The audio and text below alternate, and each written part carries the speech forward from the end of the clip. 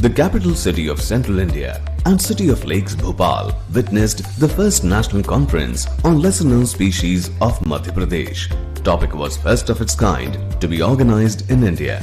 The main purpose of this conference was to highlight the conservation efforts and management challenges of lesser known faunal diversity. Lesser known as in the species with low distribution or declining numbers, less researched or endangered as per IUCN. We are mostly data deficient in those species, not even baseline in the majority of them. In nature, every species has their role to play in the ecosystem. The impact of declining numbers cannot be figured out without proper study or research. Madhya Pradesh harbors more than 45 species of mammalian fauna, which is about 10% of Indian wild mammals. It broadly lies in the Deccan Plateau, the largest biogeographic zone of India. Madhya Pradesh is the second largest state in India, with an area of 3,08,245 square kilometers, covering almost 9.38% of geographical area of the country, of which 25.13% is forested. It has the largest forest cover among all the Indian states. The conference was inaugurated by Mr. J.N. Kansotia, IAS, ACS Forest as the chief guest, along with Mr. Jasbir Singh Chauhan, IFS, PCCF and Chief Wildlife Warden, MP, as guest of honor, Mr. Asim Srivastav, IFS, PCCF MP, and Dr. Atul Srivastav, IFS, PCCF and Member Secretary, MP State Biodiversity Board, as special guests. और ये जो एक बहुत ही महत्वपूर्ण एक workshop है उसमें आप पार्टिसिपेट कर रहे हैं, निश्चित ही बहुत ही एक महत्वपूर्ण विषय है जिसमें लेसर नोन स्पीसीज हैं उसके ऊपर हम लोग चर्चाएं करेंगे और इनका महत्व क्या है उसके ऊपर चर्चाएं होगी। इसके प्रति जितनी एक चेतना होनी चाहिए वो लोगों में मुझे लगता है कि धीरे धीरे कम हो रही है। तो टाइगर के बारे में बहुत सारी कॉन्फ्रेंसेस होंगी, जहाँ टाइगर नहीं है वहाँ पे भी होंगी, लेकिन जो लेसर नोन होना है और जो इक्वली इम्पोर्टेंट है उनके बारे में मंथन कम होता है, विचार कम होता है, उसकी केयर कम होती है। तो मैं आज ऑर्गेनाइजर्स को बहुत बहुत बधाई और साधुवाद देना चाहता हूँ आपके इस प्रयास के लिए। इस कार्यक्रम के इस कॉन्फ्रेंस के आयोजकों को बहुत धन्यवाद देता हूँ कि उन्होंने आज की परिवेश में जो बहुत ही एक ज्वलंत मुद्दा है उसके ऊपर ये कॉन्फ्रेंस करने की पहल की है और मुझे लगता है कि भविष्य में इसकी एक सीरीज तैयार होगी। हम बार बार कुछ निश्चित अंतराल में मिलेंगे और अपने अनुभव को शेयर करके कंजर्वेशन एफर्ट में अपना योगदान भी देंगे और अधिक से अधिक लोगों को इस एफर्ट में जोड़ेंगे। ये मौका है आज खास करके जो हमारे देश के विभिन्न संस्थानों में जो अच्छे जो रिसर्चर्स और साइंटिस्ट लोग काम कर रहे हैं वो लोग यहाँ उपस्थित हैं और पूरे 2 दिन में यहाँ पे हमने 14 सेशन रखे हैं, टेक्निकल सेशन रखे हैं। फॉनल स्पीशीज पे इनकी विशेषज्ञता है और क्या काम कर रहे हैं, क्या इनके अचीवमेंट्स हैं और कॉन्फ्रेंस के जो परिणाम होंगे वो निश्चित रूप से जो हमें आगे वे फॉरवर्ड होंगे जो कि हम आगे क्या हमें और हमारी रणनीति होनी चाहिए उसमें सहायक होंगी। In 2 days of the conference, 15 technical sessions were held in which speakers shared their rich experience and hard work in the field and threw light on different aspects of biology to ecology, from conservation challenges to conservation strategies. The first session was on lesser florican by Dr.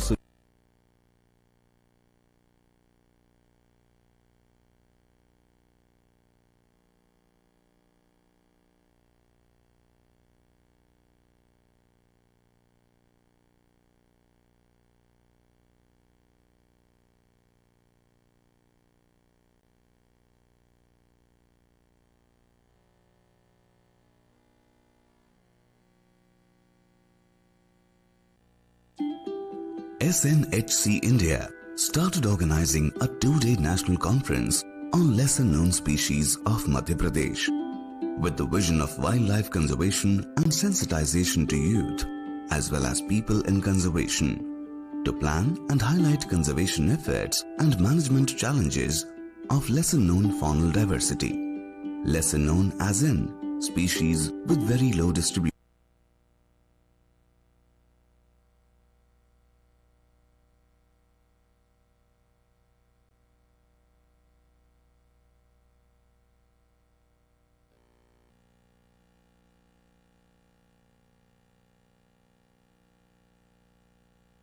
Faunal diversity. lesser known as in species with very low distribution, rapid population decline, data deficient, less researched and endangered. To fill this conversation gap, the first conference was organized in January 2023, followed by the second in January 2024, with expected outcome being to come up with better conservation action plans and management strategies for these species through utilization of available research data, focusing on their current status, conservation challenges, and way forward, that is recommendations from the researchers and scientists for the concerned departments, wildlife institutes and NGOs to execute on the field, and if data is deficient or unavailable, then it will be advised for a detailed research to analyze the conservation issues, as without that, nothing can be figured out. We witnessed more than 450 physical and around 2,000 online live participants in both the conferences from 12 plus countries and 17 Indian states with 70% youth participation. Before this conference, they well knew Madhya Pradesh for being a tiger, leopard, ghadial, vulture and cheetah state. But after participating in our conference, they now know about some majestic, small and less prolific species as well, who are equally important like the flagship species in maintaining ecosystem, and how their declining numbers and further extinction can majorly disturb the ecosystem. The status of these species are very crucial to be known, especially by the agencies working in the preparation of wildlife and forest management plans like forest departments, wildlife and forest management institutes and NGOs, for better planning and their proper on-field execution to maintain good numbers of wildlife and their healthy natural habitat. For broader and more scientific approach, after conducting our third conference in January 2025, we will move to landscape conservation, resulting to addition of few more states and lot more diverse, lesser known species seeking attention there. The conference will then be titled as National Conference on Lesser Known Species of Central Indian Landscape, which will be a pivotal step in strengthening conservation community of Central India.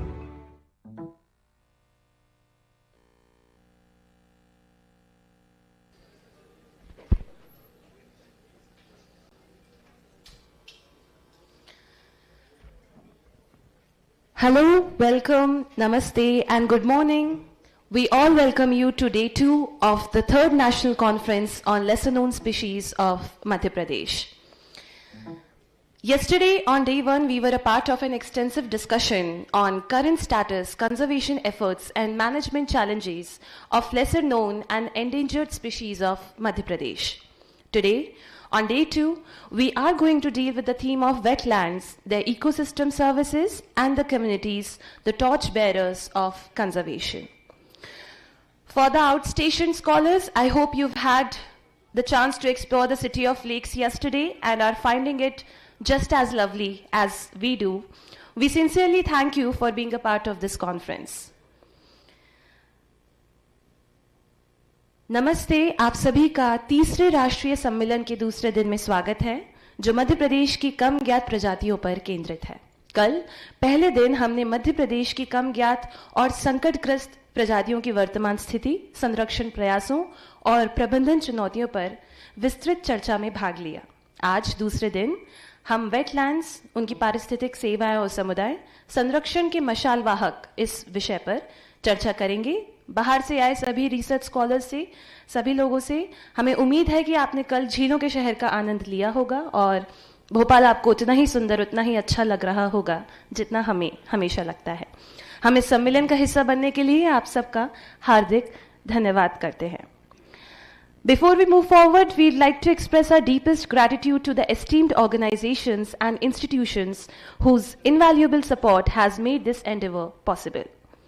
This entire conference has been supported by Madhya Pradesh Forest Department, Wildlife Trust of India, MP Tourism Board, Jahanuma Wilderness, Wildlife Conservation Trust, and National Biodiversity Authority, India.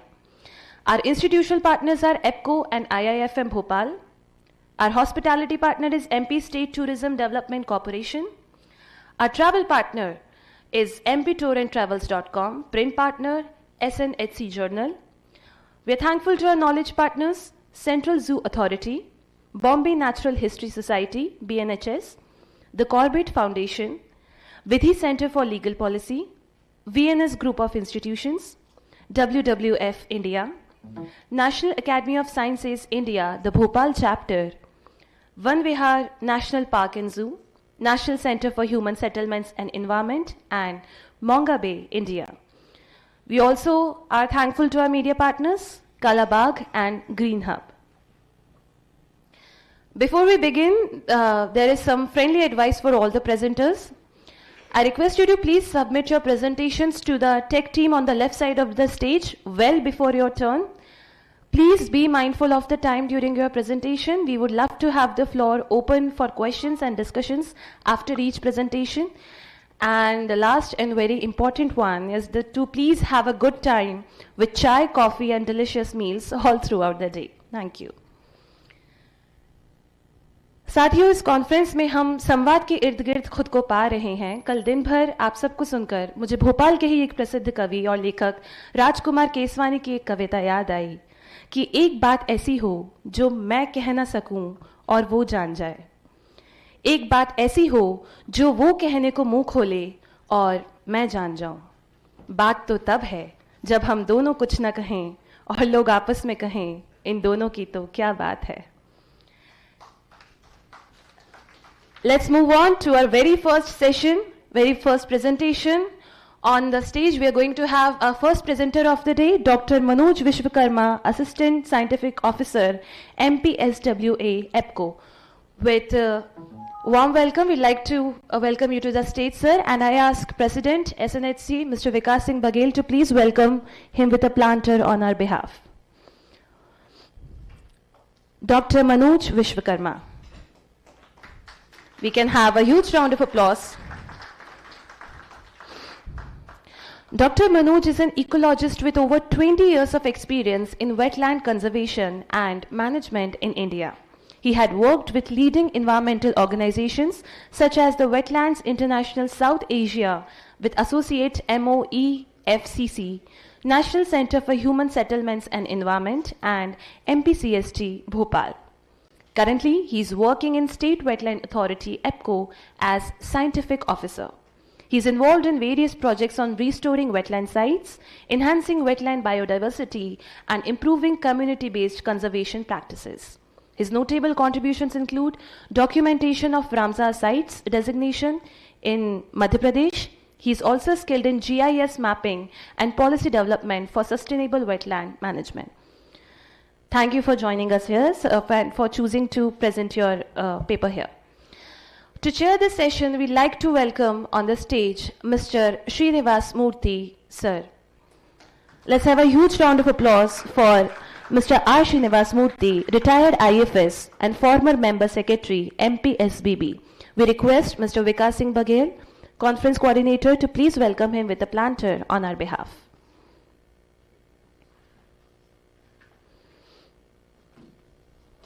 Let's have a huge round of applause, everyone. Mr. Murthy served as a forest officer in the Indian Forest Services from 1987 to 2020 in Madhya Pradesh. He holds an MSc and MPhil in Botany and AIFC from the Indira Gandhi National Forest Academy and a postgraduate diploma in wildlife management from the Wildlife Institute of India. Throughout his career, he's held various positions including Field Director of Panna Tiger Reserve and Member Secretary of the MP State Biodiversity Board. Murthy sir's expertise spans wildlife crime investigation, biodiversity conservation, tiger reintroduction, and ecosystem services. Notably, he led the Panna Tiger Reintroduction Project, reviving the tiger population from 0 to 32 and achieving global acclaim. He also rewilded orphan tigers and introduced 6 female tigers with 100% breeding success. His efforts earned Panna Tiger Reserve NTCA's Award of Excellence and high rankings in management evaluations. He pioneered several conservation initiatives including the Bhopal Bird Watching Camp, Panna Nature Camps, and Panna Vulture Estimation, discovering 3 additional vulture species in the region. His contributions extend to biodiversity awareness programs, writing the State Manual for Wildlife Population Estimations, and inventing a field tiger tracing kit. Currently, he's serving as a member of the Bombay Natural History Society. Sir, thank you so much for agreeing to chair this session.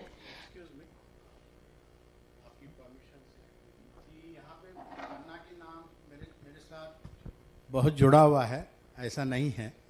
Vikram Singh Parihar साहब हैं मेरे deputy director थे, गवाड़े जी हैं मेरा assistant director थे। दोनों एक बार खड़े हो जाएं और प्लीज़ प्लीज़। और ये जो है कि ये एक कोर टीम है, 700 लोगों का एक कंसर्टेड एफर्ट है, पूरे लैंडस्केप की लोगों का एक समर्थन है इसमें। So just since my lovely colleagues are here, just I wanted to cheer them up and then know everybody that it's a teamwork. Thank you. Jai Hind. Thank you so much, sir. That's truly kind of you. And now, without any further ado, I request Dr. Manoj Vishwakarma to please take on the mic. Thank you, sir.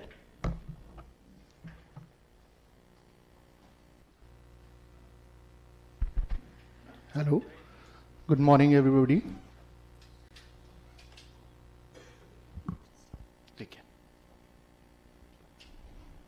तो नमस्कार।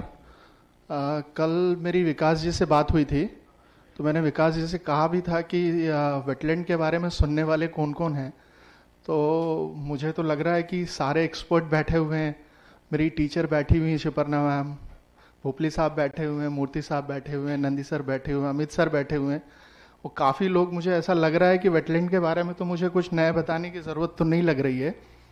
फिर भी state wetland authority EPCO ने अभी तक क्या क्या conservation measures या क्या क्या एफर्ट्स किए हैं, उसके बारे में मैं कुछ स्लाइड में प्रेजेंट करना चाहता हूं।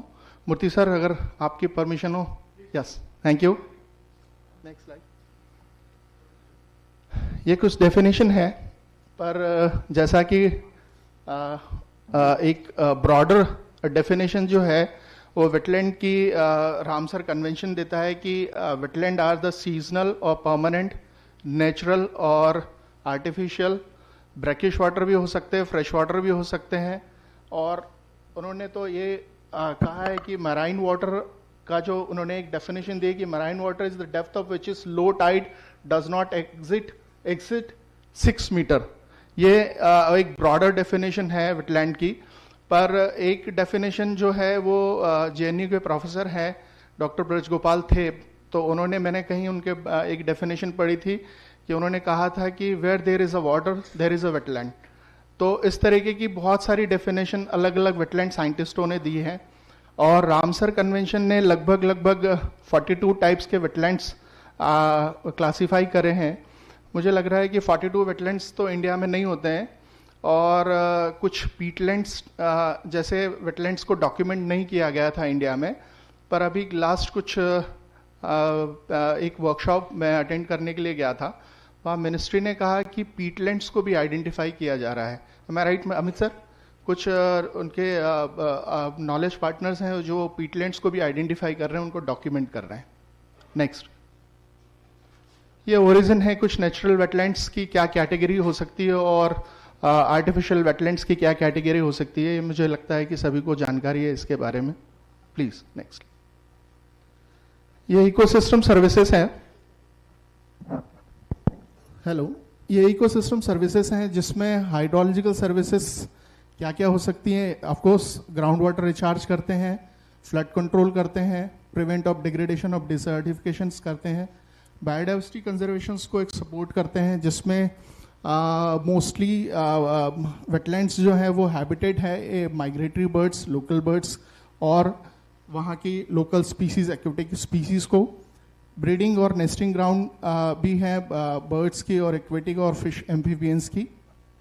नेक्स्ट, सबकोर्स क्लाइमेट रेगुलेट भी करते हैं, कार्बन सिक्वेस्टर का काम करते हैं, ग्रीन हाउस इफेक्ट को रिड्यूस करते हैं, गैसेस को रिड्यूस करते हैं, मॉडरेट लोकल टेम्परेचर और ह्यूमिडिटी को कंट्रोल करते हैं। लाइवलीहुड में फिशेस, एग्रीकल्चर जो लोकल इकोनॉमिक्स का एक बहुत बड़ा सोर्स है, उसको सपोर्ट करते हैं। ड्रिंकिंग वाटर के लिए, इरिगेशन पर्पसेस के लिए भी इकोसिस्टम सर्विसेज प्रोवाइड करते हैं।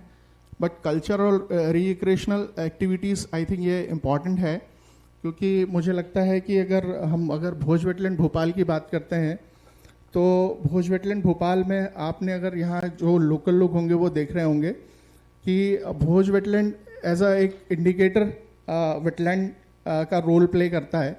अगर हम बारिश के मौसम में देखते हैं तो बारिश के मौसम में अगर जब तक भदभदा के गेट नहीं खुलते हैं तब तक भोपाल के लोग ये नहीं बोलते हैं कि बारिश अच्छी हो गई है।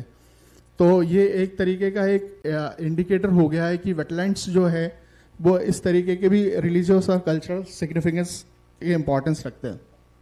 नेक्स्ट, ये कुछ वेटलैंड प्रोफाइल है। मध्य प्रदेश का अगर एरिया हम जियोग्राफिकल एरिया देखें तो लगभग 3 लाख स्क्वायर किलोमीटर है, जिसमें वेटलैंड एरिया जो है वो लगभग 5000 स्क्वायर किलोमीटर को कवर करता है। जियोग्राफिकली अगर हम बात करें तो लगभग, इसमें रिवर चैनल इंक्लूड नहीं है, अगर हम जियोग्राफिकली बात करें तो लगभग 2% एरिया पूरा कवर होता है। और वेटलैंड एटलस के अकॉर्डिंग 2011 और 21 के अकॉर्डिंग जो है लगभग 13,500 से ज़्यादा वेटलैंड्स को आइडेंटिफाई किया हुआ है। और ये वेटलैंड एटलस 2011 में जो इसरो का एक प्रोजेक्ट था जिसमें नोडल डिपार्टमेंट MPCST था, MPCST ने ये प्रोजेक्ट को लीड किया था और लगभग 2.5-3 साल ये प्रोजेक्ट चला, जिसमें उन्होंने ग्राउंड ट्रूथिंग भी की। तो इसमें उन्होंने 2.25 हेक्टेयर के तालाब से बड़े तालाब और से छोटे तालाब लगभग 64,000 वेटलैंड्स को आइडेंटिफाई किया। और इसमें मोर देन 2.25 हेक्टेयर जो है वो लगभग 13,500 तालाब को आइडेंटिफाई किया हुआ है। स्टेट वेटलैंड अथॉरिटी को भी जो है 2017 में जो 2011 की एटलस है उसको वैलिडेट करने के लिए बोला गया था मिनिस्ट्री ने। तो हम लोगों ने भी उसको मैप-आईटी के थ्रू जो है हमने उसको वैलिडेट कराया। तो हमें लगभग 15,000 से ज़्यादा वेटलैंड्स आइडेंटिफाई हुए हैं 2.25 हेक्टेयर से। पर अभी इसकी ग्राउंड ट्रूथिंग होनी है, तो जो ये डेटा वेरी कर रहा है 13,500 और 15,000 का, ये आफ्टर ग्राउंड ट्रूथिंग के बाद में कंफर्म हो सकता है कि इसमें ये एग्जैक्ट डेटा क्या है। इसमें फॉरेस्ट डिपार्टमेंट से हम लोगों को जो डेटा मिला 2.25 हेक्टेयर का, मोर देन 2300 का हमको डेटा वहाँ से मिला है। WRD का लगभग 5,000 वेटलैंड्स हैं। जो रिमेनिंग वेटलैंड्स हैं वो रूरल डिपार्टमेंट RES के हैं, फिशरीज के हैं और दूसरे अदर डिपार्टमेंट्स के हैं। नेक्स्ट, ये वेटलैंड मैनेजमेंट कंजर्वेशन रूल्स जो है वो 2010 पहले लागू था, फिर उसको इन्होंने अपग्रेड किया और ये अंडर EP एक्ट के तहत वेटलैंड रूल्स जो है वो लागू किए हैं गवर्नमेंट ऑफ इंडिया ने। इसमें रूल्स में ये है कि स्टेट वेटलैंड अथॉरिटी जो कॉन्स्टिट्यूट करना है हर स्टेट को और UT को, तो इसमें ये रूल्स हैं। रूल्स में लगभग 7 सेक्शंस हैं। जो पहले सेक्शंस में रूल्स क्या है इसके बारे में उन्होंने डिफाइन किया हुआ है। फिर सेकंड सेक्शन में लगभग सारे वेटलैंड्स की डेफिनेशंस, जोन ऑफ इन्फ्लुएंस की डेफिनेशंस, वेटलैंड कॉम्प्लेक्स, इस तरीके की डेफिनेशंस दी हुई है। और थर्ड रूल जो है वो सेक्शन जो है वो इम्पॉर्टेंट है कि वेटलैंड जो रूल्स जो है वो किस किस तालाबों पर या वेटलैंड्स पर लागू होते हैं। तो इसमें बताया गया है कि wetlands are applicable only on Ramsar site और डेजिग्नेटेड वेटलैंड। तो डेजिग्नेटेड वेटलैंड वो वेटलैंड्स होंगे जो स्टेट गवर्नमेंट और गवर्नमेंट ऑफ इंडिया डेजिग्नेट करेगी अंडर वेटलैंड रूल्स। और wetland rules are not applicable वहाँ पर नहीं होंगे जहाँ पर वो वेटलैंड्स जो फॉरेस्ट को गवर्न करते हैं, जैसे फॉरेस्ट एक्ट के तरह, तो इसमें वो रूल्स लागू नहीं होंगे। इस रूल्स में एक बहुत इंपॉर्टेंट बात है वाइज यूज वेटलैंड की। तो वाइज यूज वेटलैंड के लिए एक मैंने नेक्स्ट स्लाइड की है, वो आप देखेंगे। और 4th सेक्शन है इसमें प्रोहिबिटेड एक्टिविटीज़ का। तो प्रोहिबिटेड एक्टिविटीज़ में ये बहुत इंपॉर्टेंट है कि तालाब को बचाने के लिए ये एक्ट में सबसे इंपॉर्टेंट चीज़ है प्रोहिबिटेड एक्टिविटीज़। तो इसकी भी मैं नेक्स्ट स्लाइड में एक मैंने रखा हुआ है, उसमें भी देखेंगे। और 5th में स्टेट वेटलैंड अथॉरिटी के कॉन्स्टिट्यूशन की बात हुई है, पावर फंक्शंस की बात हुई है। और 6 जो है वो एक नेशनल अथॉरिटी है नेशनल गवर्नमेंट ऑफ इंडिया उसको चेयर करती है, सेक्रेटरी उसको करते हैं, उसके बारे में उसके पावर फंक्शंस के बारे में है। 7th जो है वो रूल सेक्शन जो है वो ब्रीफ डॉक्यूमेंट और नोटिफिकेशन की प्रोसेस बताता है। नेक्स्ट, ये प्रोहिबिटेड एक्टिविटीज है जिसके कारण कुछ तालाब मध्य प्रदेश में मेरे ख्याल से ओवर द पीरियड जो है जब से वेटलैंड रूल लागू हुआ है, ये कुछ प्रोहिबिटेड एक्टिविटीज के कारण थोड़े बहुत कंजर्व हो पाए हैं, लोगों में अवेयरनेस आई है। इस प्रोहिबिटेड एक्टिविटीज चूंकि वेटलैंड रूल जो है वो केवल रामसर साइट और नोटिफाई वेटलैंड पे लगते हैं, परंतु बीच में गवर्नमेंट ऑफ इंडिया ने, मिनिस्ट्री ऑफ एनवायरनमेंट फॉरेस्ट ने एक ऑफिस मेमोरेंडम जारी किया जो एक ऑनरेबल सुप्रीम कोर्ट के एक ऑर्डर के तहत कि देश में जितने भी 2 लाख से ऊपर 2.25 हेक्टेयर के जितने भी वेटलैंड्स हैं उस पर एटलीस्ट जो है प्रोहिबिटेड एक्टिविटीज़ लागू कर दी जाए, ताकि ये जो एक्टिविटीज़ उन्होंने लिखी है कि किसी तरीके का सॉलिड वेस्ट, लिक्विड वेस्ट और किसी मैन्युफैक्चरिंग वेस्ट या पोचिंग या 50 मीटर पे जो भी परमानेंट कंस्ट्रक्शन नहीं करना है, इस तरीके की एक्टिविटीज़ एटलीस्ट जो है 2.25 हेक्टेयर के सारे वेटलैंड्स पे लागू हो जाएं। तो मध्य प्रदेश में भी हम लोगों ने सभी जो स्टेक होल्डर डिपार्टमेंट्स हैं उन लोगों को ये लेटर लिख करके ये कन्वे किया, मैसेज कि आप एटलीस्ट जो है अपने डिस्ट्रिक्ट्स में जितने भी 2.25 हेक्टेयर से बड़े तालाब हैं उसकी हमने एक डिस्ट्रिक्ट वाइज लिस्ट उनको प्रोवाइड कराई है कि एटलीस्ट जो है प्रोहिबिटेड एक्टिविटीज़ वहाँ एज सच लागू कर दी जाए, जो ऑफिस मेमोरेंडम में जो जारी किया उसके अकॉर्डिंग। ये वाइज यूज है। वाइज यूज का एक प्रिंसिपल जो रामसर कन्वेंशन बोलता है कि अगर हम बड़े तालाब की बात करते हैं तो बड़े तालाब में ऑलमोस्ट मुझे लगता है कि 25% जो है वो ड्रिंकिंग वाटर सप्लाई बड़े तालाब से होती है।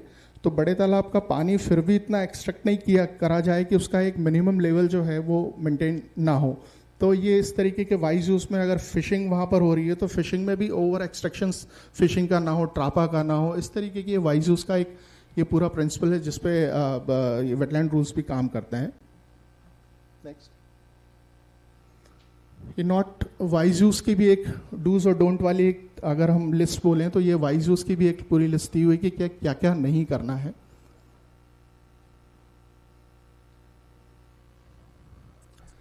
रामसर कन्वेंशन की बात करें तो आई थिंक रामसर कन्वेंशन के बारे में भी सभी लोग जानते हैं कि इंटरनेशनल ट्रीटी 1971 में ट्रीटी साइन हुई थी और मेरे ख्याल से 1975 में ये सभी लोग इसके कॉप के मेंबर्स बने थे। अभी प्रेजेंटली 172 मेंबर्स हैं इस कॉप के जो कॉन्ट्रैक्टिंग पार्टीज़ हैं और इंडिया आई थिंक 1982 में इस कॉप का मेंबर बना था। और इसके ये कुछ बेसिक वर्क है कि नेशनल और इंटरनेशनल लेवल पे ये कैसे कोऑपरेट करते हैं। और वर्ल्ड में almost more than 2500 Ramsar site ये डेजिग्नेट हो चुकी है। इंडिया में अभी प्रेजेंटली 85 रामसर साइट हैं और 85 रामसर साइट में मुझे याद आ रहा है कि 2016 में रामसर साइट की संख्या हमारे यहाँ पर मध्य प्रदेश में या केवल एक मतलब 2002 में Bhoj wetland Bhopal Ramsar site designate हुआ। उसके बाद में 2022 में स्टेट वेटलैंड अथॉरिटी और स्टेट गवर्नमेंट ऑफ इंडिया ने कुछ प्रयास किए तो हमने 3 प्रपोजल रामसर सेक्रेटरीट भेजे थे जिसमें 3 रामसर साइट 2022 में डेजिग्नेट किए गई, सिरपुर, यशवंत सागर इंदौर के और साक्य सागर शिवपुरी का। फिर फॉरेस्ट डिपार्टमेंट ने अगेन स्टेट वेटलैंड अथॉरिटी को एक और नाम भेजा तवा रिजर्वायर का। तो तवा रिजर्वायर का भी हम लोगों ने डॉक्यूमेंट किया, उसका टेक्निकल प्रपोजल हमने रामसर कन्वेंशन भेजा और 2024 में तवा रिजर्वायर को भी जो है रामसर साइट डेजिग्नेट किया गया। तो ऑलमोस्ट मध्य प्रदेश में अभी 5 रामसर साइट है और हम ये बड़ी गर्व की बात है कि मध्य प्रदेश उन 5 स्टेट में शामिल है जहां पर रामसर साइट की संख्या मोर देन 5 है पूरे देश में। नेक्स्ट, ये रामसर साइट का एक मैप डेवलप किया था, इसमें अभी 75 रामसर साइट ही है, इसमें 10 रामसर साइट को अभी इंक्लूड करना है। नेक्स्ट, ये एक इमेजेस हैं रामसर साइट मध्य प्रदेश के। नेक्स्ट, वेटलैंड अथॉरिटी जैसे रूल्स की बात कर रहा था, तो रूल्स के 5 सेक्शंस में लिखा है कि एक वेटलैंड अथॉरिटी जो है वो कॉन्स्टिट्यूट होनी है हर स्टेट और यूटीज़ को।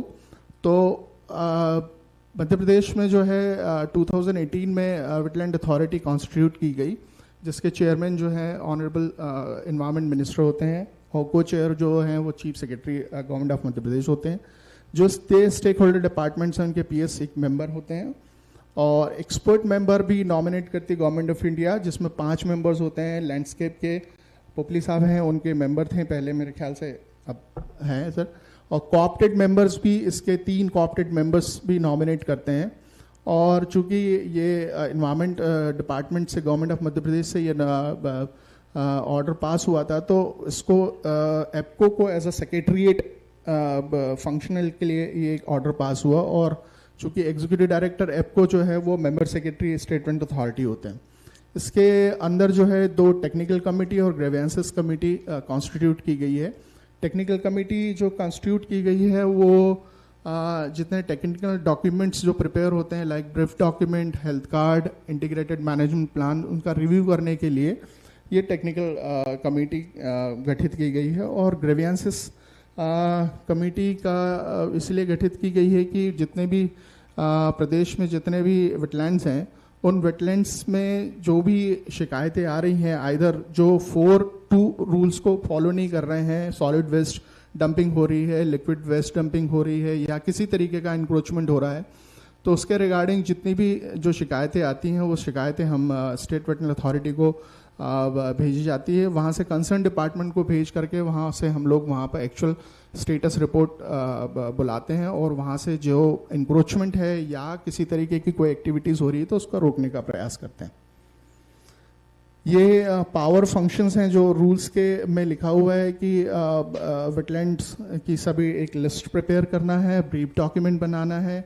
चूँकि रूल्स में केवल प्रोहिबिटेड एक्टिविटीज़ को मेंशन किया हुआ है, तो उसके जो गाइडलाइन जारी की है उसमें गवर्नमेंट ऑफ इंडिया ने उसमें रेगुलेटेड और परमिटेड एक्टिविटीज़ मेंशन की है। तो ये हर वेटलैंड, इंडिविजुअल वेटलैंड्स के लिए रेगुलेटेड और परमिटेड एक्टिविटीज़ को भी डेवलप करना होता है। वाइज यूज ऑफकोर्स जो बात की थी उसको फॉलो करना है। इंटीग्रेटेड मैनेजमेंट प्लान बनाना है।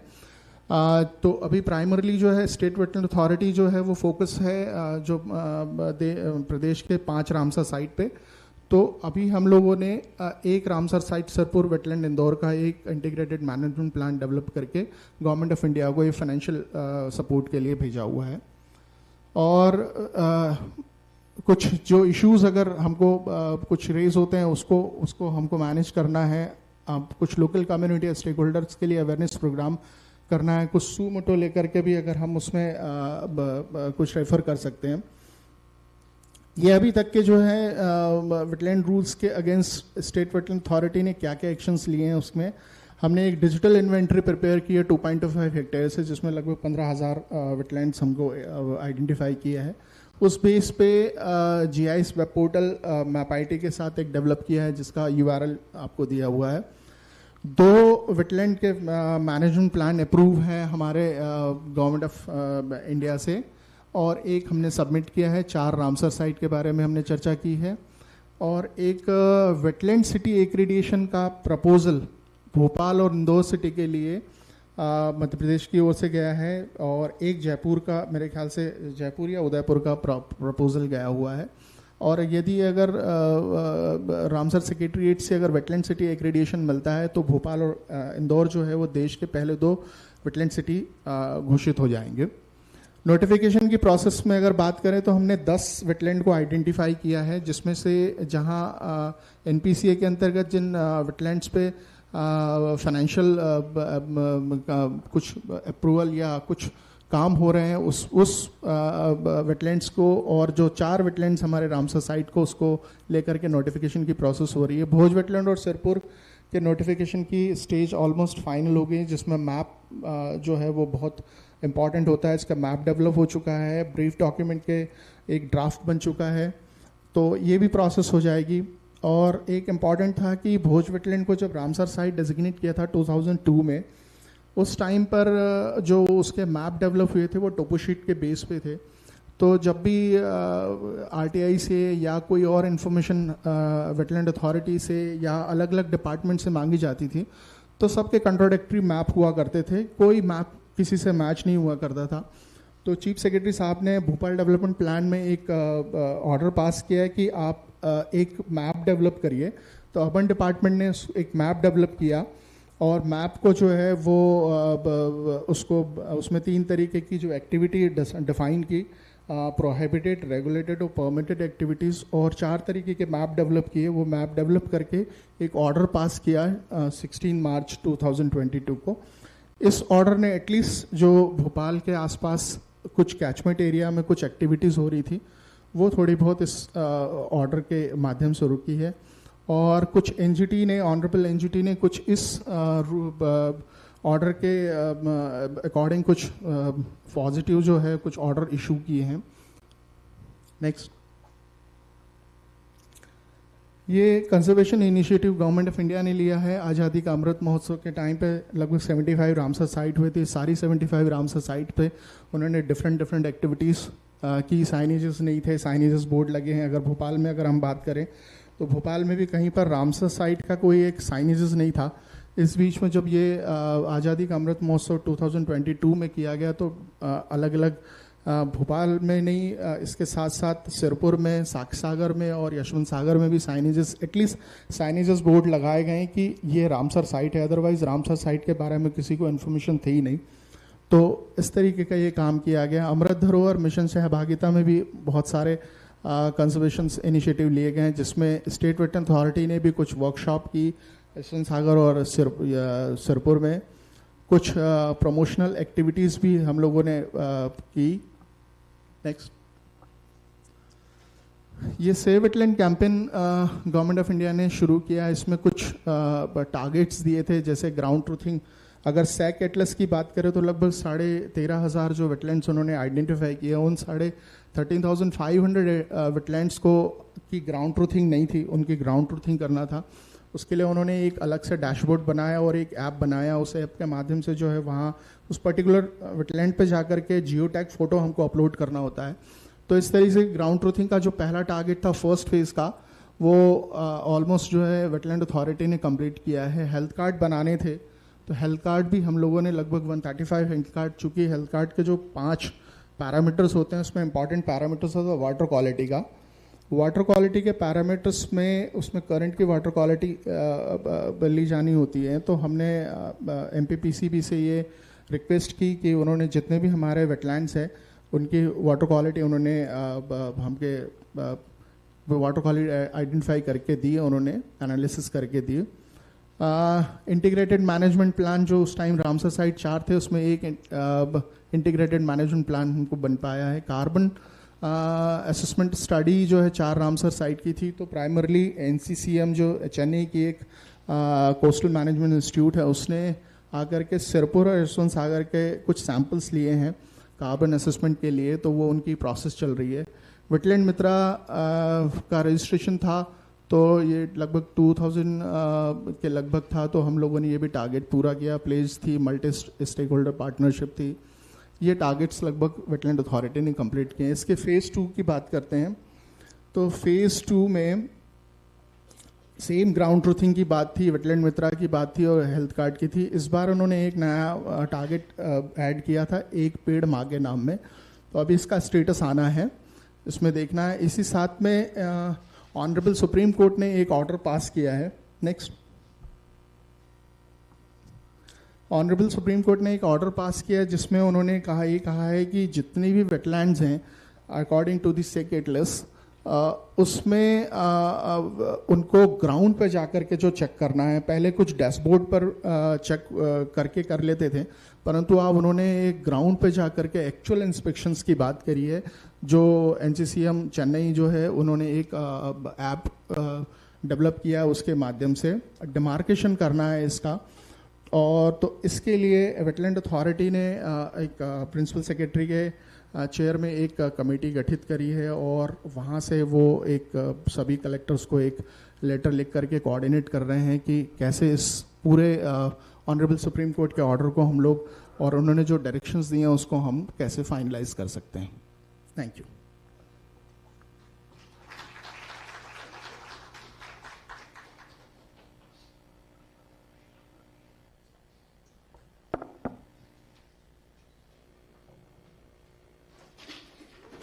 ठीक सर।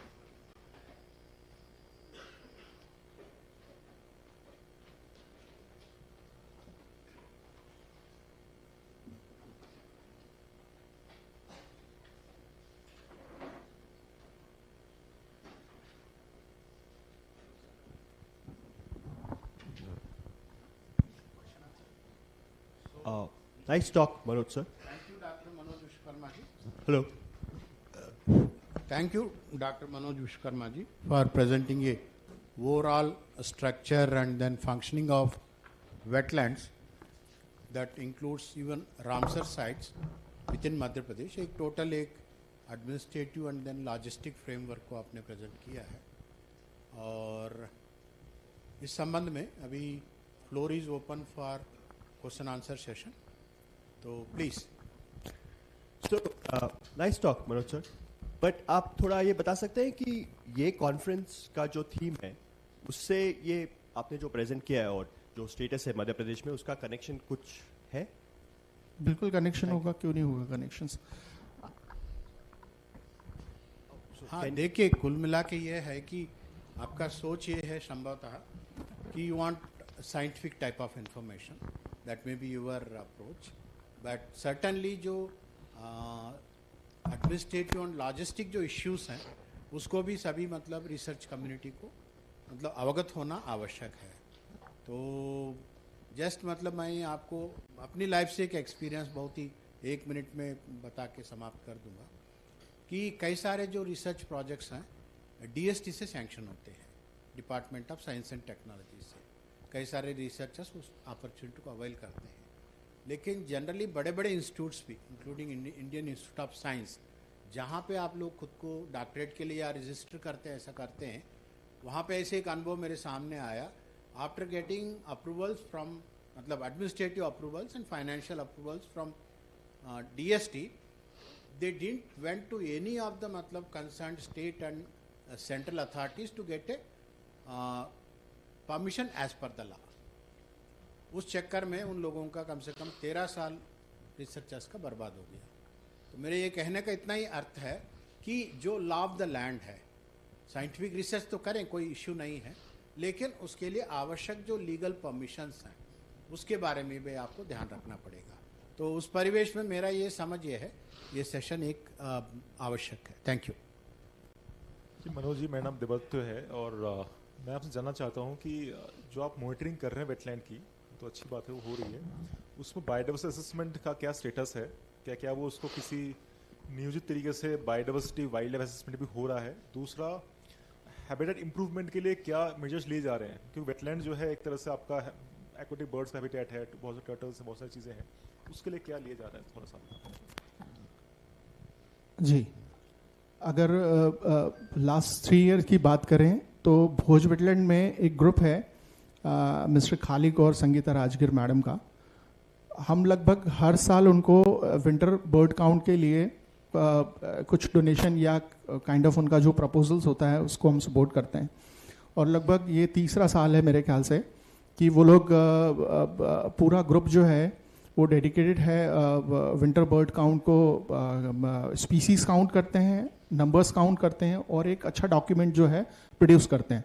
तो वो स्टेट वेटलैंड अथॉरिटी के को तो सपोर्ट करता ही है हमारे वो, और साथ साथ में एक अमृत धरोहर जो प्रोजेक्ट इनिशिएट किया था गवर्नमेंट ऑफ इंडिया ने, उसमें JSI geological survey of India और बॉटनिकल सर्वे ऑफ इंडिया को भी उन्होंने कुछ काम के लिए बोला था कि एटलीस्ट जो है रामसर साइट पर पूरे डॉक्यूमेंटेशन किया जाए। एटलीस्ट आप सही बोल रहे हैं कि बायोडाइवर्सिटी पर एक कुछ डॉक्यूमेंट होना चाहिए। तो लास्ट ईयर एक वर्ल्ड वेटलैंड डे जो इंदौर में ऑर्गेनाइज हुआ था, वहाँ पर लगभग 75 रामसर साइट का एक बड़ा डॉक्यूमेंट जो उन्होंने प्रोड्यूस किया था, बहुत अच्छा डॉक्यूमेंट है वो, मेरे ख्याल से भी ऑनलाइन है नहीं, वो डॉक्यूमेंट्स उन्होंने बहुत अच्छा बनाया। अभी जो लास्ट के जो 10 और रामसर साइट डेजिग्नेट हुए हैं उनके लिए भी जो है वो डॉक्यूमेंटेशन की प्रोसेस चल रही है। हमने भी JSI और BSI से हमने कांटेक्ट किया है वहाँ से उनका प्रपोजल आया है, हम लोग वो भी प्रोसेस कर रहे हैं कि एटलीस्ट बायोडाइवर्सिटी रामसर साइट पे तो करिए।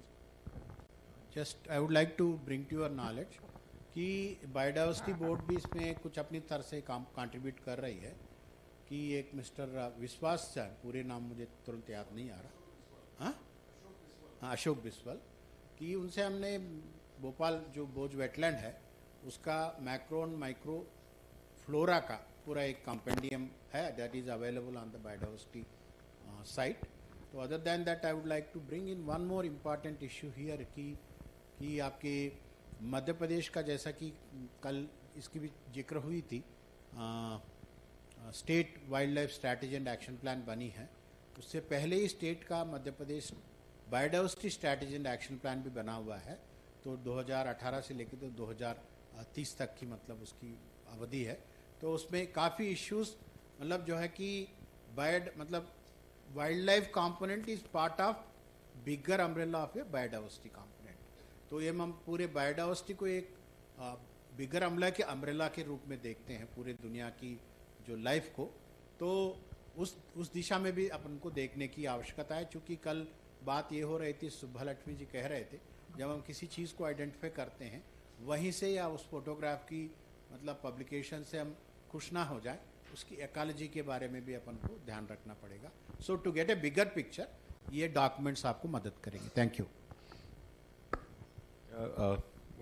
Thank you very much for a wonderful presentation and the efforts that the State Wetland Authority is doing. मैं केवल इतना वो जानना चाह रहा था कि इसमें प्लानिंग बहुत अच्छी चीज़ है कि हम एक एम्बिट में लेके आ रहे हैं अपनी बहुत सारी वेटलैंड्स को और उससे थोड़ा सा आप रिकॉग्नाइज कर रहे हैं इनको। लेकिन अनफॉर्चुनेटली बहुत सारी वेटलैंड्स की हेल्थ की जो बात कर रहे हैं बहुत ही पैथेटिक है वो। सम ऑफ द जैसे आपने अभी रिसेंटली साक्य सागर का नाम लिया आपने, साक्य सागर इस मतलब हमने 36 साल की नौकरी में इतनी बुरी हालत में कभी नहीं देखा उसको। पूरा अब पानी दिखता नहीं है उसमें, पूरा हाइसिंथ भरा पड़ा है। पूरी जो शिवपुरी शहर है उसका पूरा जो एफ्लुएंट है सब उसमें जाता है। तो उसके लिए भी कुछ आगे कुछ अगर जैसे एनफोर्समेंट की बात करें या कुछ उसको क्लीन करने की बात करें, या जो नियम तो सब हैं कि आप मतलब जो सॉलिड वेस्ट उसमें नहीं छोड़ेंगे बिकॉज पानी पीने का पानी भी वहीं से जाता है। तो उसमें कुछ कंक्रीट कुछ ऐसा जो उसमें आता हो कि भाई हम कुछ एनफोर्समेंट भी कुछ करें, कुछ पीनल वो भी हों उसमें, not just to the people of मतलब उस एरिया के, या जो म्यूनिसिपल कॉरपोरेशन है या जो म्यूनिसिपैलिटी है, जो इंस्टीट्यूशंस हैं, उन पे भी कुछ पीनल एक्शन हो कि आप वाटर बॉडी को आप पॉल्यूट ना करें। सर एग्जैक्टली मैं इस पे थोड़ा सा और आपको सर एक इन्फॉर्मेशन शेयर करना चाहता हूँ कि साक्य सागर जब हम शुरू में डॉक्यूमेंट करने के लिए गए थे वेटलैंड्स के रामसर साइट के लिए, तो बड़ी खूबसूरत वाटर बॉडी थी, उसके बेस पे उसको रामसर साइट डेजिग्नेट किया गया। पर बीच में वहाँ पर एक एनपीसीए का ही प्रोजेक्ट है और एप्को ने नोडल डिपार्टमेंट है और जहाँ जो इम्प्लीमेंटिंग एजेंसी है वो पीएचईडी वहाँ शिवपुरी की है। वहाँ पर लगभग सर 100 करोड़ रुपए खर्च हो चुके हैं। जाधव सागर माधव सागर के सीवेजेस या जितने भी जो शहर के सीवेज को इंटरसेप्ट करके एक एसटीपी निर्माण के लिए, परंतु वो कहाँ गया क्या हुआ, कलेक्टर ने भी वहाँ पर बड़ा रोष जाहिर किया कि ये बहुत गड़बड़ चल रहा है मामला। बीच में अभी सर वहाँ पर कुछ स्थिति ऐसी ठीक हुई है कि एक एनजीटी में एक 164 2014 में एक किसी ने पिटीशन लगाया। उस पिटीशन में हम भी पार्टी थे, हम लोग गए वहाँ पर देखने के लिए।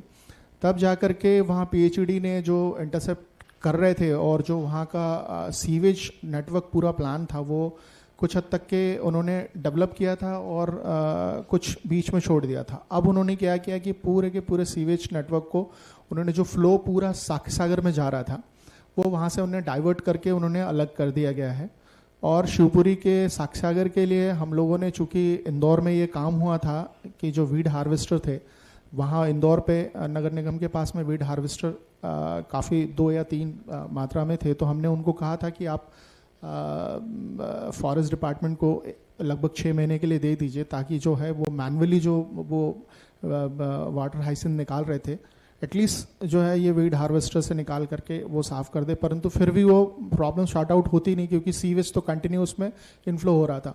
पर अभी चूँकि कुछ पिटिशंस लगे हैं, उसके कारण नगर निगम, डिस्ट्रिक्ट कलेक्टर और फॉरेस्ट डिपार्टमेंट ने भी अभी जो है वीड हार्वेस्टर, हमें अभी पता चला कि वीड हार्वेस्टर उन्होंने एक परचेस कर लिया है, उसके थ्रू भी वो वाटर हाइसिंथ को रिमूव कर रहे हैं। परंतु अब जो है मेरे ख्याल से अभी जो हम लास्ट 3-4 मंथ पहले बैक में गए थे, तब वहाँ पर मेरे ख्याल से अब जो है डायरेक्ट सीवेज वहाँ पर आ नहीं रहा है। Thank you. तो just to update about Sakhya Sagar, I was in touch with mister Uttam Sharma, जो माधव के लिए भी वहाँ पे इंचार्ज ऑफिसर हैं चीता के साथ साथ। तो ही इन्फॉर्म्ड मी कि हार्वेस्टर के का मदद से वाटर हाइसिंथ को वहाँ से लगभग पूरा निकाल दिया गया है। तो that's an updated information, but at the same time I would like to share 2 informations here. One thing, Ramsar sites का हम लोग दर्जा लेते हैं। इट्स एन इंटरनेशनल कन्वेंशन जिसमें आप सिग्नेटरी हो एज ए नेशन। तो उसके तहत जो है कि जब आप उस पर्टिकुलर साइट को एक रामसर साइट का दर्जा देते हैं कि एज ए कंट्री और आपके ऊपर ऑब्लिगेशन है आर्टिकल 51C के अंतर्गत उस कन्वेंशन की जो नॉर्म्स है उसको हम फॉलो करेंगे। But when it comes to execution of the law, then it becomes a national law will take over. माने कि कंट्री की जो लॉ होंगे उस वही चीज़ वहाँ पे फॉलो होंगे, कन्वेंशन के गाइडलाइंस के तहत ही होगा, बट स्टिल द कंट्री को क्या करना क्या नहीं करना कंट्री का लॉ डिसाइड करेगा। And then as on date जो वेटलैंड अथॉरिटी एंड देन वो सारे जो रूल्स और नियम बने हैं उसमें किसी भी प्रकार का पिनल प्रोविजंस नहीं है। तो let us be very clear about it.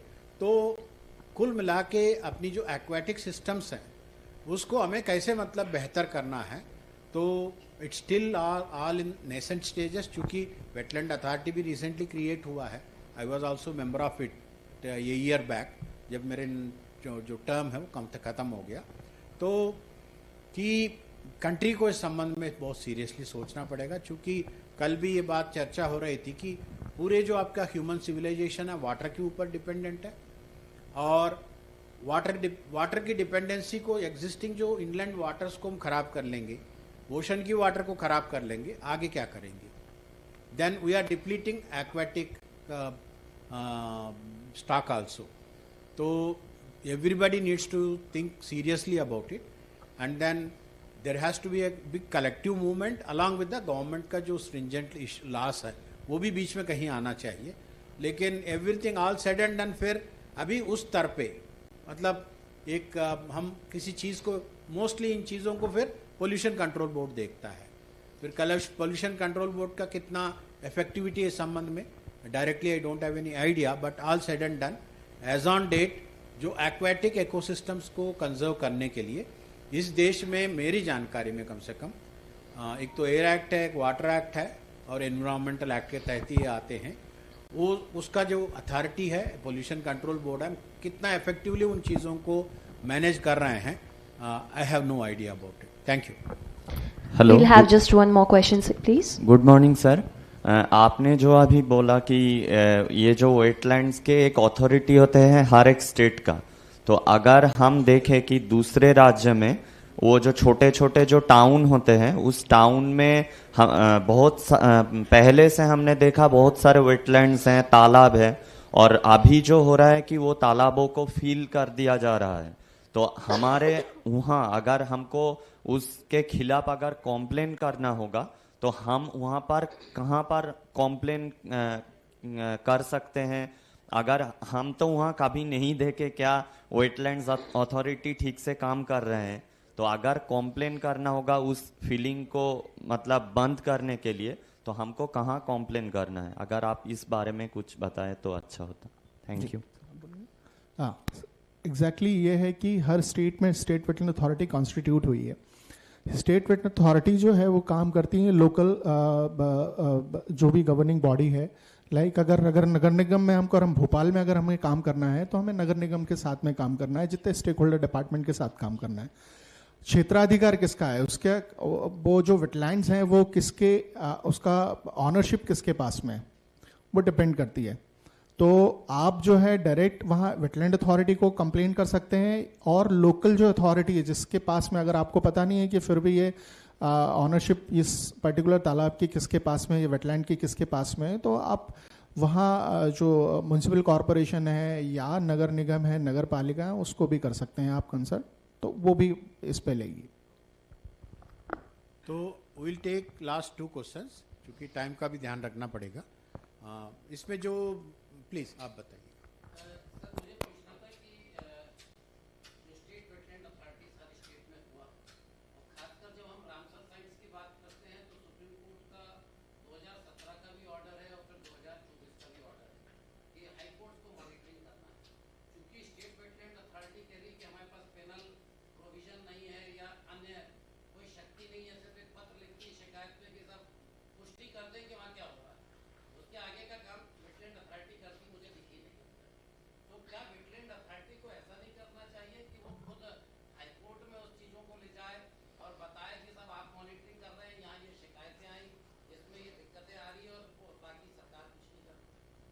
Wetland authority, wetland में सही कमल जी आप सही बोल रहे हैं, सुमोटो लेने का अधिकार जो है वेटलैंड अथॉरिटी को है। जैसे आपकी शिकायतें कई आती है, नितिन की शिकायतें आती हैं, कई लोगों की शिकायतें आती है, उस पर नो डाउट की शिकायतें जो है पत्र के माध्यम से जो कंसर्न अथॉरिटी को चली जाती है, और वहाँ पर ग्राउंड पे जाकर के कोई मॉनिटर करता नहीं है, और ये सारी चीज़ें ये करनी है, अथॉरिटी को करनी है, और अथॉरिटी करेगी इसके लिए प्रतिबद्ध है, उसकी कोई वो इशू नहीं है। सुमोटो लेकर के भी जो आप ऑनरेबल सुप्रीम कोर्ट के ऑर्डर की बात कर रहे हैं, उसमें भी सुमोटो लेकर के वेटलैंड अथॉरिटी आने वाले टाइम में ये सारी चीज़ें एक्शन लेगी, बिल्कुल लेगी, बिल्कुल लेगी। नहीं, आने वाला टाइम लंबा नहीं होगा। अभी देखिए सुप्रीम कोर्ट के ऑर्डर में जितनी जो सारी चीज़ें जो जितने भी डायरेक्शंस दिए हैं, उस डायरेक्शंस को जो है वेटलैंड अथॉरिटी सभी जगह की मान रही है।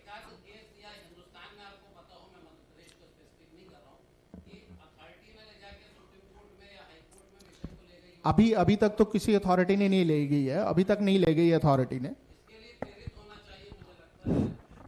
मेरा आप लोगों से रिक्वेस्ट है, अथॉरिटीज भी पार्ट ऑफ गवर्नमेंट है, तो गवर्नमेंट ने जो नोटिफिकेशन इश्यू किया है उसमें कोई संशोधन चाहिए, अथॉरिटी अपनी तरफ से नहीं जाएगा, क्योंकि उनका वो अधिकार क्षेत्र का नहीं है। Finally it has to get the government's approval to go to high court और सुप्रीम कोर्ट।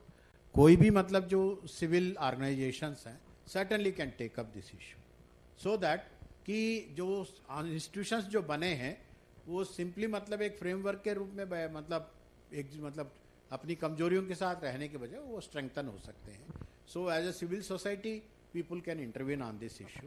आई रिक्वेस्ट प्रदीप नंदी साहब, इफ यू वांट टू, चूंकि he is most into all this issues, यदि वो इस बात में अपनी मतलब कोई विचार देना चाहेंगे तो मोस्ट वेलकम। नहीं, अपडेट्स रेदर विचार जो भी होगा। मेरा तो ये कहना है कि अगर आप भोपाल में एग्जांपल देखेंगे 2002 में जब रामसर साइट डिक्लेयर हुई, दिस वाज माने एक ओपनिंग थी उसमें, लेकिन 2017 के रूल्स आने के बाद से या उससे पहले से ही एक्चुअली देखा जाए तो people have tried to encroach upon the Bhoj wetland जिसको आप कह रहे हैं, एंड रातों रात लोगों ने उसको क्या कहते हैं माने एनक्रोच करना शुरू कर दिया, and when it became FTL से ऊपर चली गई तो कहे कि ये तो इसका पार्ट है ही नहीं, तो इस पे कोई अभी तक नहीं हो रही है। पीपल नो दैट कि एरिया को एफटीएल मार्क किया गया था 2000, आई थिंक इट वाज अबाउट ये एमपी सीएसटी ने ही उसका मैप बनाया था उस समय, और उसमें उस मैप को गवर्नमेंट ऑफ इंडिया ने भी उसको माना था। लेकिन क्या है कि आज के डेट में भी वो पेपर में ही है एक्चुअली, वो FTL मार्क के ऊपर कोई भी उसको इंक्रोच करता है एंड 508.8 शायद है उसका, उसके ऊपर जो लेवल है उसको कह दिया it is not a part of the lake. उसके बाद भी 50 मीटर का जो नो कंस्ट्रक्शन जोन है उसको भी किसी तरह से माना नहीं जा रहा है। एंड इवन म्यूनिसिपल कॉरपोरेशन ने तो विद इन दी FTL में ही तो पंपिंग स्टेशन तक बना दिया। तो I don't know who is actually custodian, जबकि municipal corporation says that the municipal corporation the custodian of the lake. उसने किया है, उसने पंप हाउस बना दिया विद इन द FTL में ही बना दिया पंप हाउस, और वहां से वो करते हैं, वहां से सीवेज जाता है। आई don't no that what type of government action is being taken. It is an IWAS, I would say. There are so many PIL has been filed to against the demarcation of FTL and the no construction zone. Lekin on the field, no action has been taken. Thank you, sir. Thank you very much. So, last, Saurabh sir, last one.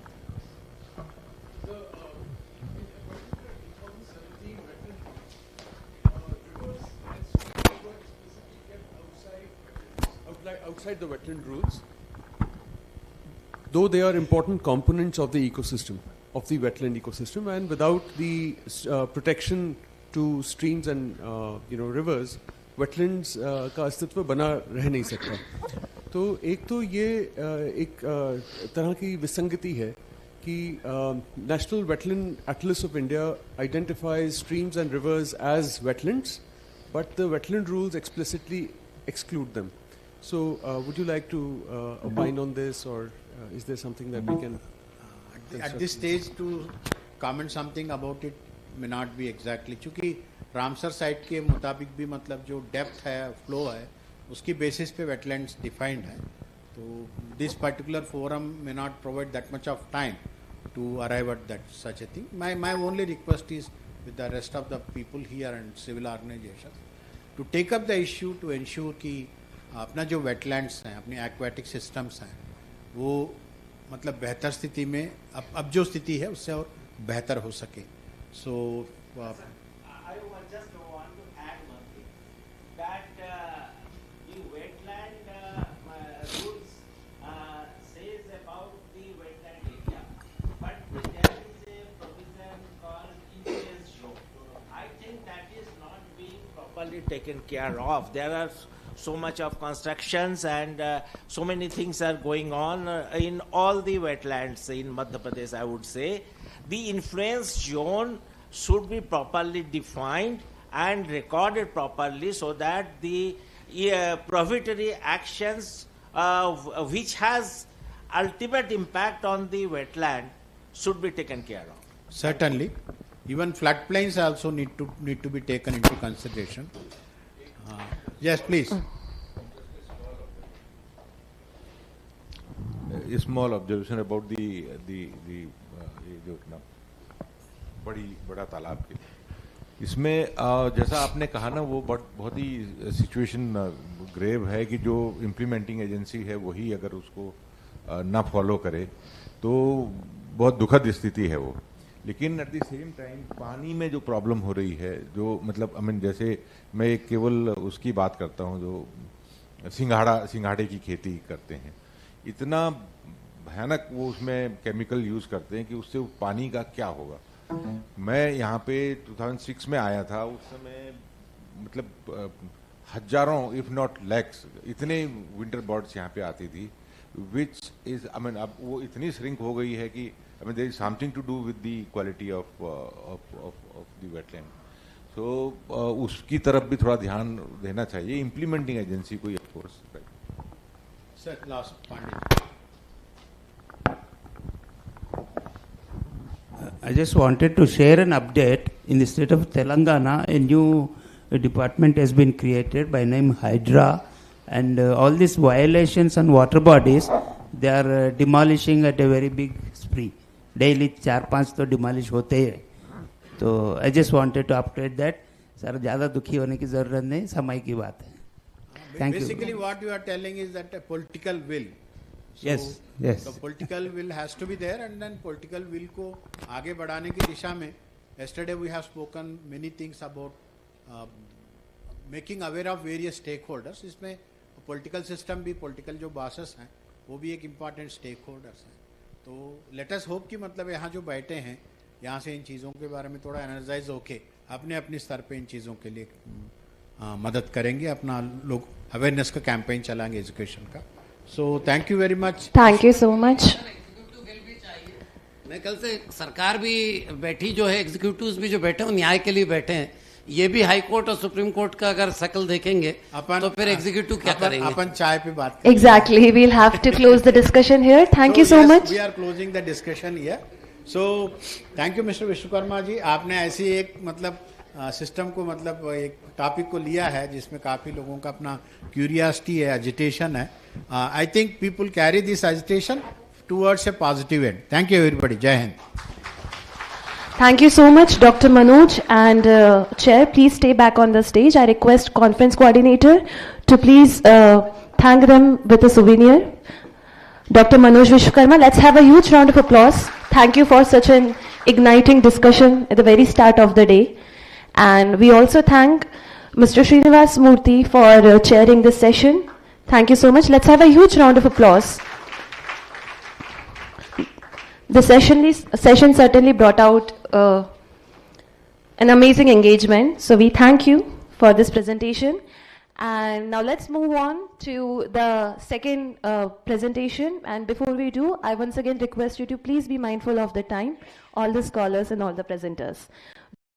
We have on stage Dr. Amit Dubey, Head Wetlands, WWF India. Dr. Amit Dubey, with due respect, we request you to please come on the stage, and I request President SNHC to welcome Dr. Amit Dubey with planter on our behalf. Sir, please take the center stage. We can have a round of applause, please. Dr. Amit Dubey has a master's degree in limnology and doctoral degree in wetland management. He possesses more than 25 years of experience in conservation and management of wetlands across different typologies in varied geographies in the country. As a representative of a knowledge partner to the Ministry of Environment, Forests and Climate Change, Dr. Dubey has contributed in planning and implementation of wetland conservation programs across many states. He also specializes in preparation of integrated management plans and has contributed in writing of more than 10 integrated management plans for key wetlands, resulting in their enhanced management. He has had a vast experience of implementing wetland restoration projects and has been associated with many high-value projects like Lakes Bhopal Conservation and Management Project, Conservation and Management of Urban Wetlands of Bangalore, Restoration of Urban and Peri-urban Wetlands of Bangalore, among others. He has been contributing in effective conservation and management of many Ramsar sites and other key wetlands in the country. Dr. Dubey, thank you so much for choosing to present your ideas here. To chair this session, we'd like to call upon stage Mr. Saurabh Popley, Associate Professor at SPA, Bhopal. We request President SNHC to please welcome him with a planter. Let's have a huge round of applause for Mr. Saurabh Popley, who is going to chair this session. Mr. Saurabh Popley is Associate Professor at the Department of Landscape, School of Planning and Architecture, Bhopal. He has taught on Indian landscapes at well-known universities and has been a part of national as well as international design studios. He has served as a faculty and juror in international design competitions as well as an expert landscape planning in Madhya Pradesh State Wetlands Authority. Mr. Saurabh, thank you so much for chairing this session. And now we'd like Dr. Dubey to please take on the mic.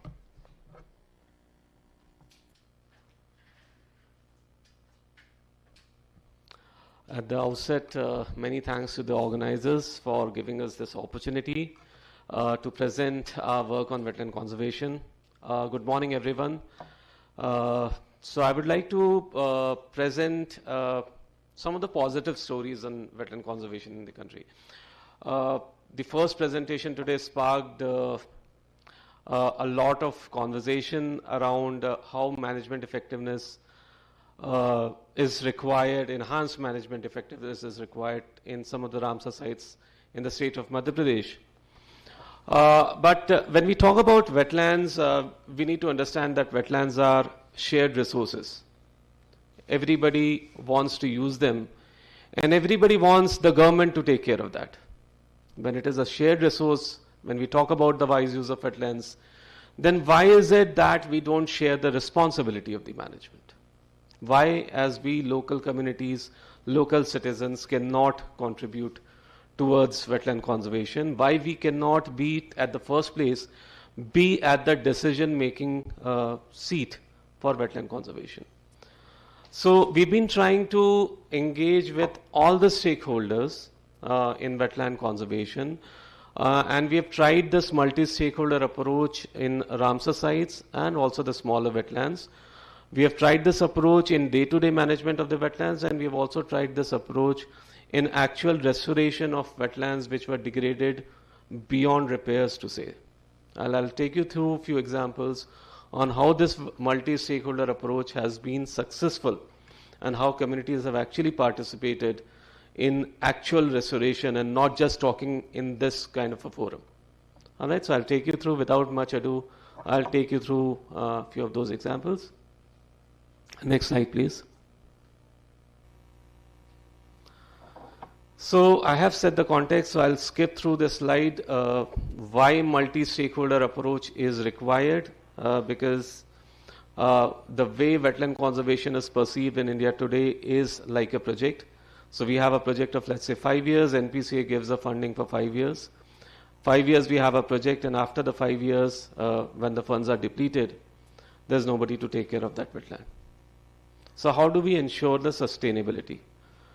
So Manoj talked about the ecosystem services, and we as common citizens are recipient of those ecosystem services. When we talk about, I am basically from Bhopal, working out of Delhi now. But whenever there is, any guest that is coming to Bhopal, Bopanna, my colleague, just came from Dehradun, and the first place that I thought I would take him was Upper Lake. So the kind of ecosystem services that every one of us derive from wetlands is immense. What is it that I'm doing towards conserving that particular heritage is something that I need to think about myself. So that's what we try to trigger in the communities that are living around the wetlands, and some small success stories which could be replicated and scaled up for active and enhanced conservation of these wetlands. We have more than 7.5 wetlands in the country. No wetland authority or no MOFCC would be able to take care of those 7.5 wetlands which are in different stages of degradation unless we as local communities come down and protect that. So with that, I'll straight away run into the examples of how local communities are conserving these wetlands and how local communities are also supporting the enhanced management of the biodiversity, flagship species of biodiversity that these wetlands hold. So my first example is, next slide please. My first example comes from a very, very important wetland up north in the state of Punjab. It's a continuous stretch of river Beas. It makes 2 Ramsar sites. The Beas Conservation Reserve, which is a 85-kilometer stretch of river Beas in the state of Punjab. And when it confluences with Satluj, it forms what is known as Harike wetland. This stretch of river Beas and Harike wetland is the home to Indus River dolphin.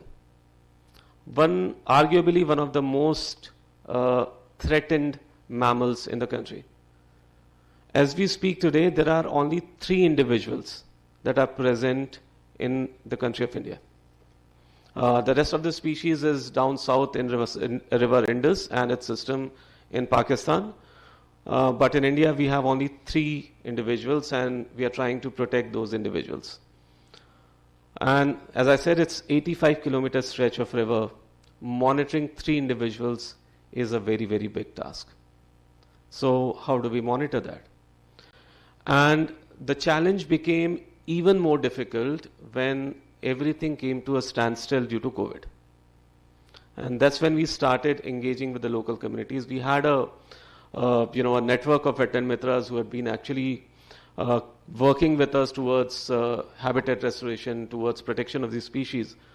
But then we trained these wetland mitras, and now we call them as dolphin mitras in Punjabi.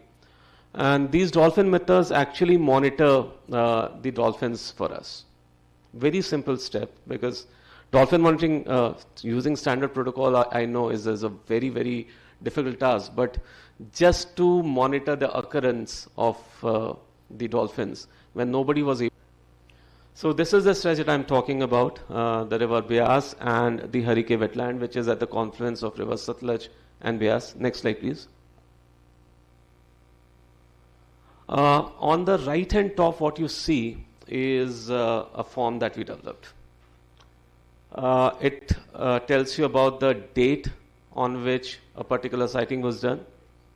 It tells you about how the atmospheric conditions were. Was it sunny? Was it cloudy? Was it raining? Was it windy? So the person had to just tick that particular environmental condition that he observed. He just had to click the time. There was a watch. Whether the dolphin was alone or was it with a calf? And were there any environmental pressures that were observed? Entangling, bycatches, fishing, poaching, any of these threats, if it was observed, they were just to take these observations. And on a daily basis, this Beas Mitras would click a photograph of that and share it on a WhatsApp group. That's the only thing that they had to do. And what we were able to do, next slide please, was to collate the data that came out from all these daily observations into an Excel sheet. And this Excel sheet was then shared with the forest department, and if any management actions or any action was to be taken, the forest department promptly did this. So, despite the fact that nobody was able to go out during the COVID, these wetland mitras, these local communities became the eyes of the forest department and conservation organization like WWF India, and contributed significantly towards the conservation of this very important flagship species of these two Ramsar sites. Next slide, please. So, taking the steps further, we started, once the COVID period was over, we started going out in the field. We started training the local communities and monitoring of wetland health. So, the ministry mandates wetland health assessments for all the Ramsar sites and for all the wetlands for that matter. And what we're trying to do is we're trying to empower the local communities to monitor the health of their wetlands. And when they monitor the health and when they realize that the health is degrading, they will actually take steps not to pollute, not to degrade the health of the wetland. So this is a way of engaging them in wetland health monitoring. This is a training that our staff is doing at villages, and we were able to actually enroll more than 1,000 mitras in the state of Punjab, and they are actively monitoring the health of the wetland. And all the wetland health cards that are being uploaded on the ministry's portal has contribution from these wetland mitras. Next slide, please. Again, a photograph of how local communities are monitoring the health. This is again Mitra training in place. Next slide, please. The second example that I'm going to take you through is from another Ramsar site. And we just had a discussion that the rivers have been kept away from the ambit of wetland rules. But this is the first riverine Ramsar site in the country. For another, the reason for this being a Ramsar site is another species of dolphin, the Gangetic river dolphin, and this is the main stem of river Ganga, called as Upper Ganga Ramsar site, starting from Narora to Bridgeghat. And here we are working with the communities for conservation of freshwater turtle species. So I'll tell you about the threat that the turtle species face. So the main stem of Ganga post monsoon is the floodplains of that river is used for the floodplain farming, what is known as spallage farming in that area. So when the water recedes from the floodplains, these are full of alluvium soil, very good in nutrition, and that is why it's used for cropping of a lot of crops. What happens is this next slide please, if you can. So this time of cropping coincides with the breeding season of freshwater turtles, and the turtles also tend to nest in these floodplains. So when people are actually preparing farms, they accidentally used to destroy the nests of these freshwater turtles. So again what we did was, we cannot enforce because it is a matter of livelihood for the local communities. They derive their livelihoods, and Ramsar talks about wise use. So then we identified the hotspots of turtle nesting along this entire stretch of River Ganga, and along those stretches where there was an annual laying of egg, we actually encouraged the farmers to monitor these eggs themselves as again Ganga Mittars. And next slide please. Can you please move to the next slide?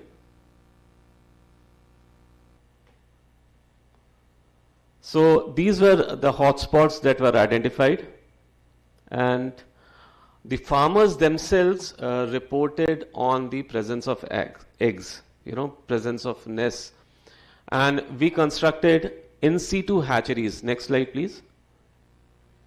These were the in situ hatcheries that we constructed, where we sort of let the eggs hatch in that same vicinity. The farmers were given compensation by the forest department for the land in which they could not do the farming because of the setting up of these hatcheries. Next slide please. This is a photograph of one of the events that we had with the local communities helping us collecting the eggs and the hatchlings. Next slide please. So along with the forest department, because some of these turtles were also Schedule 1 species, so the handling of that required special permission. So we partnered with the forest department of Uttar Pradesh, and we collected the hatchlings, and we have a pond in Hastinapur. These hatchlings and eggs were taken to that pond. Next slide please. Again next slide.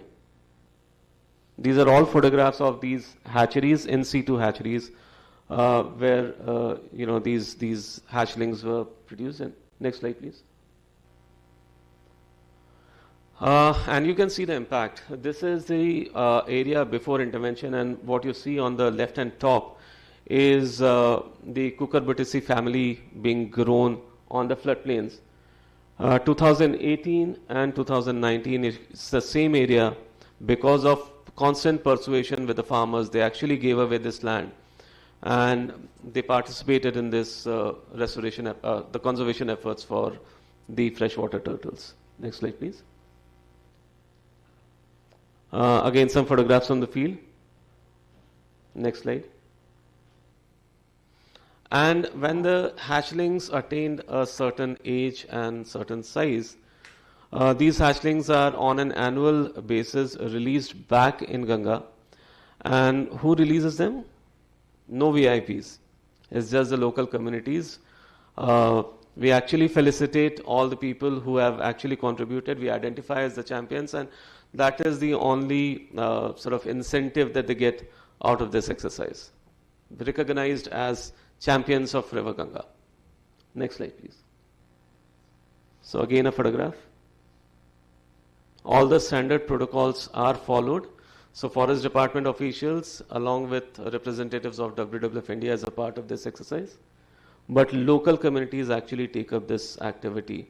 We are at the, they are at the forefront and we are at the back front. Next slide please. And this has actually resulted in enhanced population of freshwater turtles in the Upper Ganga Ramsar site. Next slide. Another example is from down south now, and this is a unique village. Some of you may know about this village called Kokrebelur.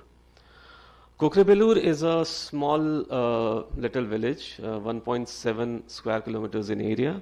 It's the only conservation reserve, community reserve that the state of Karnataka has. And the birds here, there are two species of wetland dependent birds, the spot-billed pelicans and frogs, that flock here in hundreds. And the uniqueness of this place is that they come only, these annual migration happens only in the village. You know, the general perception is the birds would tend to avoid human population, but here what happens is completely opposite of it. The birds tend to come only in the village, and they tend to sort of build their nest only in the backyards of the people. And this has been going on for centuries. But this was a symbiotic relationship, you know, to start with, because the birds dropping were used as manure. But when the chemical intensive farming started kicking in, this dependence on the birds for the symbiotic relationship started degrading, and that resulted in decreased level of dependency, and of course then a lesser level of protection for these species. So that's when we tried to pitch in, and what we were able to do was to sort of identify some youngsters in Kokrebelur to start practicing what their elders have been practicing for centuries. Next slide, please. So I've talked about this. Next slide, please. So there are 7 very small wetlands, but they are very, very important wetlands, and these wetlands were in highly degraded state. So we sort of partnered with the local communities along with the Gram Panchayat, and we rejuvenated all the 7 wetlands. This place is around 70 kilometers from one of the Ramsar sites. It's a bird sanctuary called Ranganthittu. And the birds that used to nest here had to go as far as Ranganthittu to feed, because there was no wetland that was available in the vicinity of this village. So rejuvenation of these 7 wetlands actually helped them not to go that far for feeding, and that has actually enhanced the birding in this area. So this is how the local communities have actually helped in the conservation of this species. Next slide, please. We also opened an interpretation center over there where local communities, so we call it as Wetland Chopal. So it is a Chopal to discuss issues related to wetland conservation, and on a monthly basis, the local communities led by this gentleman, the one that you see on right is Mr. Lingegowda. He has actually given a piece of his land to build an enclosure for the fallen and sick birds. They are actually rescued and raised in his land, so he's actually opted out for that. Next slide, please. And these are the regular meetings that we have, and the interpretation center is now attracting people from as far as Bangalore, from Mysore, which is around 80 kilometers away from this place, and they are learning about this unique conservation and unique relationship between birds and humans. Next slide, please. This is the restoration work which is going on for the smaller wetlands, the kattes as we call them in local Kannada. Next slide, please. The local communities again help us organize the awareness and outreach events, and also monitor the health of the wetlands. Next slide, please. And this is again a unique example of how people can come together for actual restoration. So till now the examples that I've given you were related to the conservation of species, but how people can actually come together and restore a wetland system is something that is demonstrated through this example. What you see is in this picture is a very healthy wetland, full of life, full of water. It's a small wetland called Bashettihalli, around 80 kilometers from Bangalore. Next slide, please. This wetland was not like this till 2019. Next, if you can press enter, next slide. This is a picture from 2016, the same place, the same background. This wetland was dry for 30 years. There was no water that is coming into this wetland. And one of the major reasons was, I would say faulty planning. This wetland is located in an apparel park in an industrial area. So Basheteli is a satellite town of a small town called Dodbalapur, which is one of the most important industrial pockets around Bangalore. And this wetland, what the buildings that you see around is all apparel industry. When we started working here in 2016, the first meeting that we had, where we tried to bring all the stakeholders together, what we heard just now was just a glimpse of what we had to face in that. So the local communities, Pollution Control Board, Industrial Area Development Board, and the district administration was sitting. And everybody was blaming each other for this dilapidated state of the wetland. But when we started working and when we started with scientific assessments of what has gone wrong with this wetland, what we found out was, the rainfall patterns have not really changed. The average annual rainfall here is around 1100 mm. Still no water in this wetland. So what is happening? So that's when we started delving deeper into the hydrology of the wetland. And after sort of doing scientific assessments and after rejuvenating the wetland, if you can press enter once more, please. This is what the wetland became in 2019, and I'll take you through the process. But it did take a lot of effort. I'll just take you briefly through the process of how we were able to achieve it. Next slide, please. So this is the wetland. The wetland is a part of a cascade which feeds into river Arkavati, and river Arkavati is a tributary of river Kaveri. So hydrologically also it is very, very important. The wetland area kilometers, and till around 20 years back it used to feed a command of 50 acres. So it used to be the principal source of water for drinking as well as for irrigation for around 50 acres of land. Next slide, please. This is how the land use has changed, and this is how the reduction in the water spread area. So in 1973, hardly any built up. 2000 again, there is hardly any built up, and you can see water in the wetland and in the upper cascades of the wetland. What you see at the down is the Basheteli wetland, and in 2018, if you see, there are very small patches of the wetland which are actually inundated. Next slide, please.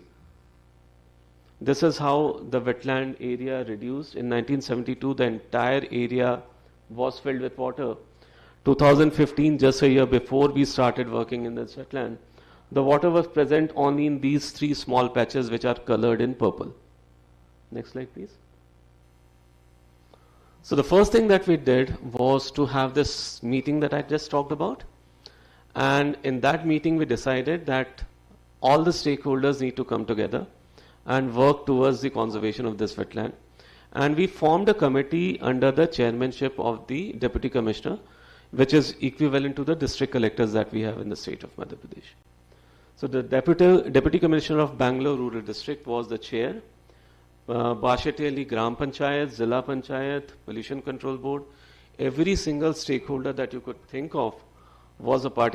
So this is around 40 kilometers away from the international airport that Bangalore has. So even the airport authority was made a stakeholder. And this stakeholder committee was empowered through a government order to take decisions. So if I was a part of this multi-stakeholder committee, I had a say in day-to-day management of this wetland. And with the power of people, then what we were able to do was, if you can go to the next slide. Next slide, please. So this is the regular meetings that we had.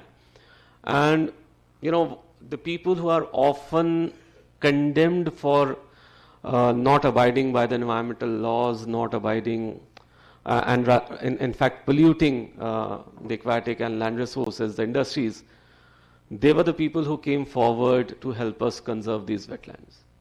Next slide, please. And with the help of multi-stakeholder committee, so this was not a government project. We required around 1 crore of rupees to carry out the identified activities. We as an organization, we pumped in around 10 lakh rupees.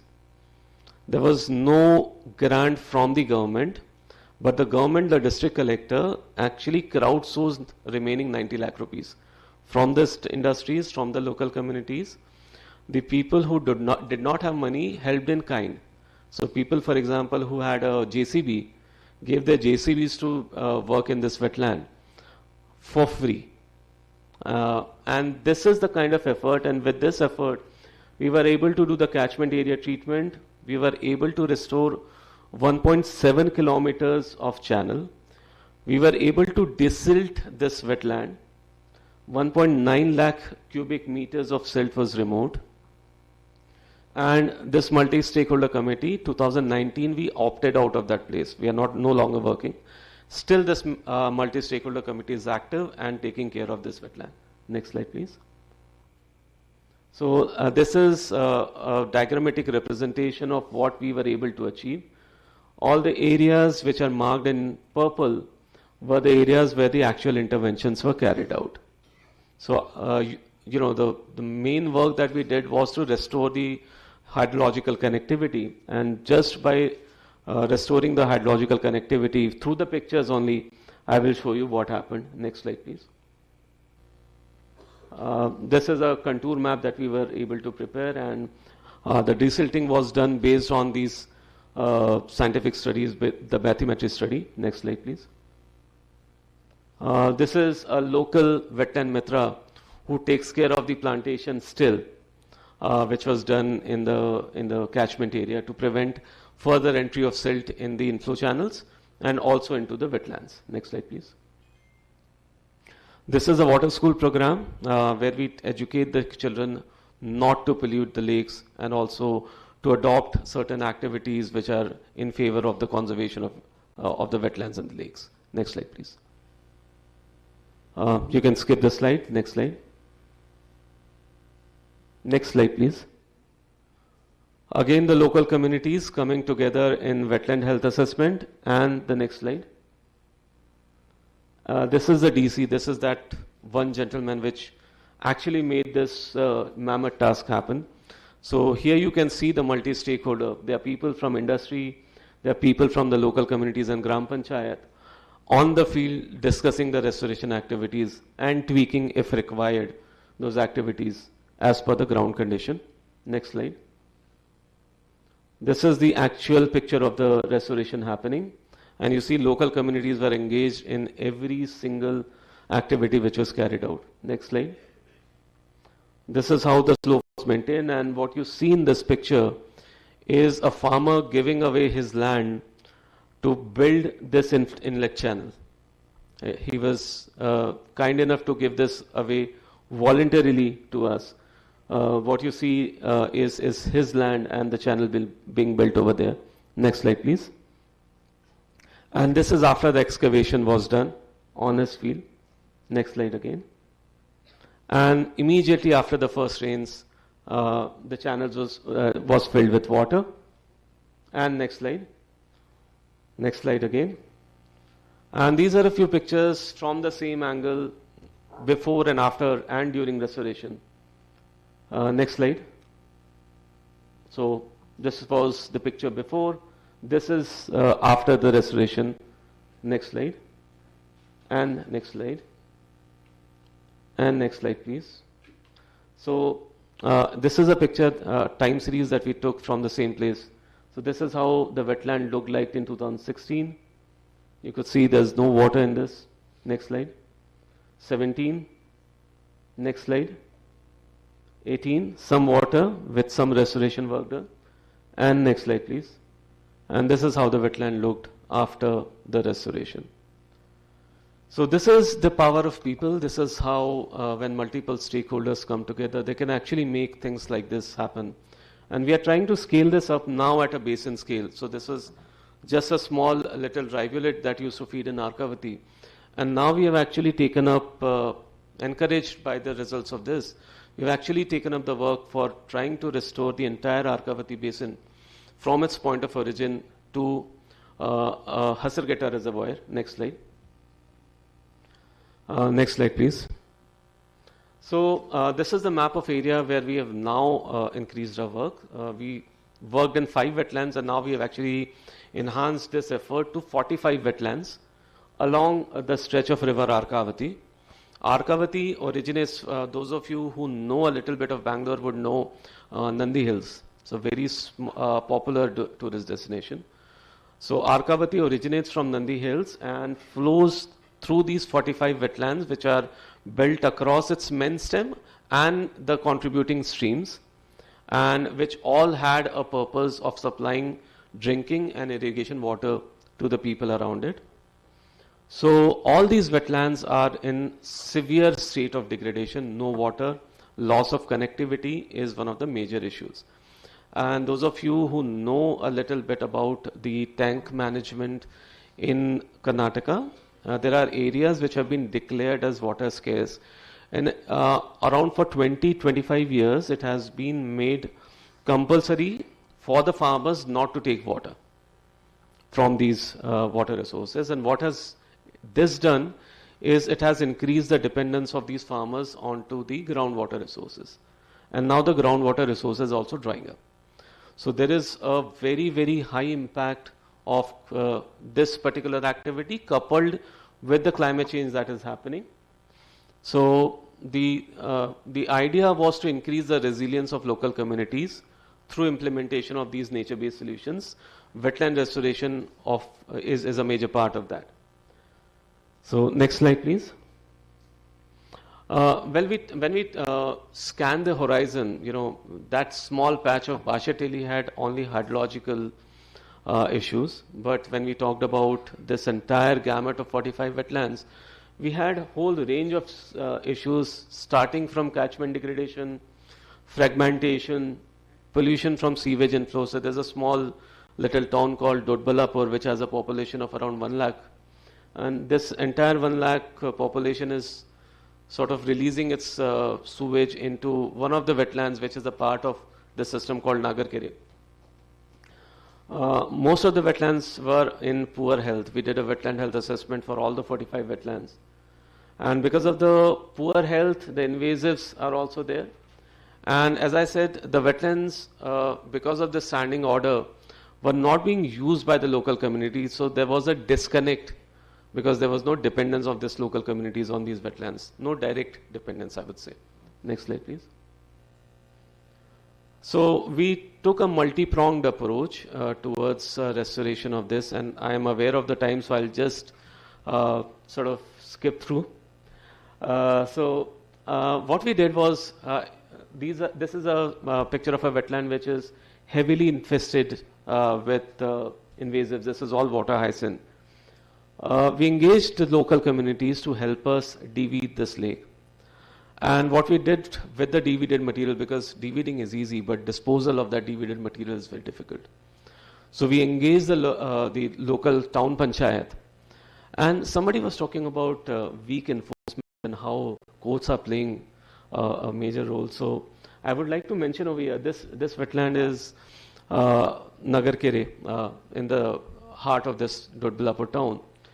And the effluent from this, so this receives industrial effluents, a mix of industrial effluents and domestic sewage in tune of around 9 MLD. And this, because of heavy rains in around, I think 2021, spilled over to downstream wetlands. And this caused havoc.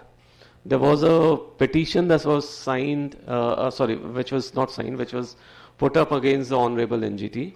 And the NGT fined the City Municipal Council of Dodbalapur 15 lakh rupees and has actually has given directions to the city municipal council to take care of this wetland properly so that the downstream communities are not affected. So what we did was to deweed this entire lake, and we used city municipal council's dumping yard to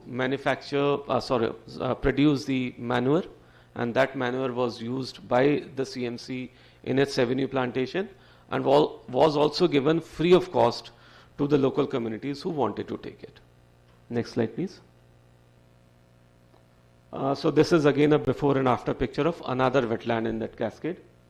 We carried out deweeding and the clearance of inflow channels in this wetland. Next slide, please. This is river Arkavati. What you see on the left, before the intervention, it was all field, you know. What you see is the river Arkavati channel, which is the connecting link between these lands. It was all encroached upon, it was all fragmented. We identified through geospatial analysis the original flow of river Arkavati, and we are now trying to restore. So out of the 35-kilometer stretch, next slide. One more. So there was, one of the lakes, Nagarkere, was also having issues related to water quality. The deeper layers of that wetland had hypoxia at most of the times, no oxygen or less oxygen, and anoxia at most of the times. So we tried to implement what has been tried and tested across the wetlands in the country.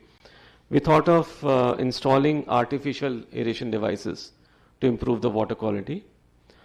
But what was the major constraint in that was the CMC was not capacitated in terms of financial resources to pay the bills for the electricity charges. So what we did was to try this out for the first time. I don't know any precedents.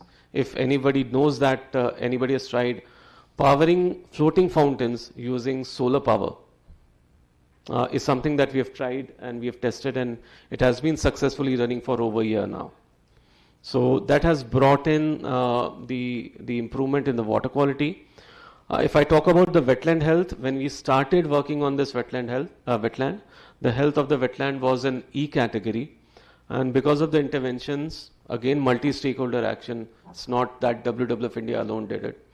We were able to bring the health score up to C for this wetland. So, thank you. I think next slide is the last slide. So, yeah. So if you can press enter. Yeah.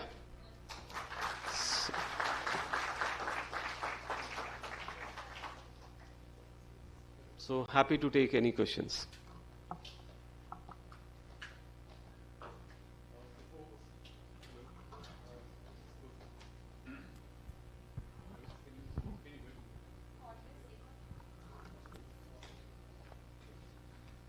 Hi, Dr. Dubey, thank you so much for your presentation. My name is Shailesh Srivastav. Two quick questions. One from UP, that you worked in Magdumpur. You mentioned about the palage farming. So what is happening in Ganga Khadar is that the intervention is right, means with the farmers, but they use heavy pesticides. So do you have any intervention, and if no, then what can be the way around? The second is the Bashetihalli. I have seen that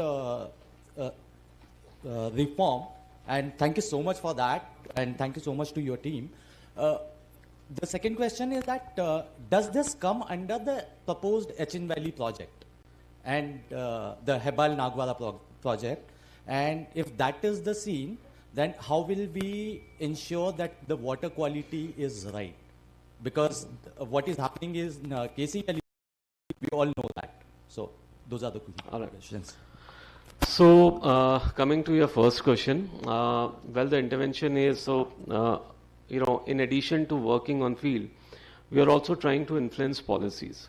So we have been a part of the development of the Basin River Management Plan for River Ganga. We, along with the IIT Consortia, we are a part of that as an organization. And you must be knowing that all the Ganga grams that are coming up along the banks of the Ganga, as an action, they have recognized organic farming as one of the activities that needs to be promoted. So, and we are trying to discourage as much as possible the floodplain farming, the palage farming. So this land is not under the ownership of private owners. So what we are trying to do is to discourage palage farming in totality and encourage sustainable agricultural practices.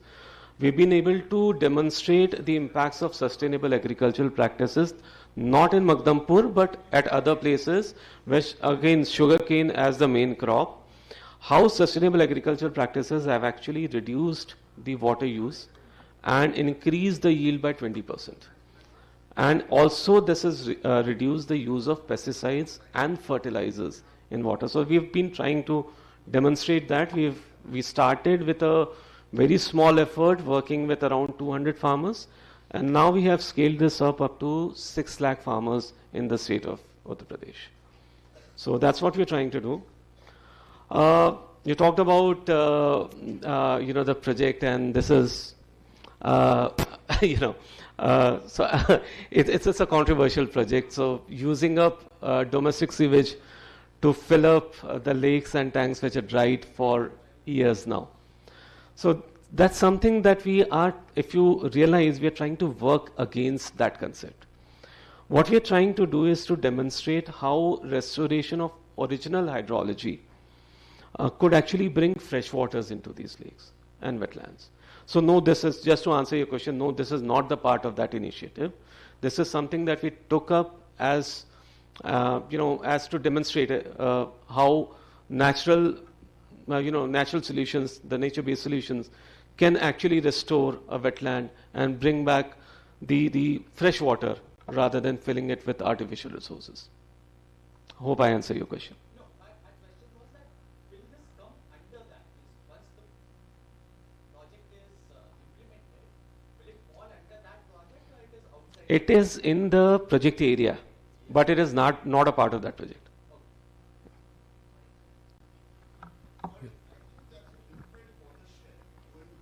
So Nandi Hills, both the sides.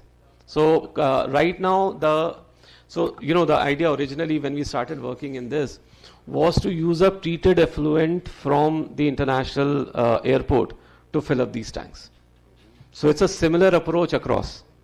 No, but I'm saying the Hebbal Nagwara, the connected lines water, those flow eastward into the Pennar or Ponnayar? It flows into Chikbalur, I think that district. So Chikbalur, yeah.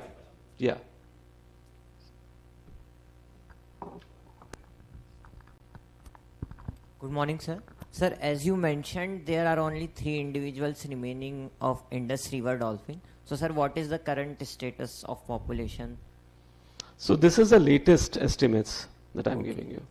There used to be, one estimate said that there were 11 individuals, but a latest survey done under the Dolphin Project by WII, WWF India, and an international expert, it was established that the population right now is 3 individuals.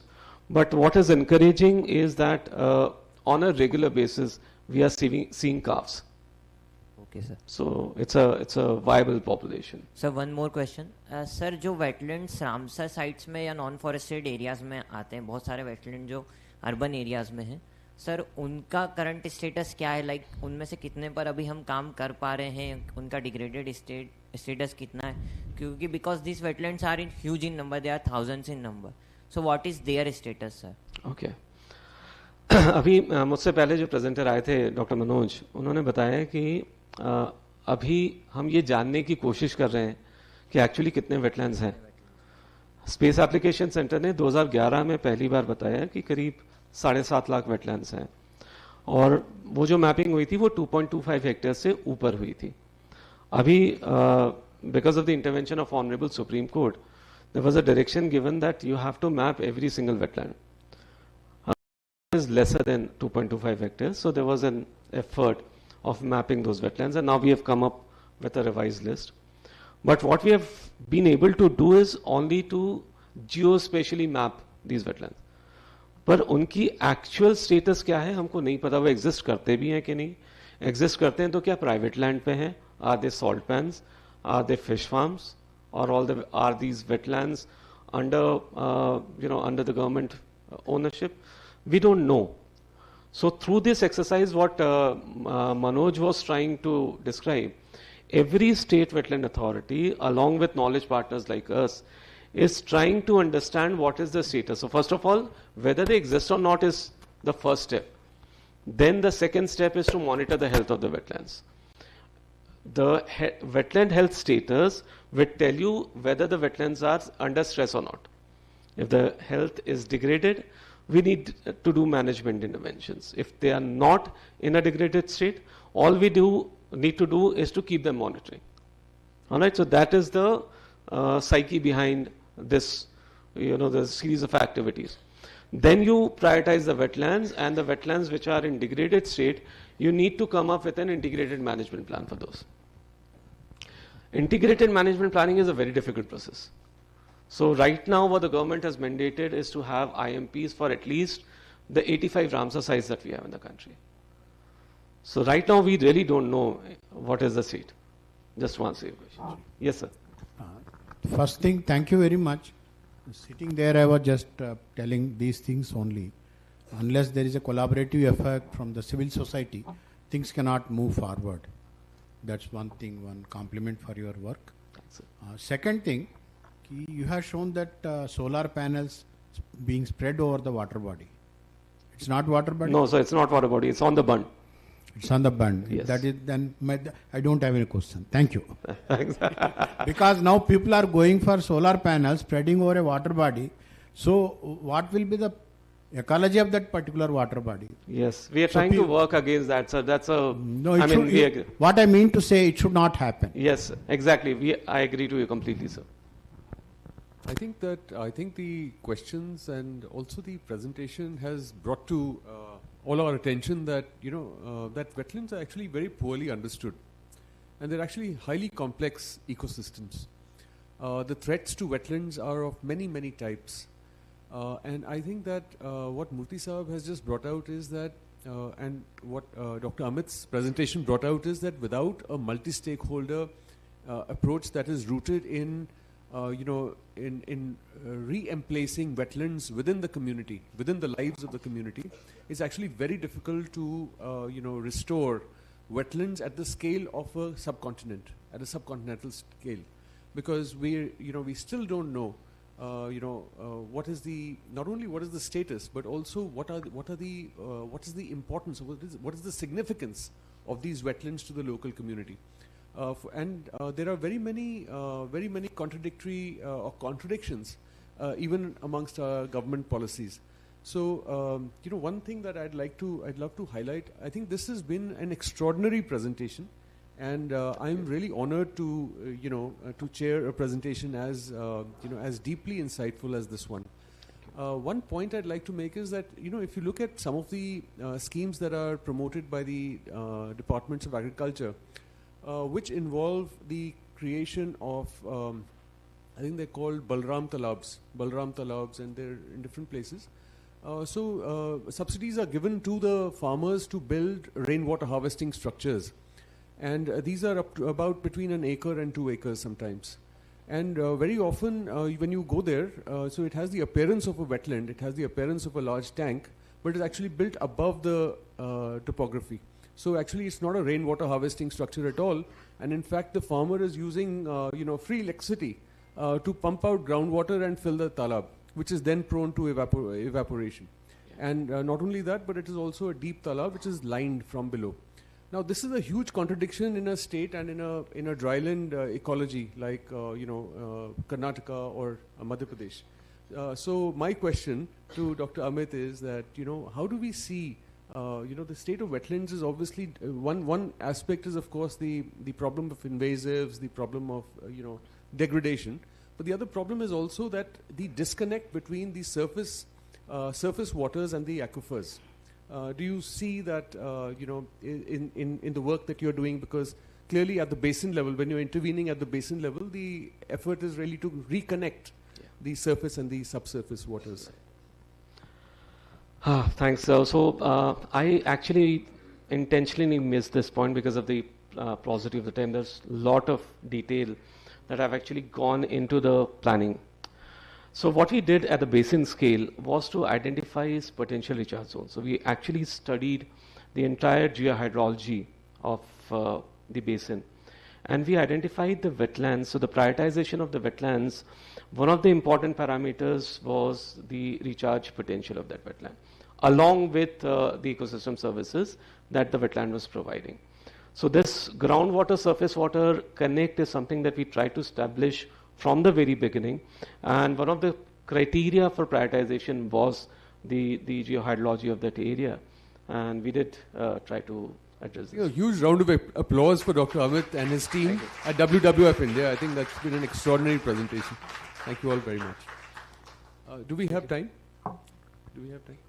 One last question. Sustainable development या जो आबादी बढ़ रही है तो उसका जो pressure वहाँ आ रहा है मकान बनाने का या कुछ और, उसके लिए भी कुछ आप उसमें प्लानिंग नॉर्म्स रख रहे हैं इंटीग्रेटेड प्लान में कि वो अभी अछूता है? देखिए sir, at the end of the day the law of the land is applicable no matter कौन उस पर काम कर रहा है, whether the government is working or civil society organizations are working or multi-stakeholders are working. So जो wetlands के around norms हैं, the norms are the wetland rules 2017 are applicable to it. उसमें सबसे बड़ी बाधा जो है वो ये है कि wetlands जो हैं वो notify नहीं हो पा रहे. जब तक आप wetlands को notify नहीं करेंगे wetland rules 2017 में, they will not become a legal entity. No government will be able to take up any action unless that wetland is notified. And notification of a wetland is a very mammoth effort. I'm across, आप ही की side हूँ मैं, I'm not in the government. Yeah, but I'm working as a knowledge partner to 7 states across the country. And I understand the difficulties that are involved in notification of one wetland. We tried to do that with Sukhna. Sukhna was one of the first examples in the country. And we understand how much of an effort it was. Convening a simple meeting to bring all the stakeholders together took months. So, to answer your question, sir, सारा कुछ जब when the management planning is done, it is integrated management planning. और integration का मतलब ये होता है कि जितने threats present हैं या potential threats हैं, उन सबको address करते हुए management planning करना. So management planning of any wetland across the country now, as per NPCA guidelines, has to be integrated. So every single threat that is emerging or is existent is taken care into that management planning. Sir?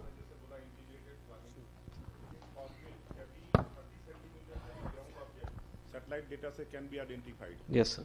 तो इतना space tech में एक जो भूसे का ढेर होता है खेत में, that can be identified.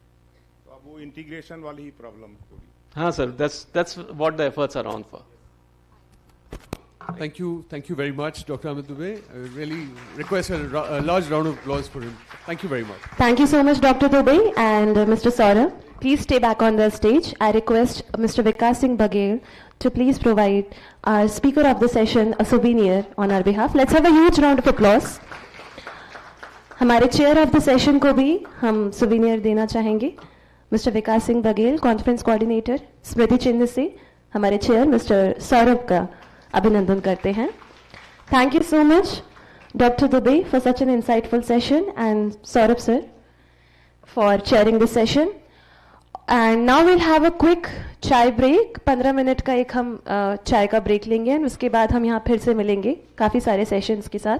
इस बीच में जितने भी आगे के प्रेजेंटर्स हैं, स्टेज के लेफ्ट साइड पर हमारे साथ वॉलंटियर हैं तेज नारायण जी, उनको आप अपनी प्रेजेंटेशंस दे दीजिए. Please make sure well before time that your presentation is set. Also, this is a very kind request आप सभी से कि during the presentation questions are welcome here. But let's not expand this floor for discussion because we have lots many speakers, lots many presenters. Chai break के साथ हमारे lunch break होंगे. Over that we can have those discussions. Let's use this stage, this floor for all the questions, all the doubts that you may have. We'll meet here in after 15 minutes. Thank you very much.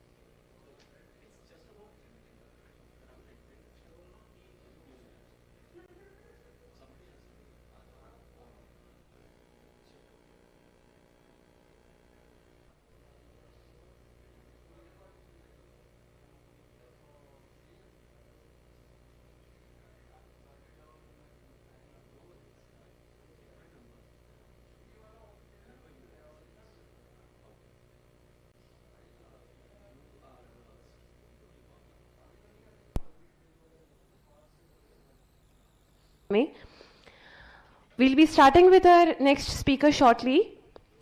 Before we do, we've had one of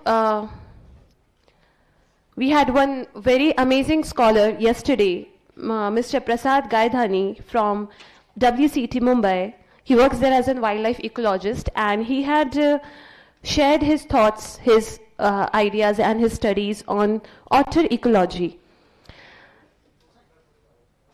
Yesterday, due to some technicalities, the videos that he had in his presentation could not be played. So before we begin with our next speaker for the session, we'll have a quick look at the videos that were supposed to be played yesterday.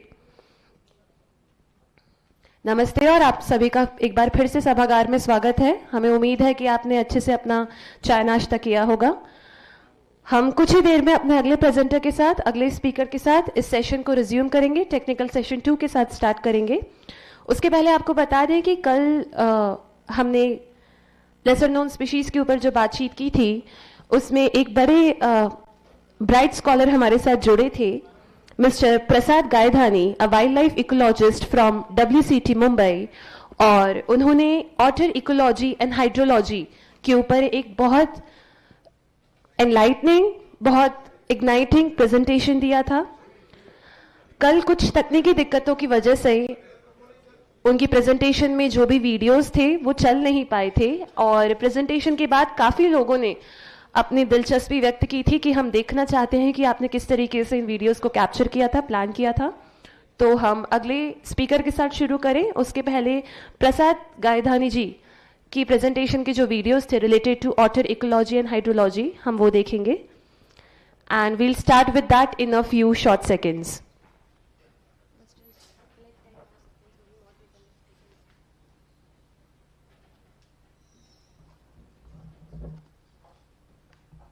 Thank you for allowing me again. सबसे पहले माफ़ी चाहता हूँ, कल कुछ technicalities की वजह से वीडियोस प्ले नहीं हो पाए थे। मैं बस जल्दी से वीडियोस प्ले करके ख़त्म कर दूंगा, ज़्यादा टाइम नहीं लूँगा।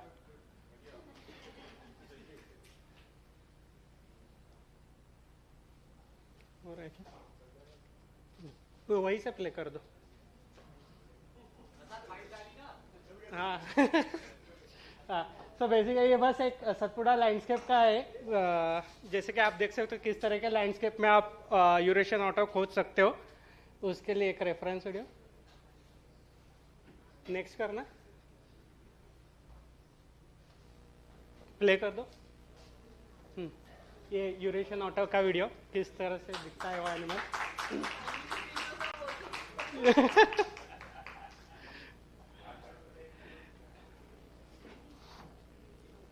नेक्स्ट,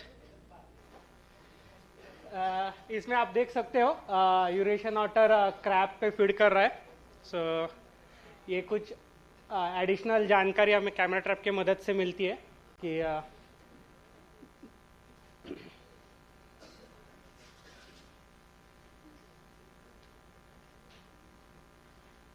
आगे प्ले करो।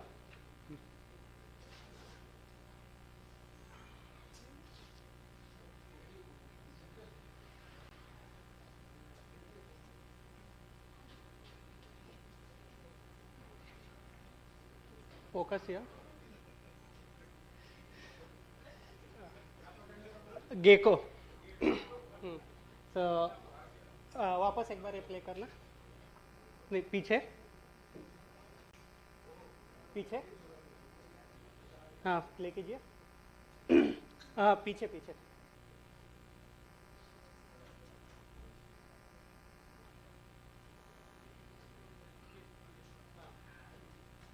तो यहाँ पे एक गेको थी, वो जब तक वो स्टील थी तब तक वो सेफ थी, वो मूव हो गई, पकड़ी गई।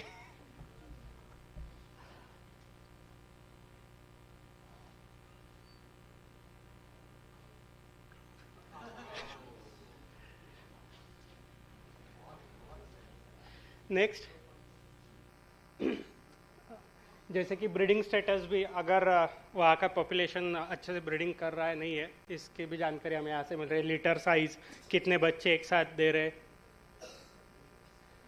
Next, so learning stages. तो ये जो ऑटर का छोटा बच्चा आप देख रहे हो, ये माँ है, वो अभी सीख रहा है कैसे मछली पकड़े। सो माँ यूजुअली लर्निंग फेजेस में उनको ला के दे देती है फिश, और they try to catch it. Next. So ये जो बर्ड था ये ब्राउन फिश आउल था। तो जैसे कि हम जानते हैं ब्राउन फिश आउल और ऑटर दोनों एक ही हैबिटेट शेयर करते, तो ये अगर सेम हैबिटेट में रहने का तो वो इंटरस्पेसिफिक कंपटीशन या फिर इंटरेक्शन किस तरीके का है, वो एक एडिशनल इन्फॉर्मेशन। वैसे तो 2-3 बार ऐसे वीडियोस मिले अटैक के, बट उठाने वाला आज तक नहीं मिला। Next.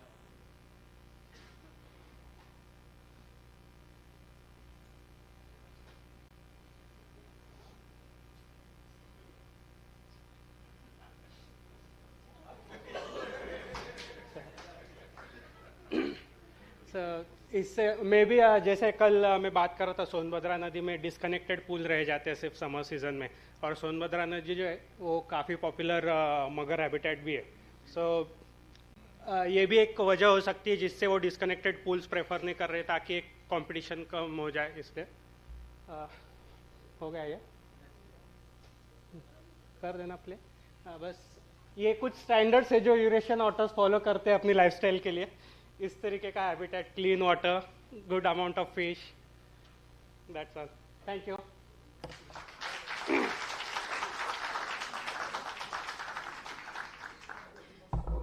Thank you so much, Prasad ji, for such vibrant videos. We thoroughly enjoyed it, especially after it was more like a post-brunch entertainment for us, right?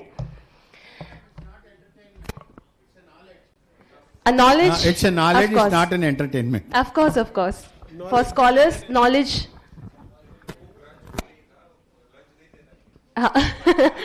So we'll be listening to Chauhan sir. There is not going to be any lunch today. We are of course kidding.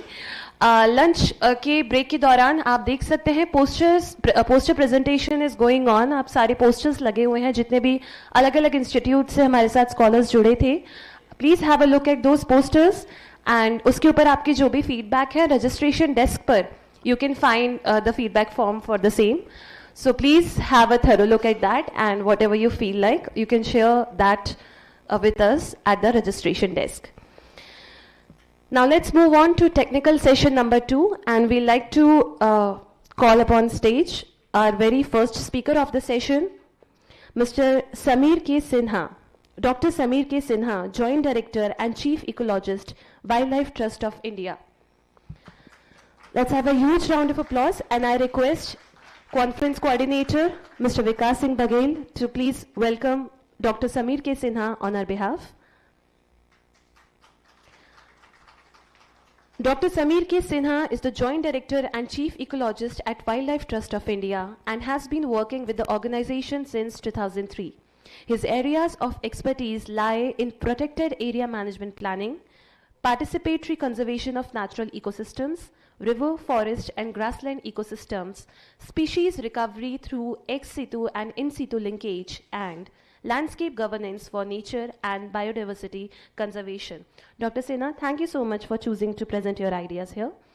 To chair this session, we have with us Dr. Pradeep Nandi. We'd like to call Dr. Pradeep Nandi upon stage, and we request Mr. Baghel to please welcome Dr. Nandi on stage with a planter. Let's have a huge round of applause. Dr. Pradeep Nandi is an alumni of Banaras Hindu University, obtaining MSc and PhD in 1978 and 84 respectively. He held several important assignments during his tenure with EPCO, Bhoj Wetland Project and Lake Conservation Authority of Madhya Pradesh under the Housing and Environment Department, Government of Madhya Pradesh and United Nations Human Settlements Program.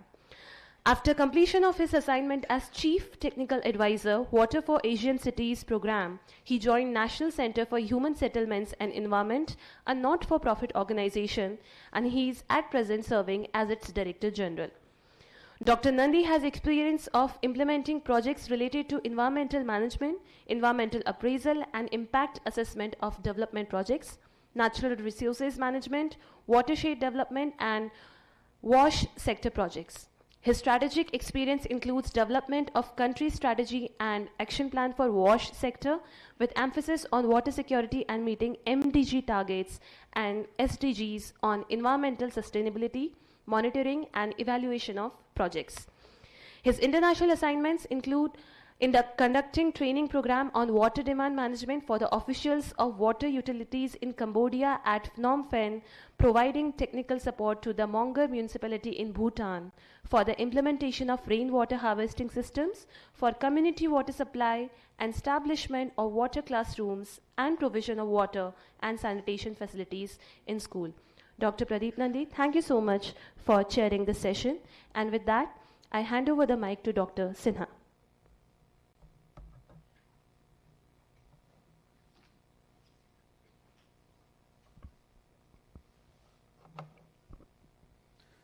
Good afternoon, everyone. Thanks to SNHC for inviting me in this conference and giving WTI this opportunity to be a part of this good gathering where we have been sharing knowledge, experiences for the last one day.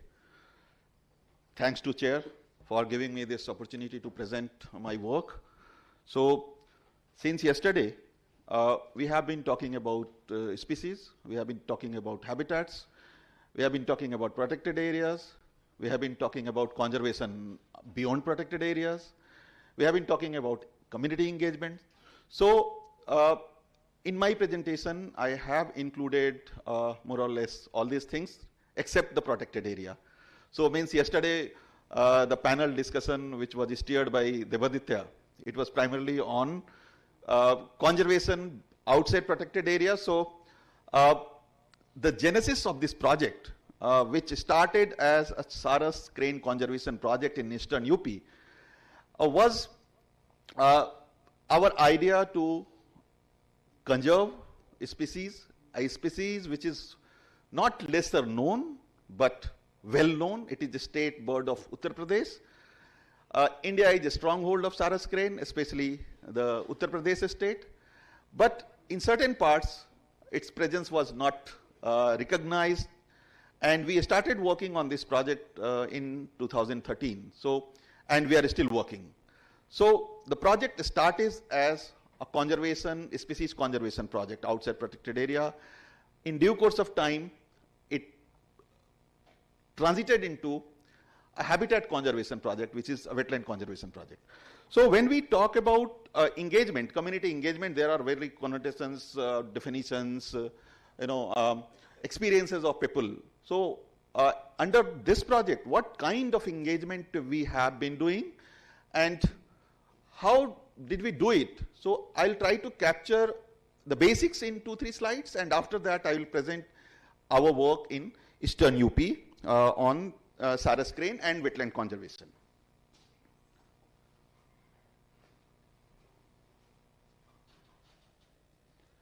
So the most important question before all of us is, why is it important to engage community in management and conservation, not only wildlife, but for that matter, any natural resource? Earlier, the approach of conservation or management of natural resources was protectionist approach, fences and fine. People were alienated from the biodiversity rich areas which were meant for protection, which were meant for conservation. So people were kept outside the management and conservation purview. But after that, a time came when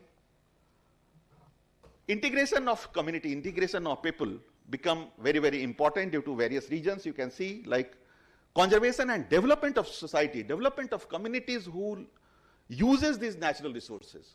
It's very, very important. For us, it is only a conservation. For them, it is their livelihood, it is their life, it is their culture, it is their education, everything. So concerns of people were integrated into management and conservation practices. Benefit sharing, then the idea came of how to share the benefits arising due to conservation or management of natural resources.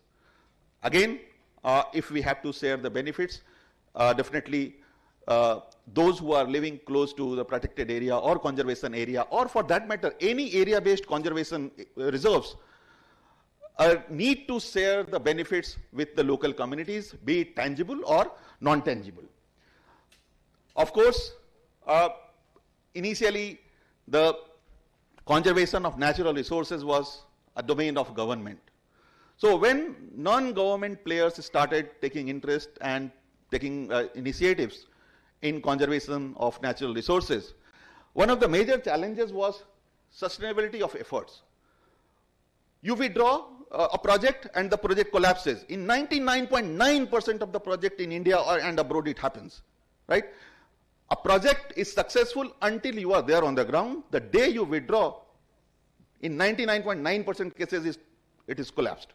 So with learnings over the last few decades, to ensure sustainability of our efforts, it is very, very important conceptually to integrate community in our conservation initiative right from the beginning, right from the planning stage, and even right from the identification of problem and identification of threat stage. Then participatory governance. Now, initially, governance of natural resource was domain of the landowners, the government agencies, be it forest department, agriculture department, or for that matter, whosoever who is having the land. But now the governance has changed. We are talking about co-governance, co-management. In this concept, community integration is very, very important, and it is integral to our efforts. So this is why we are talking about communities. It is not that it came from conservation fraternity or the government voluntarily. No, not at all. The need was felt, and we are working on that.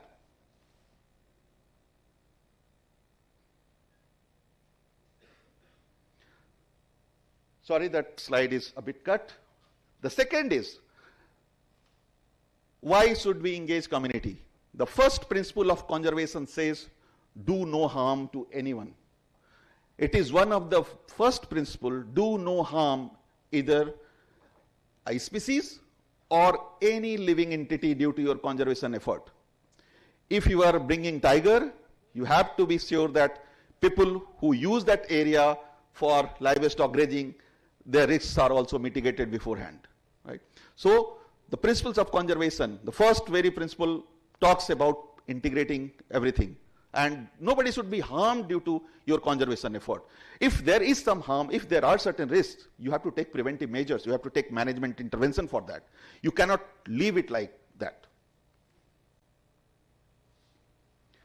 Second, creating stewardship and developing sense of ownership. My earlier presenters today show a good success. The main element of that was we are creating local leaders, local stewards who could take care of the natural resources when you are not there, when government is not there, because they are the people who live with resources, who use the resources, and who are the closest entity depending on the resource and living close to the resource.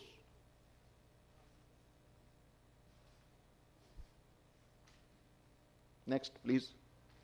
It's not working. Yeah. The third important aspect, we talk about TEK, traditional ecological knowledge. We engage community because it is our need. A tribal family knows much, much better than us how to manage, how to avert conflict, human-wildlife conflict. So we have to respect their knowledge, right? And many a time, or most of the time, we use their influences also. Within the community, there are few people who are influential. There are few groups who are influential. So to get the support of influential community members or community groups, we have to engage them. Like in a village, if a school teacher is very influential, what do? We go and we talk to that school teacher. Or for that matter, the Gram Pradhan. He is an elected member, but he might be influential also. The local religious institutions. So influential people should be with us when we talk about conservation, and this is where we require integration of local communities in the conservation endeavors. Next. And the last important thing, when we undertake conservation measures, definitely we are curtailing certain privileges or certain dependence of local communities. So it is our responsibility, it is responsibility of the conservation fraternity to address their needs. and promote sustainable use. Like under Ramsar Convention, we talk about wise use. What is wise use? Wise use is nothing but is sustainable use of resources. So if you have to inculcate these principles in your practice, you have to keep the groups who are using the resources. If a local villager, if a local group is not involved in your conservation intervention, how can you ensure sustainable use of resources? Because 90% or 80% dependency is from the local communities or local people who are living close to the resource areas. So when we talk about engagement, community engagement, I'm trying to define the terminology so that when we move forward, the things are clearer. So unfortunately, we use this engagement very loosely.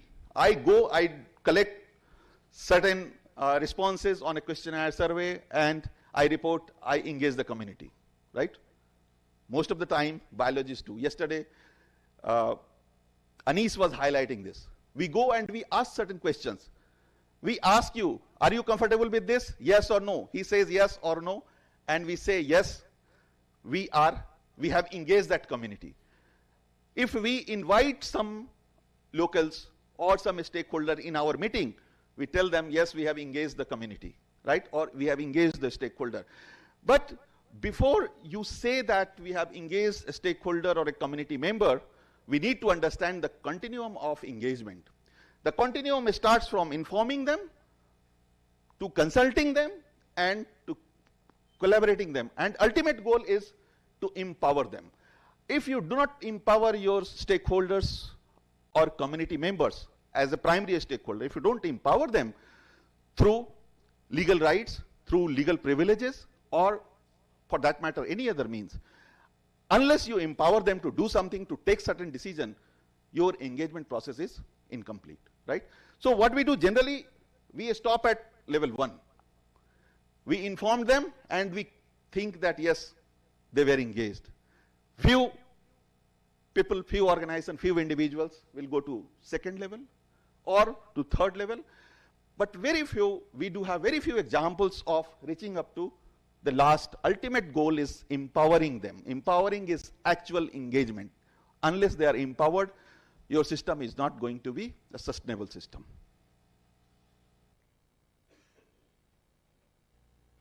So, if you look at the continuum of engagement, it starts from educating and raising awareness among the local community about your intervention, about the conservation goals, or about the overall scenario that is threat that we want to address through our projects. And the last stage is empowering the community as we discussed. But midway, there are several small steps that we follow. One is consultation to incorporate their views into the thought process, into the plan, into the monitoring system. Then we negotiate with them. There may be some points where negotiation is required, negotiation is needed. So next step is negotiation. That negotiation is very, very important. And we often do not negotiate. We do not follow the negotiation principles, right? Negotiation is one of the key conflict resolution techniques. But often what we do, we neglect the conflict. We neglect the risk due to conflict. And we go ahead with something which is in our mind. So why don't we do negotiation? Because it takes time. It requires a specific skill set. It requires certain type of people within your team and the local community. So it takes time. So what we do, we have to complete this project 5 साल के बाद donor पैसा नहीं देगा, 2 साल के बाद department के चीफ वाले वार्डन साहब चले जाएंगे, अभी कर लो तो जल्दी से कर ले. This is the mentality. And we do not negotiate. And unless you negotiate, it is not going to be adopted within the community itself. And the negotiation is primarily on what? It is on partnership for co-management. The co-management, we cannot leave everything on community. Of course, yes, if the land belongs to community, they can manage it, but if the land belongs to some other stakeholder, the only option is to co-manage it, right? Like in Northeast India, the land belongs to community, so they do have all rights to manage it. You have to facilitate, you have to ignite, you have to catalyze the process of conservation, that's all. And what do we expect out of this engagement? These are the 5 key outcomes that we expect. One is awareness. As a community, our target groups are well aware of the problem, well aware of the interventions that you are going to make, well aware of the consequences they have to face, and well aware of the results or well aware of the benefits that they are going to reap from the conservation effort. So awareness is not only about telling them life is, greenery is very good, पेड़ लगाओ, आप जंगल बचाओ, pollution कम करो. No. Target, you should have a targeted message to aware the communities. Right? हम लोग अभी जाते हैं, काम कुछ और करना है, बात कुछ और करते हैं. बचाना है बाग, हटवाते हैं प्लास्टिक.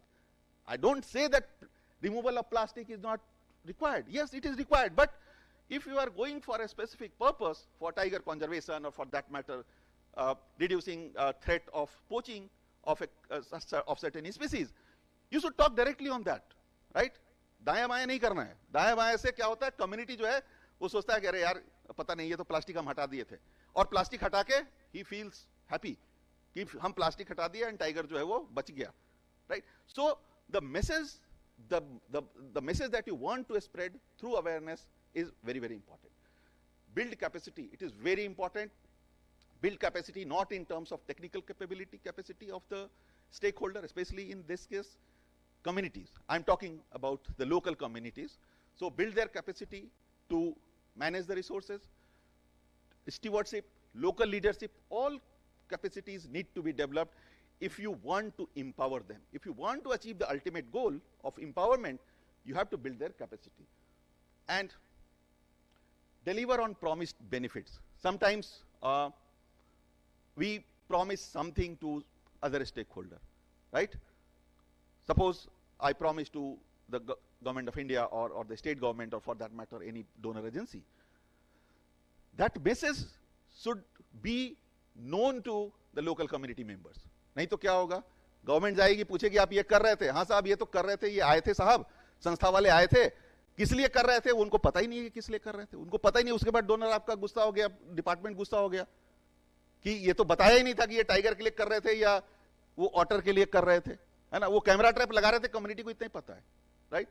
किस लिए कर रहे थे? अगर आप बोले कि हम कम्युनिटी इंगेज किए इन XYZ activity and an external evaluator comes and meets the community and asks this question, हाँ भैया बताओ तुम्हारे यहाँ कैमरा ट्रैप आया था, लगा था, क्या क्या आया था? अरे पता नहीं साहब, वो तो आते थे, वो तो गाड़ी से आते थे, गाड़ी यहाँ रख के पैदल जाते थे, हमको उतना नहीं पता है. गांव का एक किसी को लेके जाते थे, वो उन्हीं के साथ नौकरी में लग गया. तो you have to make this engagement inclusive. Everyone in the society should know about it and create legitimacy of conservation intervention. कोई भी चीज जो है आप ऐसा मत सोचो कि अपने से लीगलाइज हो जाएगा. You have to create that ecosystem to make your interventions legalised, right? And ऐसा नहीं कि आप कम्युनिटी को कुछ आप जाकर के कमिटमेंट कर दिए and it is against law. आप अपने शॉर्ट टर्म गेन के लिए आपने उसको कमिटमेंट करके आपने अपना काम कर लिया, बट पता चला कि वो वेटलैंड मैनेजमेंट रूल में वो उसको मिलने वाला नहीं है कुछ, है ना? So you have to be very fair in terms of informing them and strengthen support. If you keep transparency with your community members, especially community members, your support is further strengthened. Means they will cooperate with you with sufficient knowledge, sufficient manpower, sufficient time, and you will achieve the results as per the stipulated time. Generally in conservation we think that conservation is the cup of tea of ecologist, biologist, conservationist. No, not at all. Conservation is cup of tea of everyone.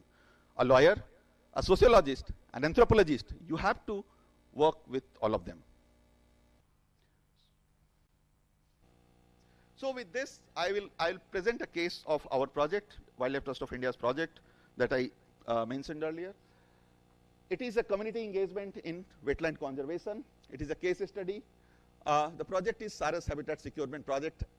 The project, initially we started with Saras Conservation Project. The focus was the species, because the species was not highlighted, it was neglected. It was lesser known that way in terms of conservation. When we started the work with the support of Tata Trust, Wildland Trust, and we partnered with Saras Protection Society of Uttar Pradesh. And we selected the eastern part of UP. You can see this species is a state bird of Uttar Pradesh, and more than, the current count says it is more than 18,000 plus Saras cranes in the state of Uttar Pradesh. Why Saras crane?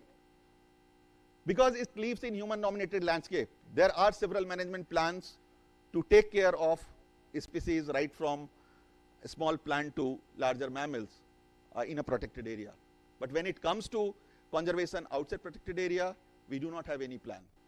Unfortunately, yesterday we also discussed the Biodiversity Act is not that much effective in conserving our resources, our biological resources, especially wildlife, outside protected area. So this species especially uses landscape outside protected area. They are not found in good numbers inside protected area. Only in few PAs like Kevladev you will find few Saras cranes. Otherwise, most of the time they are in human dominated area. They are resident bird. They are present round the year, right? So presence round the year means they face threats round the year. So conservation efforts should be there round the year. For migratory species, if you prevent poaching during winter, your work is done. But for such a species, you have to be there round the year.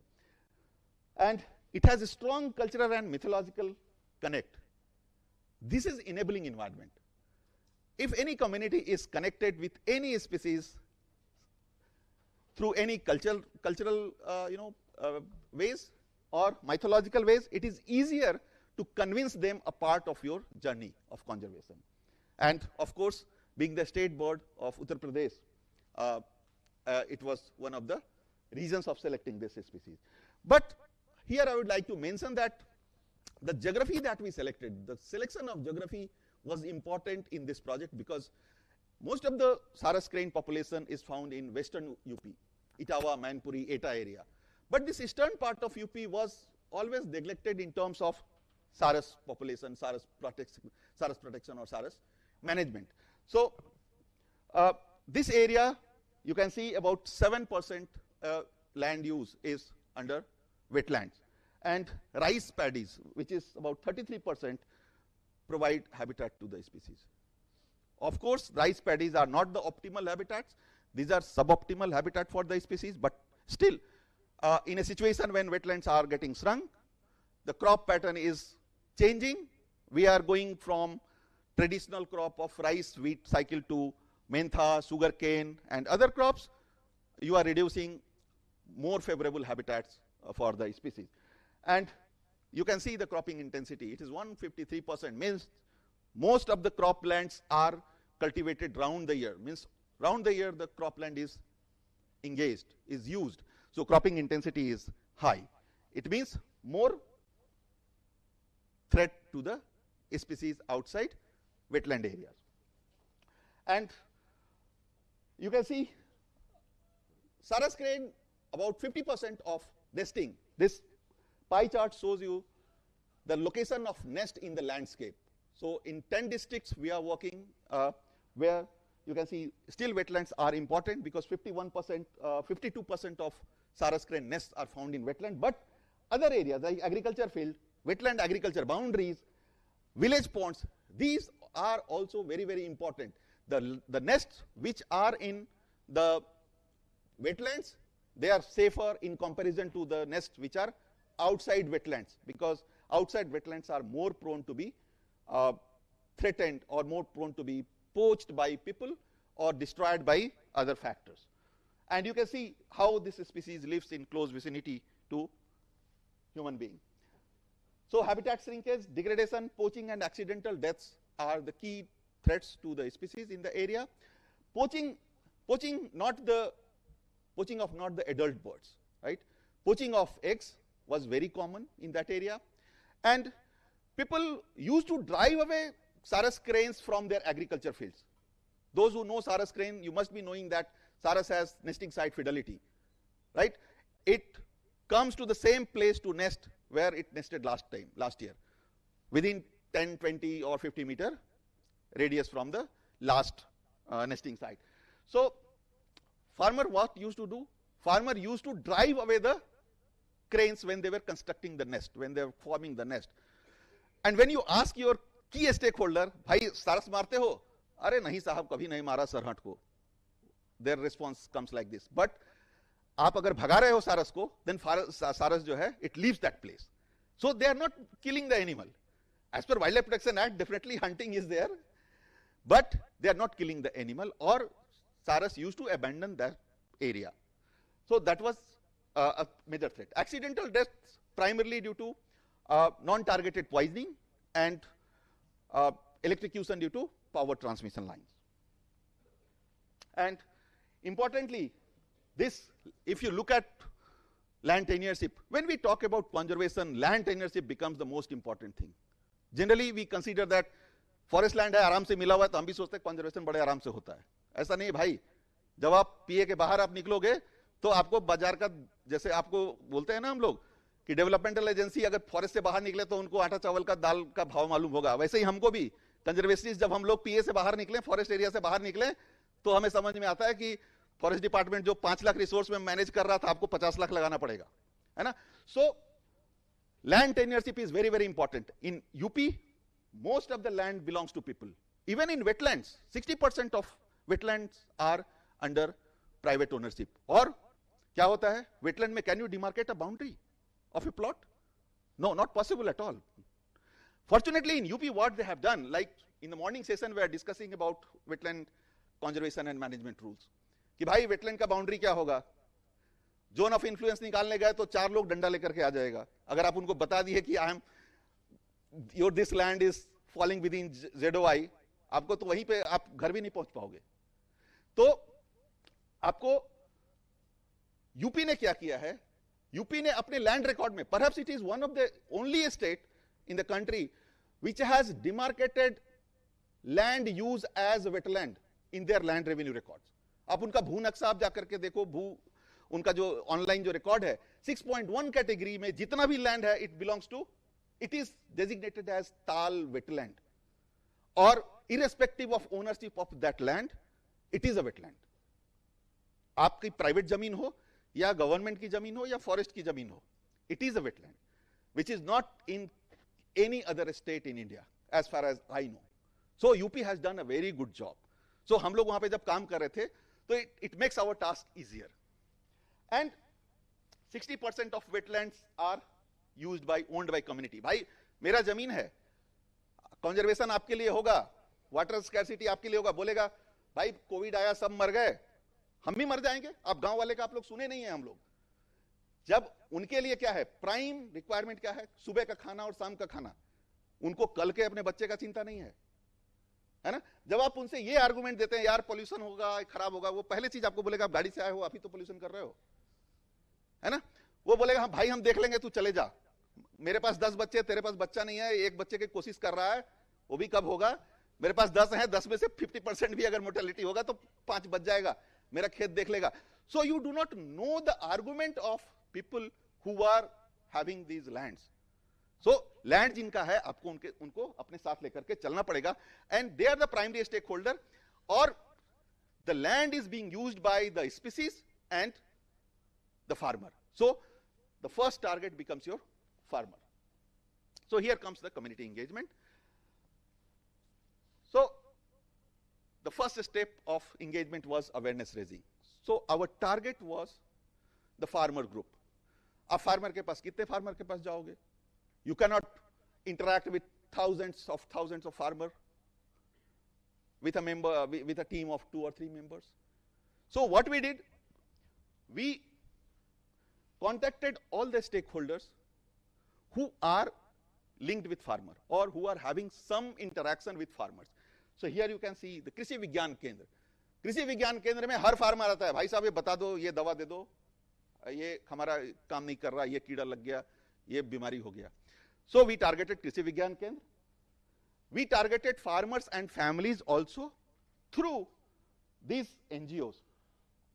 So what we did, the project was supported by Tata Trust, and Tata Trust was supporting 25 non-government grassroots level organization for livelihood improvement through agriculture, right?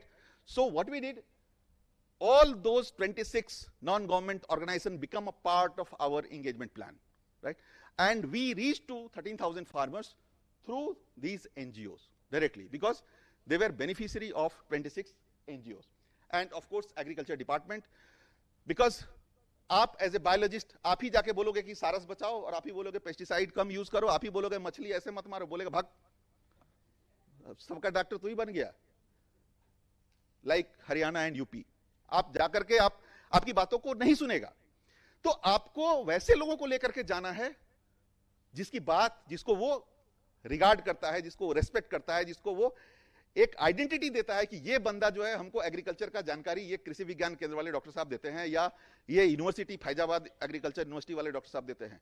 तो you have to contact those farmers through Faizabad के university वाले doctor, right? अपने जाकर के ज्ञान दोगे कि हम बायोलॉजिस्ट हैं, हम कंजर्वेशनिस्ट हैं, आपके ज्ञान को सुनेगा, वो इग्नोर करेगा, आपको उसको इंप्लीमेंट नहीं करेगा. It will not make any change on the ground. So we targeted primarily the agriculture sector, other stakeholders. So 26 grassroots organizations working on agriculture, as I said. So you can see in this our sociologist, and in this project I must tell you, I must inform you that all these interventions are being implemented by a sociologist, which is the leader of the project on the ground. He is not a biologist, he is not an ecologist, he is a person who knows how to get information from people, how to live with them, how to interact with them, and how to make best use of those important resources, I would say, for conservation. So in NGO meeting, we used to give them the message, the key message regarding Saras and wetland, and these key messages regarding Saras and wetland were routed through 26 NGOs, NGO partners. Then all these 26 NGOs were having affiliated several, institutions like farmer clubs were affiliated with these NGOs. So we also take the route of those organizations, because as a Wildlife Trust of India, they know it is Wildlife Trust of India. It means their interest is what? Wildlife, yes. Why are they coming to us? Some dal mein kala, right? So you have to approach them through appropriate channel, right? And that channel was our local livelihood development sector partners. Then agriculture experts, अब आप देखो farmers के साथ तो बेचारे जमीन में ही बैठेगा, ठीक है? Agriculture experts meeting hall में, we used to tell them what kind of threats Saras faces due to agriculture activities, right? Primarily the crop changing pattern is the larger activity. The other activities are use of pesticides and chemicals, agrochemicals. Then कृषि विज्ञान केंद्र, they used to organize किसान मेला, किसान गोष्ठी. So we use that platform. अगर 5 scientist कृषि विज्ञान केंद्र के अगर आपके क्रॉप पैटर्न के ऊपर यूज कर रहे हैं, क्रॉपिंग साइकिल के ऊपर बात कर रहे हैं, तो लास्ट में वो बोलेंगे कि अच्छा हमारे साथ ये WTI वाले एक हैं, देखिए ये सारस के बारे में बताएंगे, सारस कितने लोग जानते हैं? हाँ साहब हम लोग देखे हैं, सरहट हमारे खेत में रहता है. Then we start communicating to them about the threats the Saras faces due to their activities, like excessive use of pesticide or change in cropping pattern. Farming communities. So we reached to other society group like women, students, through these 26 NGOs. So these 26 NGO partnership with 26 grassroots level NGOs was the backbone of our community level intervention when we started the work in 2013. Diverse messaging. आप message क्या देते हो? It is very important. Can you decipher what is there in these 3 calendars? We made it like a calendar. Or cropping, yes. तीनों में आप देखोगे, and thanks to Rohan, I think nobody is in this hall who doesn't know Rohan Chakravarti. So this was prepared by Rohan. Rohan ko we gave the idea, and Rohan came up with this. और इसमें हम लोगों ने क्या किया, आप देखो there are 3 cycles. उनको भैया जनवरी, फरवरी, मार्च से मतलब नहीं है फार्मर्स को। दे नो चैत, वैसाख, जेठ, आषाढ़, सावन, भादो। They know that. They know their crop cycle much better as compared to our English calendar. So ये कैलेंडर हमने खरीफ, रबी और जायद के हिसाब से बनाया। वो जो मंथ भी है ना, वैसे ही हमने ऑर्गेनाइज किया, ठीक है। और थोड़ा इसमें दिमाग हम लोग ये लगाए कि कैलेंडर छपवाने में देर हो गया, तो we took that opportunity, right, कि अब इसको सीजनल कैलेंडर, क्रॉप कैलेंडर बना देते हैं। So in this you can see this is cropping, kharif, and here the activity of farmers.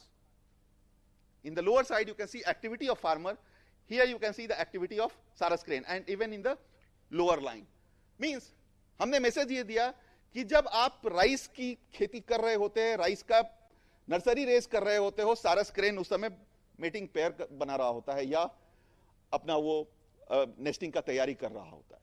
जब आप ट्रांसप्लांट कर रहे होते हो, सारस अपना नेस्ट बना रहा होता है। जब आप फर्स्ट टाइम फर्टिलाइजर यूज कर रहे होते हो, सारस अपना एग इंक्यूबेट कर रहा होता है। So this message was created, right, and it is in very sync with the saras life cycle, is in very sync with people's crop cycle.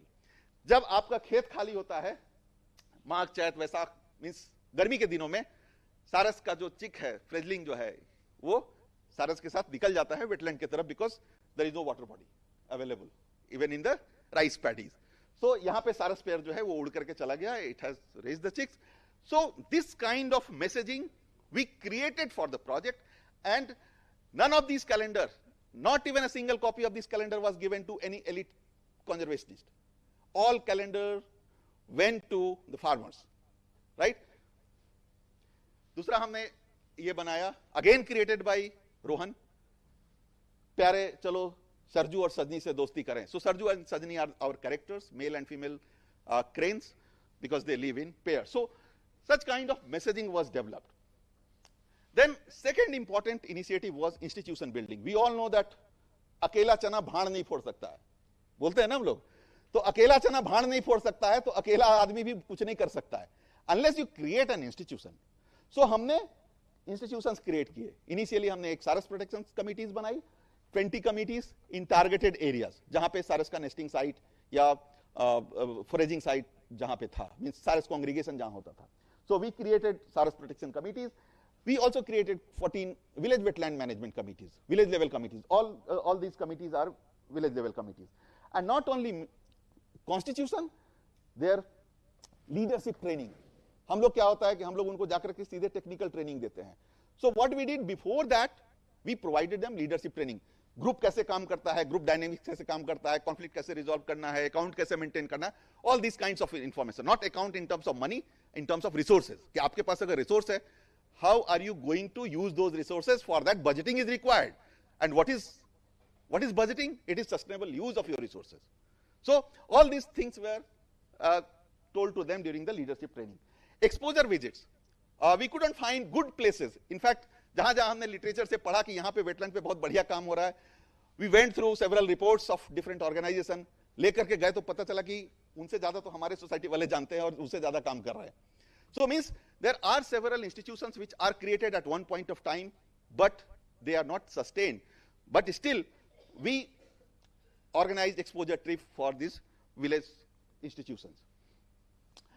Capacity building, there were 3 types of capacity building interventions. Training on ecological monitoring of wetlands, as Amit said, like using water testing kit. So we also used DI's developed water testing kit. ये क्यों होता है? Water testing kit से they are aware of the status of water. उनको एक interest होता है कि अच्छा इस बार ये ज्यादा लाल हो गया, वो बाद में कैलकुलेट करता है. जब डिसॉल्व्ड ऑक्सीजन निकालता है उसमें अपना वो टाइट्रेंट मिलाता है, तो उसको लगता है अरे लास्ट टाइम ज्यादा रेड था तो हमारे पास ऑक्सीजन ज्यादा था, इस बार कम रेड है, लगता है ऑक्सीजन कम है. So that kind of knowledge is important, engagement is important. और हर महीने हम नहीं करते, वी डू इट क्वार्टरली. और वो करके the idea is to tell them that yes you are capable of knowing the water quality of your wetland. You can monitor the changes in water quality or health of the wetland. Water expense, we have developed a system कि हर wetland committee जो है monthly वो record करता है कि हमारे गांव के बाउंड्री से वेटलैंड का जो वाटर लाइन है वो कितना दूर गया, and they record it, and this record is maintained with village wetland committees. Invasive plants and fish biodiversity, so they monitor not only plants, invasives, but in those wetlands in eastern UP, invasion of fishes are also there. So with the help of local scientists, कृषि विज्ञान के scientists, they have developed a kit कि हाँ भैया ये जो है ये invasive है, आपके यहाँ का, इसको हटाओ या मत हटाओ, बट ये पहचान करके रखो कि you should not be releasing fries or fingerlings of these species in your wetland further. Second, orientation on wise use. So we are not giving them something to practice, but we are orienting them towards a wise use of wetlands, like sustainable fishing, sustainable aquaculture, training on reduced use of pesticides. ये कृषि विज्ञान केंद्र के through हम लोग करते हैं. KVK के साइंटिस्ट आकर के बताते हैं कि आप अमृत पानी कैसे बनाओगे. Amrit Pani is organic pesticide and micronutrient. Saras monitoring, of course, with the help of SARAS monitoring, these volunteers and committees, we do a synchronized census, synchronized counting on one day in all across the 10 districts. And वो congregation site survey करते हैं, they do nest survey, and each farmer who are associated with us, we have identified them, they do nest protection till the eggs are hatched. And we again do juvenile survey in the month of December when juveniles are ready. So to assess the success of nesting, we engage them in collecting information, and now they compare कि अरे पिछले साल अंडा, and they are very much worried कि अरे इस बार 50 अंडा मेरे एरिया में हुआ था, ये जुवेनाइल 10 ही क्यों दिख रहा है, बाकी 40 कहाँ गए. So that sense is important. So you can see they are also engaged in plantation. You can see they are monitoring inlets and outlets, कहाँ से चैनल जा रहा है, पानी है कि नहीं है, कहाँ पे इंक्रोचमेंट हो गया है, all that data is there. Putting signages, appropriate IEC material, water testing, you can see the photographs. Apart from these two institutions, we do have volunteer network of Saras Mitra. We do have 150 plus Saras Mitra, and they are primarily engaged in Saras mortality reporting, Saras counting, nest survey. Suppose एक farmer के खेत में nesting हो गया, but the farmer is illiterate, he cannot fill in the information, desired information in the data sheet. So the local Saras Mitra will go, he will record all this information, we do have a communication channel for that, and they share the information with us. You can see they are doing different kinds of activities, mainly the monitoring. We also build their capacity in rescue and first aid of animals, because in that area, as I said earlier, electrocution is a major problem. So sometimes you get injured animals. So we have given them first aid training कि कम से कम बच जाए जब तक आप forest department को inform करते हो और फॉरेस्ट डिपार्टमेंट का वेट आपके पास आता है या आप लेकर के हॉस्पिटल तक जाते हो. सो उतना तक they are able to do. Then wetland securement is the important task, the larger task. Why this wetland securement came within the scenario of Saras conservation in agriculture dominated landscape? Because we analyzed our data and we found that Saras even choose only those rice paddies which are closer to wetlands. Within 2 kilometers, if there is a wetland, the Saras crane will choose that agricultural land. Otherwise, they are not using even rice paddies for nesting. Because जब अंडा hatch होगा, तो उनको लेकर के wetland में ही जाना है for better protection of their chicks. अब उसके बाद आप देखो कि securement के लिए they have come up with their ideas कि साहब हम लोग एक बना लेते हैं, and you can see उनका resolution पंचायत लेवल पे they pass the resolution. They even approached district collector, DM कि साहब हमारे यहाँ देखो एक there is a wetland in Maharajganj district, Paragpur wetland, वहां पे वहां का लोकल अथॉरिटी जो है, लोकल कॉर्पोरेशन, वहां पे वेस्ट डंपिंग शुरू किया और the very next day they wrote a letter to the district magistrate and उसके एक सप्ताह के अंदर जो है वो बंद हो गया. So we have catalysed such interventions. The legal securement part that we are partnering, we have partnered with the State Wetland Authority of Uttar Pradesh. So in the morning session, there was a lot of discussion. It is a cumbersome process. Till now, we have developed brief documents of 50 wetlands. These wetlands, obviously, they are used by Saras cranes. That's why we have selected them. And out of these 50 wetlands, we identified based on the criteria set by the methodology set by the ministry. And till now, we have submitted 49 brief documents to district wetland committees, and district wetland committees have already recommended 35 wetlands for notification to State Wetland Authority. But unfortunately, for the last 2 years, there is no meeting of the State Wetland Authority. That's why other, these wetlands are not getting notified under the wetland rules. So unless you give this recognition, unless you define the boundary of eco-sensitive, of zone of influence or wetland, we are not going to conserve them. Be sure. किसी के पास, अगर आपके पास boundary demarcation नहीं है, लोग कल को आकर के एक्टिविटी करेंगे और बोलेंगे कहां है बाउंड्री बताओ. Unless it is notified, आप किसी को बोल भी नहीं सकते हो. आप उनको कन्विंस करने का कोशिश कर सकते हो. लेकिन if it is not notified, the same DM will lease out those wetlands for aquaculture, for fishery. आप कितने कितने को आप मोबिलाइज करते रहोगे, मोटिवेट करते रहोगे. So legal requirement, if we do have a tool like Wetland Conservation and Management Rule 2017, we need to use that. And unfortunately, all across the country, the state is very, very poor. Means preparation of brief document and notification. We all know that the process is cumbersome, especially the delineation of zone of influence. Sometimes the departments, different departments are not supporting because the zone of influence is a large area, and they always think that if this is notified as zone of influence, certain activities will be restricted. So this could be one of the reasons. So, but still we are on that. We are pursuing it for the last 2 years, and we hope we will succeed. And this is the outcome of SARAS population. When we started, the number in those 10 districts were 681, and this is not any estimate. This is not done by scientists. This is not done by researcher. This hard work has been done by our SARAS volunteers, right? Well coordinated by us, well trained by our team. So you can see a jump of almost 3 times in the SARAS population. Why this jump has happened? Just see the number of nests protected. So this protection is done primarily by the farmers, where the SARAS cranes are building their nest. So nesting success is very, very important. A major threat is our electrocution. So many a time people ask, अरे साहब वो electricity वाले का करो, 8 सारस मर गया, इस साल 5 सारस मर गया. हम बोलते हैं कि भैया ये आप 50 बचा लिए ना, खुश रहो. उतना अगर आप इन्वेस्ट करोगे एनर्जी कि हम वो अंडरग्राउंड करवाएंगे, because that is not the primary threat, and सारस इज नॉट GIB. GIB के लिए the primary threat is electrocution, right? Here it is not a primary threat. आप उसमें एनर्जी मत इन्वेस्ट करो, सरकार को करने दो, आप सजेस्ट करते रहो, परसू करते रहो गवर्नमेंट के साथ. बट इसका मतलब ये नहीं कि आप जो बेसिक काम करना है उसको आप छोड़ करके और आप बड़े लार्जर गोल की तरफ जा रहे हो और नीचे जमीन आपके पैरों के नीचे से खिसक रही है. We should be aware of this.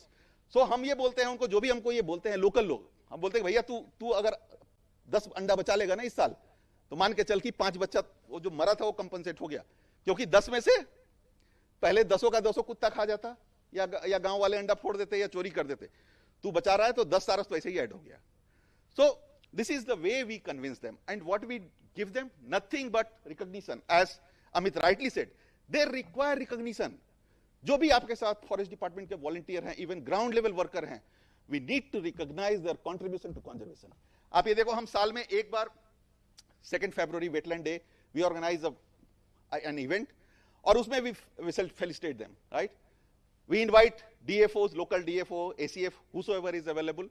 उसके बाद इंटरेस्टिंग चीज क्या है, उनसे हम पूछते हैं कि भाई देख, मेरे पास एक फार्मर के लिए 1000 रुपए का बजट है, ठीक है, अब बता तुमको क्या चाहिए इस बार. गिफ्ट, वो लोग बोलते हैं गिफ्ट, बोलते पता क्या गिफ्ट चाहिए. तो कभी दे विल आस्क 200 रुपए का छाता, कभी दे आस्क 500 रुपए का कंबल, जबकि हम उनको बोले हैं कि हमारे पास 1000 रुपया है, ठीक है. So why do we do this?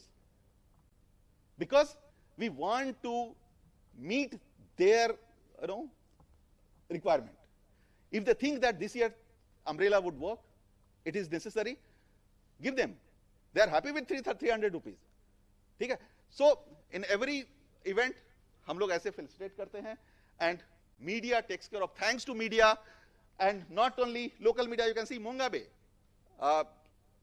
He is sitting here. Salesh is here. Manish is here. Mongabe has done a story, other media has done a story, Frontline has done a story on this, on community-based intervention in Saras area.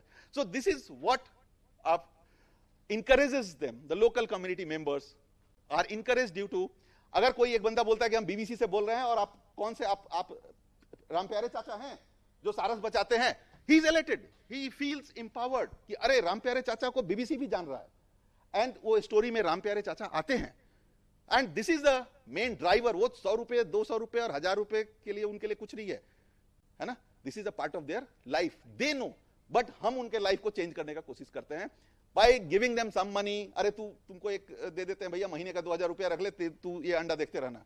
वो क्या करेगा?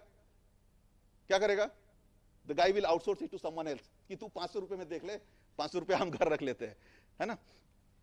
तो this is how we. Yes, sir. Yes, sir. I'm coming to challenges.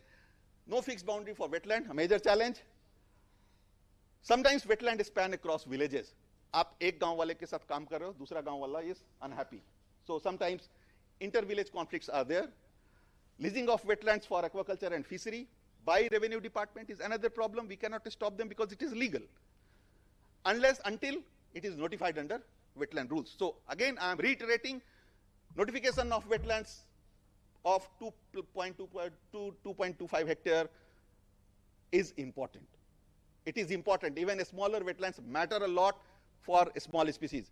And all these volunteers and network members are not only protecting saras but other species as well, like turtles and birds. We do winter bird count every year. Then local politics further complicates the wetland management. अगर एक प्रधान किसी party का है और उसके दूसरा वाला अगर विलेज उसमें मैनेजमेंट कमेटी में है, so there are local politics that we have to resolve. This is one of the biggest challenge.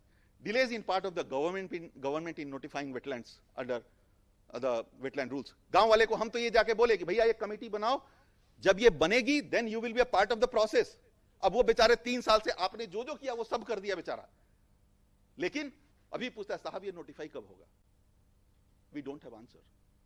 This is one of the biggest challenge. Thank you very much.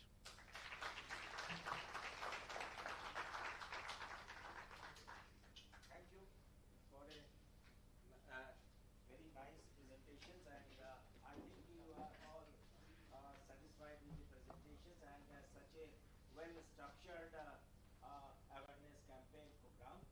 We have a limited time available, so we will request you to limit your question in a short form and kindly. Also, we'd be taking only 2 to 3 questions, if you may, please. So, yes. Please. So, Samit, thank you for the presentation. मैं आपसे 2 सवाल पूछना चाहूँगा. एक तो सारस जो है शेड्यूल 1 स्पीशीज है, तो हैंडलिंग में बहुत सारी प्रॉब्लम लीगल आ सकती है. पर आप जो कम्युनिटी कंजर्वेशन बात कर रहे हैं, तो जहाँ पे हैंडलिंग आ गया तो वहाँ फॉरेस्ट डिपार्टमेंट के पास कई सारे पावर्स हैं. वो बोल सकते हैं कि आप इसको पकड़ नहीं सकते, आप इसको नहीं कर सकते. एक केस में पूछना चाहूँगा आपसे, रिसेंटली लास्ट ईयर की बात है, एक सारस था जिसको किसी फार्मर ने रेस्क्यू किया था यूपी में ही, और उसके बाद बड़ी कंट्रोवर्सी हुई कि शेड्यूल 1 है और उसको सारस को लेके जू में रख दिया गया. इट वाज लाइक फ्रीली अब सारस फार्म्स में ही रहता है. उसके बाद आपको लगता है कि उस इंसिडेंट के बाद से जो सारस और जो फार्मर्स का जो एक अच्छा रिलेशनशिप था, उससे लोगों को डर बैठ गया कि अगर हम सारस खेत में आएगा तो हमें जेल ना हो जाए, और तो इस पे क्या आपकी राय है? नहीं, ये yes, of course. So इसमें Devaditya, right from the beginning, even it was in schedule 3, we used to communicate it to the community that देखो ये protected species है.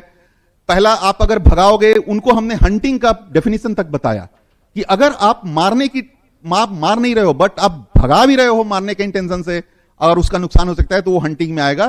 सो they are aware of these things. Second, जो जितने भी हमारे की members है, जो 30-35 फार्मर्स है जिनके खेत में सारस नेस्टिंग करता है, forest department is linked with them through our network members, through our volunteers, through our committees. So sometimes forest department also invite them कि आप आ जाओ, देखो यहाँ पे क्या हो रहा है.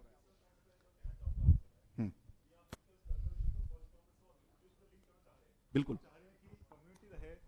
Why I need a forest department or someone NGO to tell us this is conservation? If I am a farmer, Saras chooses my field to live, then you have no right to say that you cannot conserve Saras in your field. You have to take permission from us. So why will I take permission from the forest department or the NGOs to guide me? No. It is not permission. आपको ये काम नहीं करना. This has happened. No, this Saras chose us this farmer's field to live, and then he was harassed, and the Saras was taken away from the habitat. So, don't you think this is the real issue we should be talking about? Like, कि ये जो हो रहा है department लगा हुआ है, पर जहाँ पे डिपार्टमेंट नहीं है, जहाँ पे एनजीओस नहीं है, वहाँ पे तो फार्मर्स का इंसेंटिव भी नहीं है बचाने के लिए. बिल्कुल 100%. No, I agree. I will just add one thing into that. I did not find in your entire presentations whether you have informed them what is the benefit of conservation of this. I did not find that question. So possibly if you will say that one, if that was taken into consideration, possibly that answer comes through that. Sir, the poster that I showed you, Saras, Sarju and Sajani, it is all about the importance of Saras, and it is a message which we always keep on giving to them. And they know the values of Saras crane. वो culturally influenced हो, mythologically influenced हो, या ecological roles के चलते influence हो. So then they are aware of it. Next.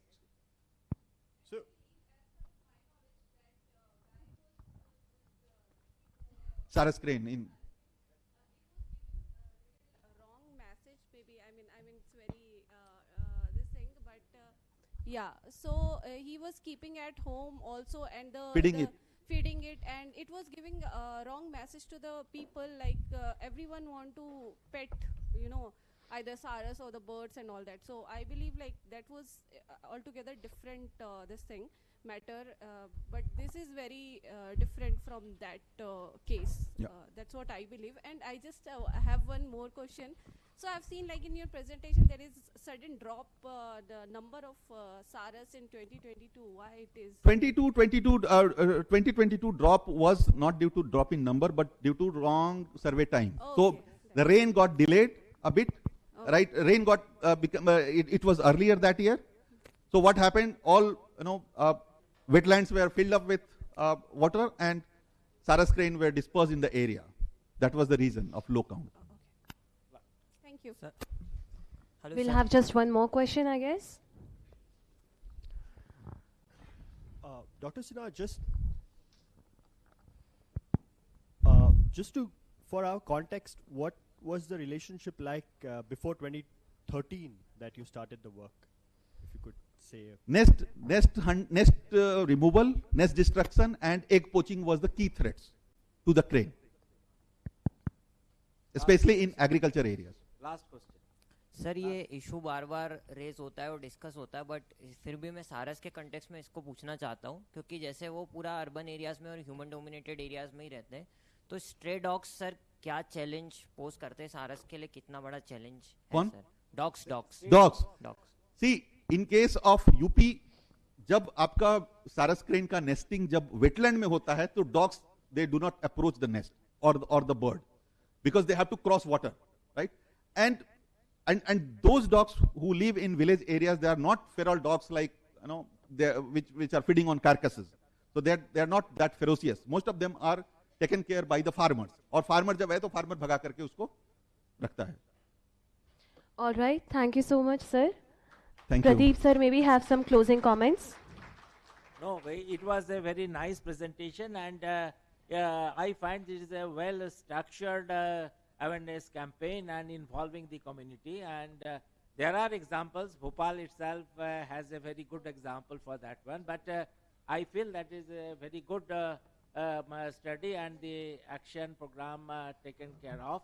But the question remains about your notification of the wetlands. What do we find that most of the wetland which you are talking as a wetland, it is no doubt as a ecological basis, all are wetlands, but those are also private lands. So whether you will be able to notify them as a wetland and that under that wetland conservation management rules. That is a question, I think, remains. Yes. Thank you very much. Thank you so much, Dr. Sameer Sinha and Dr. Pradeep Nandi, for being here. I would like to request Conference Coordinator, Mr. Vikas Singh Baghel, to please present our presenter, Dr. Sameer K. Sinha, with souvenir for the session, for the presentation. We can have a huge round of applause for Dr. Sinha. And हमारे session के chair थे doctor Pradeep Nandi. मैं विकास सिंह बघेल जी से request करती हूँ कि please doctor Nandi को भी स्मृति चिन्ह देकर उनका अभिनंदन करें. जोरदार तालियां एक बार हम बजाते हैं doctor Nandi and doctor Sinha के लिए. Thank you so much sir, both of you for being here. Doctor Sinha ने कम्युनिटी इंगेजमेंट पर बातचीत करी तो उस पर ताज भोपाली ने क्या खूब कहा था कि मैं चाहता हूँ निज़ाम कोहन बदल डालूं, मैं चाहता हूँ निज़ाम कोहन बदल डालूं, मगर ये बात फ़कत मेरे बस की बात नहीं. उठो बढ़ो मेरी दुनिया के आम इंसानों, ये सब की बात है, 2 4 10 की बात नहीं. On the second day of the National Conference on Lesser Known Species of Madhya Pradesh, we have a very inspiring presence among us, Dr. Sanjay Kumar Shukla, Member Secretary, Central Zoo Authority, New Delhi. Sir, thank you for being here. Central Zoo Authority is one of our knowledge partners for this conference, and so we are very happy that you could join us today. Talking about our knowledge partners, we would very gladly like to share that Monga Bay India, one of our knowledge partners, has covered wetlands intensively under their story series called Wetland Champions. And अभी doctor Sinha ने उसकी बातचीत भी करी थी अपने presentation में, दिखाई भी थे आपको. You can read these stories on Monga Bay India's website india.mongabay.com. Monga Bay से हमारे साथ शैलेश जी मौजूद हैं, आपको और जानकारी वो दे सकते हैं. Shailesh ji and Manish ji. The details of the same will be shared with you on your registered email ID and mobile number on WhatsApp. Alright, now moving on to the next session, we have with us Mr. Ajay Gadekar, Joint Secretary, TNV, Indore, member of the IUCN Species Commission for Hornbills. Mr. Ajay Gadekar, with great reverence, we'd like to call you upon stage. And we request Mr. Vikas Singh Baghel, President and Conference Coordinator, SNHC, to please welcome him with a planter on behalf of all of us. We can have a huge round of applause. By profession, he's an IT entrepreneur based in Indore. He's passionately fond of watching birds and has spent countless hours in the field studying their behavior. Done basic course in ornithology from BNHS Mumbai in 2013. He is involved in long-term monitoring of Indian grey hornbill breeding ecology in Indore. He is the co-author of the book Threatened Birds of Madhya Pradesh, which was published in 2021. And he has also co-authored Birds of Indore, published in 2019. He is the state coordinator for BNHS survey of Lesser Florican, conducted in the western Madhya Pradesh. He is a member of IUCN Species Commission for Hornbill since 2017. Is the joint secretary of the NGO, the Nature Volunteers, which is involved in various environmental activities with special focus on conservation of wetlands, and he has performed key role in educating birders to contribute as citizens. Sir, thank you so much for being here and presenting your ideas here. To chair this session, we'd like to call upon stage Ms. Parveen Sheikh, Scientist, C, Conservation Department, BNHS, Mumbai. We can have a huge round of applause. We request Mr. Vikas Singh Baghel to please welcome Parveen ma'am onto the stage.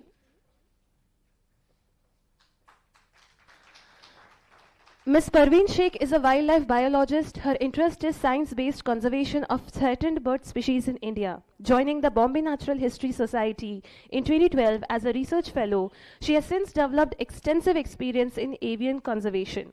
In 2016, Parveen initiated her work on the endangered Indian skimmer in the National Chambal Sanctuary.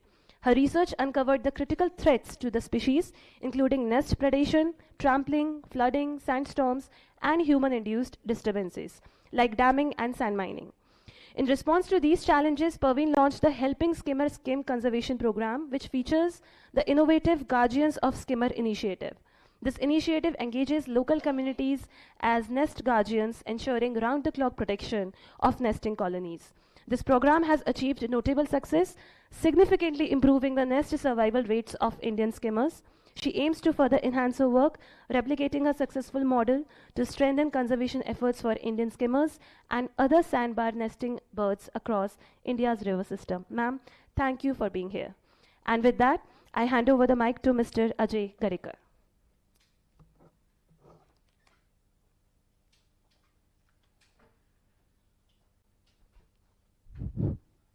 Good afternoon, everyone. I'd like to thank Vikas, SNHC Bhopal, to invite me and share my ideas here. So first of all, like I'll in my intro has been told that I'm an IT entrepreneur, so not a zoologist or botanist or ecologist.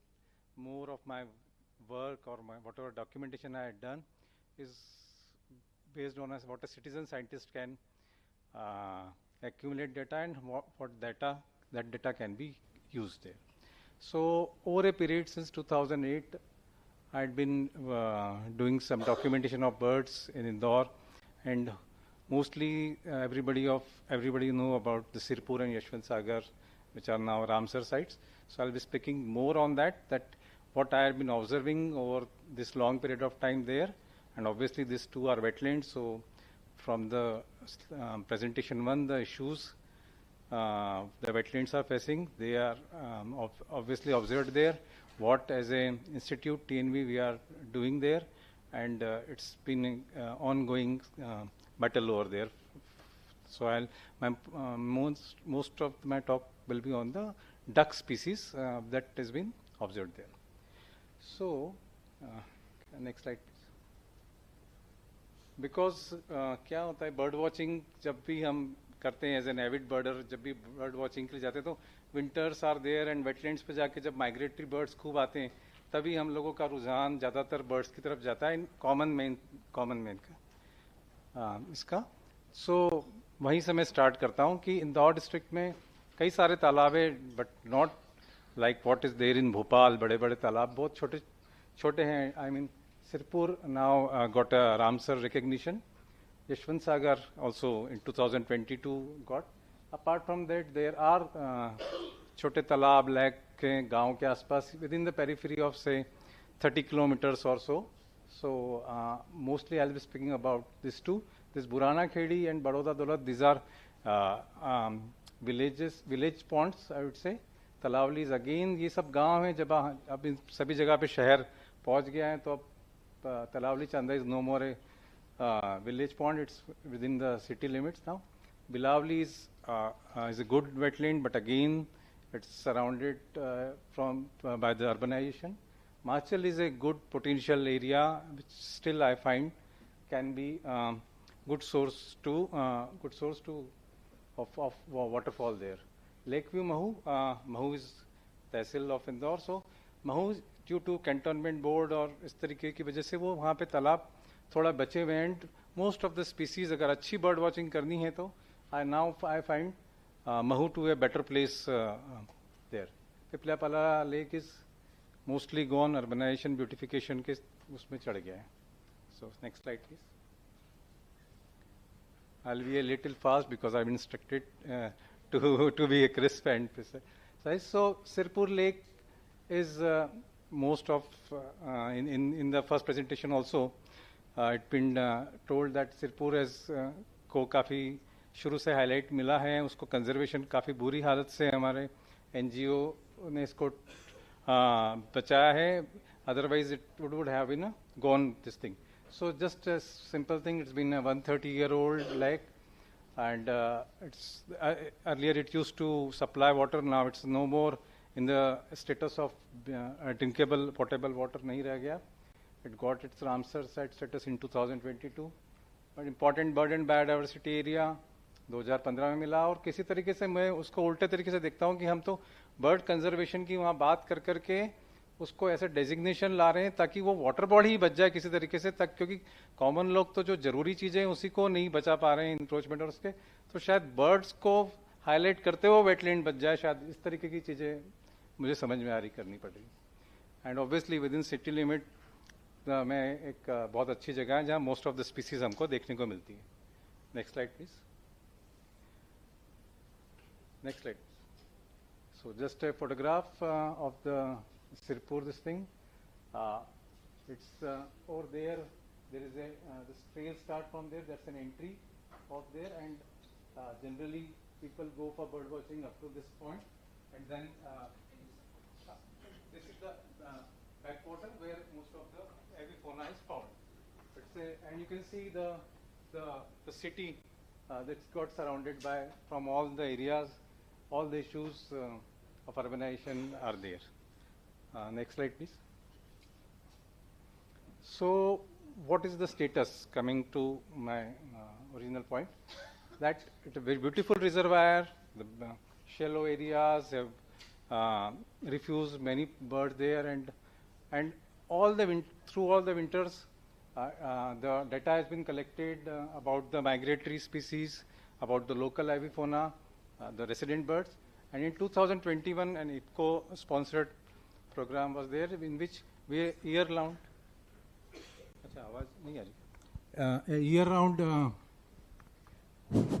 Year-round survey was carried out, and a very good 189 species of birds was found there, documented there, and I'll come to the results that what I am watching since 2008 in my long-term monitoring of avifauna there. Next slide, please. So next slide, please. So mostly being a wetland, your focus is on the ducks there, the waterfowl there. So these are some fabulous pictures of earlier years, 2008, 2012. This is also from that area, that how this lake used to be, and how many birds migratory or this used to thrive in excess of 5,000 at that time of time. And it has two sides, I mean, Chota Sirpur, Bada Sirpur. So on both sides you could see this kind of photographs. Next slide, please. And this is it, what I saw over a period of this. Especially migratory ducks, the case is also with the resident ducks, but since in India we have 43 species of ducks, and out of them 35 are migratory. So ज़्यादातर जहाँ भी हमको ducks का होता है तो हमको migratory ducks ही ज़्यादा मिलती है. Locally जो हमें spot bill या whistling या com duck वो थोड़ा ये. तो जहाँ भी बात होती है कि most of the them are migratory, so वहाँ migratory ducks का जो study हुआ है, so जो flocks को count किया है mostly as a citizen size जो idea मिला, देखते हैं कि हर बार इस बार ऐसा हुआ, इस बार हुआ. So what I want to say is from a period of last 15-16 years हम 5,000 से 250 बर्ड्स पे आ गए हैं. So अब जब जाते हैं तालाब पे या किसी को बर्ड वॉचिंग करानी होती है तो बहुत मुश्किल होता है कि हम उनको विंटर्स में क्या दिखाएंगे. I mean 50 फ्लॉक का बर्ड कहीं दिख रहा है, फिर कहीं दूर जाके 50 का दिख रहा है. So over a period this decline is there. I'll come to the reasons also जो मुझे समझ में आते हैं. ऐसे कॉमन मैन कॉमन बर्डर की तरीके से जो मैंने चीज़ें को देखा है. So this is what I had find here. Next slide please. मैंने कुछ 3 स्पीसीज को पे स्पेशली नोट डाउन करे थे, तो उनका जो दिखा है मुझे उसमें दो ऊपर की लाइन है रेड क्रिस्टेड पोचार्ड, क्योंकि उसको देखना और उसको गिनना और उसको पहचान करना बहुत आसान होता है. सो उसको गिनना बहुत आसानी से हो जाता है. Then is the knob bill duck जो हमारा रेसिडेंट डक है, कॉम डक जिसको बोलते हैं, और red and the ruddy shelduck जिसको ब्राह्मणी शेल डक या सुरखा बोलते हैं. सो सभी की चाहे रेसिडेंट हो चाहे माइग्रेटरी हो, यहाँ पे सुरपुर पे सभी डक्स का हम डिक्लाइन देख रहे हैं. Next slide please. कुछ ऐसे जस्ट आई पॉइंटेड आउट कि भाई माइग्रेटरी डक्स जो थाउजेंड्स में होते थे वो अब मतलब ऐसे 2 डिजिट में हैं कि 4 दिख रहे हैं, 8 दिख रहे हैं, which use to be in thousands at time. Waders की मैं यहाँ पे बात ज़्यादा नहीं करूँगा. वेडर्स जिसमें सेंट पाइपर्स हैं, आपके रफ हैं और बहुत सारे प्लोवर्स हैं, उनका भी सर्वे करते हैं, कुछ दिखता नहीं है. So and which use to be in great numbers, so that has also declined a lot. I mean ruddy shelduck तो जो बहुत आसानी से सभी को हम सुरखाब ले जाते थे, सिरपुर दिखाते थे, गिनते थे 17 पेयर है, 20 पेयर है, 25 पेयर है, अभी तो दिखता ही नहीं है. So that is the trauma here. Red crested pochard जो अभी पिछले फोटोज में बहुत सारे क्वांटिटी में थे, अब वो अभी नहीं आ रहे हैं वहाँ पे. Next slide please. अभी ये देखिए सिरपुर तालाब की स्थिति पिछले 3-4 साल से. अब इसमें तालाब में अगर अब पानी नहीं होगा तो आप कहाँ इसमें वाटरफॉल देखेंगे. एंड ये तब है साहब जब इंदौर में इतना प्रेशर हम लोग बिल्ड करते हैं, इतना आईएमसी को मतलब सब कुछ कर रहे हैं. जो केयर टेकर है अगर वही उसको देख रहा है तो इसमें से जा करके वीड हम निकालते थे. फिर 2 मशीनें लगी, 2 मशीनों के थ्रू उसको पूरा क्लियर किया था. 1 साल पहले, अभी क्योंकि पिछले साल 2 फरवरी को बहुत बड़ा प्रोग्राम इंदौर में हुआ था वेटलैंड डे पे, यूनेस्को मतलब वेटलैंड की जो हेड है वो आई थी, तो इट वाज क्लीन। अभी 1 साल बाद ये फोटो बस अभी का ही कुछ समय पहले का है। So it's been again happenings. So आप बताइए मुझे, अब ऐसा है तो फिर क्या होगा? तो वाटर हाइसिंथ वाला जो इशू है वही सबसे बड़ा है, बाकी चीजें तो सीवेज आ रहा है जिसकी वजह से हाइसिंथ ग्रो हो रहा है, इंक्रोचमेंट हर बार, आप इंदौर में तो जमीन की कीमत समझ ही रहे हैं, तो सब तरफ से इश्यूज है। So what I want to say is we are really struggling to sustain Sirpur, वहाँ का वाटरफॉल को किस तरीके से बचाया जाए। So next slide please. So again जो एक सिरपुर के बाद में यशवंत सागर जो सेकंड रामसर साइट है उसके बारे में भी छोटा सा एक बताना चाहूँगा। यहाँ पे अभी सारस की बहुत सारी बात हो रही, तो इंदौर में लकीली ये एक जगह है जहाँ की फ्लैगशिप स्पीसीज है सारस, और सारस के ऊपर काफ़ी काम हुआ है। एंड somehow सारस क्रेन्स यहाँ पे still they are, population decline नहीं हुआ है सारस क्रेन के लिए स्पेशली, ऑब्वियसली डक्स का तो हो ही रहा है। So next slide please, next slide please. Again this is a गंभीर नदी के ऊपर एक डैम बना हुआ है और ये इसका बैक वाटर है, सारा एरिया में पानी फैला हुआ है।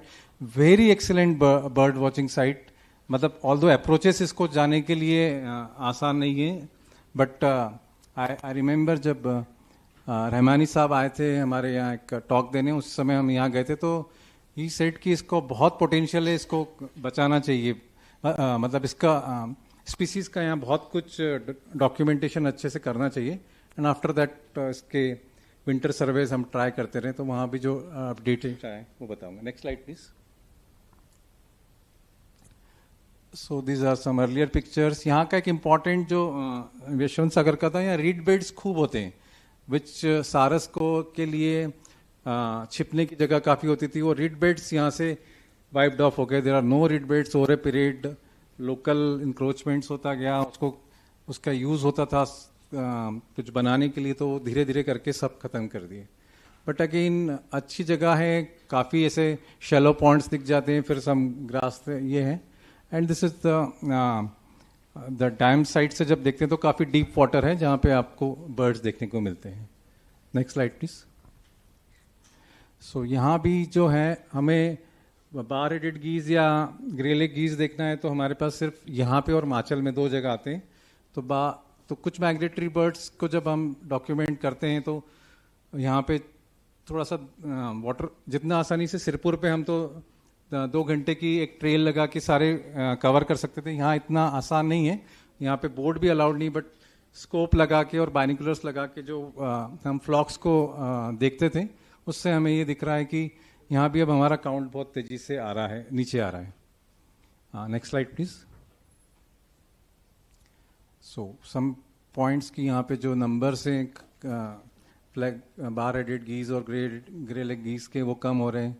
गर्ल्स आती थी वो भी बहुत कम हो गई है। अगेन माइग्रेटरी बर्ड्स के, और जो थोड़ा सा हमारा लोकली माइग्रेट करता है यूरेशियन कूट, जिसके बड़े बड़े फ्लॉक दिखते थे 4-4, 5-5 हज़ार के, वो भी अब बहुत कम होते जा रहे हैं। Next slide please. So again यहाँ भी देखा है कि वाटर हाइसिंथ बढ़ रहा है, और मुझे बहुत सारे इश्यूज तो है कि अर्बनाइजेशन हो रहा है, पेस्टिसाइड बढ़ रहा है, कुछ टूरिज्म भी मतलब उसमें लीगली जो हो रहा है वो हो रहा है, पर अदरवाइज भी दूसरे भी तरीके से उसको अफेक्ट कर रहा है। लोगों ने फिशिंग के लिए अलग से पॉन्ड बना दिए, उसमें जो इनके जो उसका एक्चुअल वाटर है उसके अंदर। सो ये सब नॉर्मल जो किसी भी वेटलैंड के पर इश्यूज हैं वही यहाँ पे भी है। Next slide please. So as a part of TNV में हम लोग काफ़ी कुछ कोशिश कर रहे हैं और लड़ी रहे हैं। चाहे हमारे जो प्रेसिडेंट है भालू जी, तो इस डायरेक्टली उनका अप्रोच ही अलग है। ठीक है, सारे तरीका हो सकता है बचाने, मतलब कि इस तरीके से करा जाए, but he conflict with straight away कि भैया ये गलत हो रहा है, एंड उनका जो भी अप्रोच रहता है, एंड उसी तरीके से शायद चीज़ें बच रही है। अदरवाइज तो इंदौर में बहुत प्रेशर है। So educating people, regular winter bird watching कराते हैं, लोगों को इम्पोर्टेंस ऑफ वेटलैंड बताते हैं, बर्ड्स बताते हैं. इंदौर में बहुत बड़ी बर्ड फ्रेटर्निटी है. बट द थिंग इज, अब हमको इंदौर के शायद बाहर दूसरी जगह बर्ड देखने जाना पड़ रहा है, क्योंकि हमारा खुद का बर्ड वहाँ पे दूसरे इशूज़ की वजह से कम हो रहा है.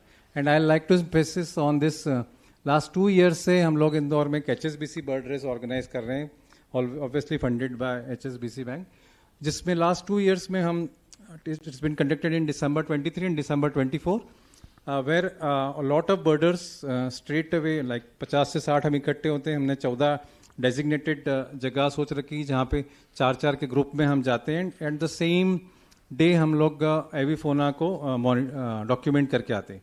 सो जब 23 का जो डेटा है और अभी 24 दिसंबर को जब हमने करा, तो जितने तालाबों पे जितने बर्ड वॉचर्स गए उनका ये था कि सर डक्स ही नहीं है, डक्स नहीं है. सो रियली वो जो हम पिछले 10-12 साल में वाटरफॉल का डिक्लाइन जो है वो काफ़ी देख रहे हैं. अर्बनाइजेशन जो हो रहा है और उसके साथ जो जुड़े हुए इश्यूज हैं. So we got a designation of Ramsar site, but having got designation is one thing, and maintaining it on the parameters कि वो सब वाटरफॉल और जिसकी वजह से वो मिला है वो उसको बचाना एक other thing. Next slide please. I like to highlight a slide here जो मेरा डॉक्यूमेंटेशन एक है. Then when as a citizen scientist मेरे जैसे और भी कई लोग ऐसे डॉक्यूमेंट करके उसको हम एक ऐप है ई-बर्ड जिसके थ्रू हम लोड करके उसको सब इकट्ठा करते हैं. तो वो लोग उस डेटा को ले करके they come out with some results.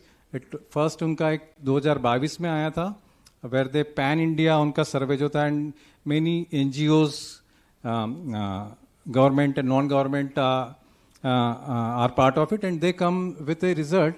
So what they are saying is, obviously this is what the state of Indian birds says ki migratory birds, and it's not only migratory birds, it's a common pygmy goose also and other also. So all the ducks as such, except I think spot bill duck का decline नहीं दिख रहा है, otherwise knob bill duck से लेकर के grip से लेके और migratory birds का सभी का जो डेटा यहाँ आ रहा है, तो they are declining and declining fast. So it's a and obviously none of them are threatened. Only one of them, I think, common pochard is threatened. Rest are nothing. None of them are threatened. So they are thriving well there. But when we see in India and we are documenting in India, here their numbers are coming down. So कहीं ना कहीं हम हमारे India के जो wetlands है वहाँ पे कहीं ना कहीं कुछ issues हैं और शायद इसीलिए हमें ducks या waterfall का decline दिख रहा है. Next slide, please. And with that is my last slide. I like to thank Balu Mondeji, Ritesh, Imran, Kaustubh, Neil Mason, who have been fellow bird watchers who helped me in documenting this over a period. And the forum is open. Thank you.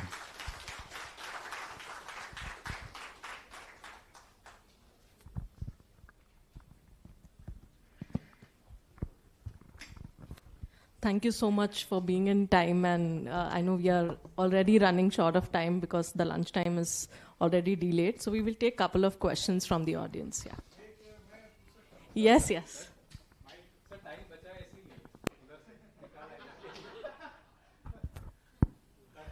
Nice. I mean, this is really an eye-opener, the way you have presented. It's wonderful.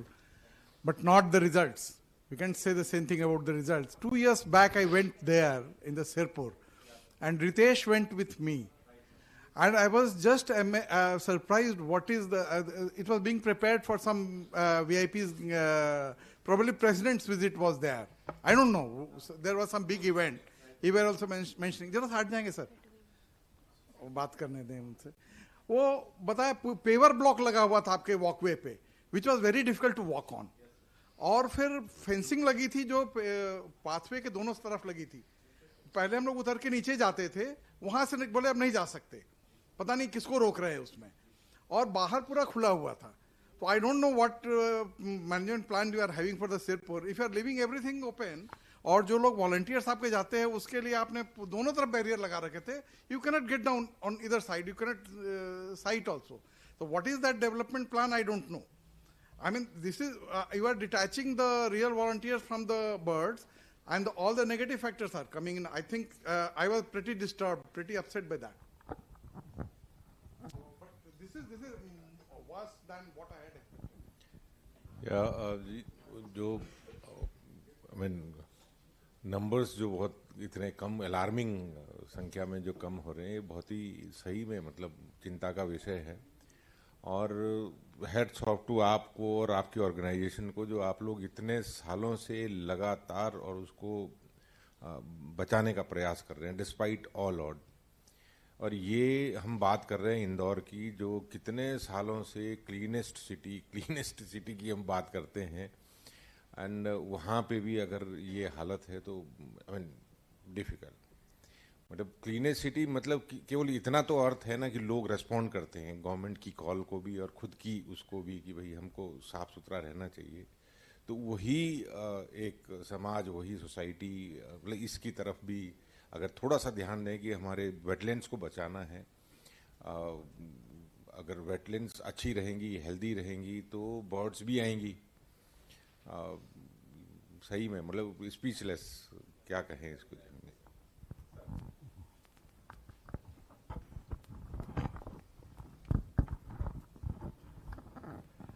सबसे पहले आपको और TNV को धन्यवाद कि हम लोग Ramsar sites तो बना लिए, but you have brought out the fact before the entire forum, which is not मतलब what should I say encouraging science.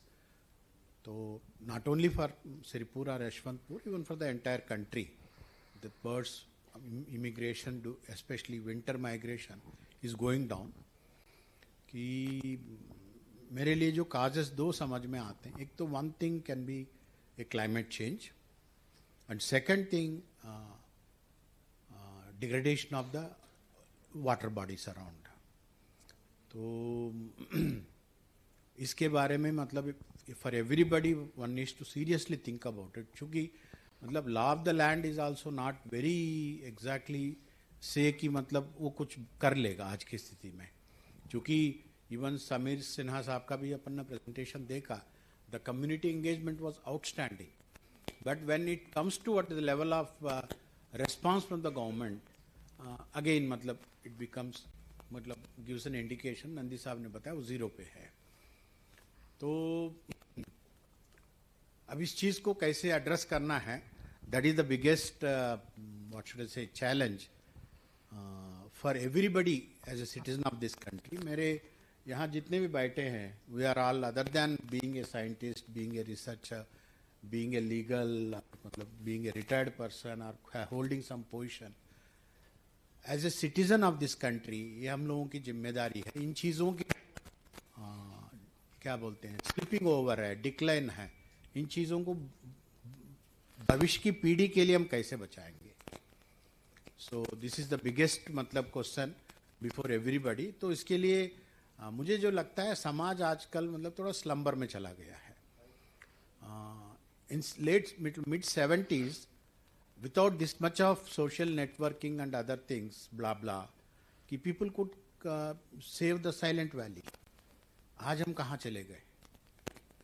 कि this is the big question for everybody. तो मैंने कहा कि ये बात तो मैं बता ही दूँ.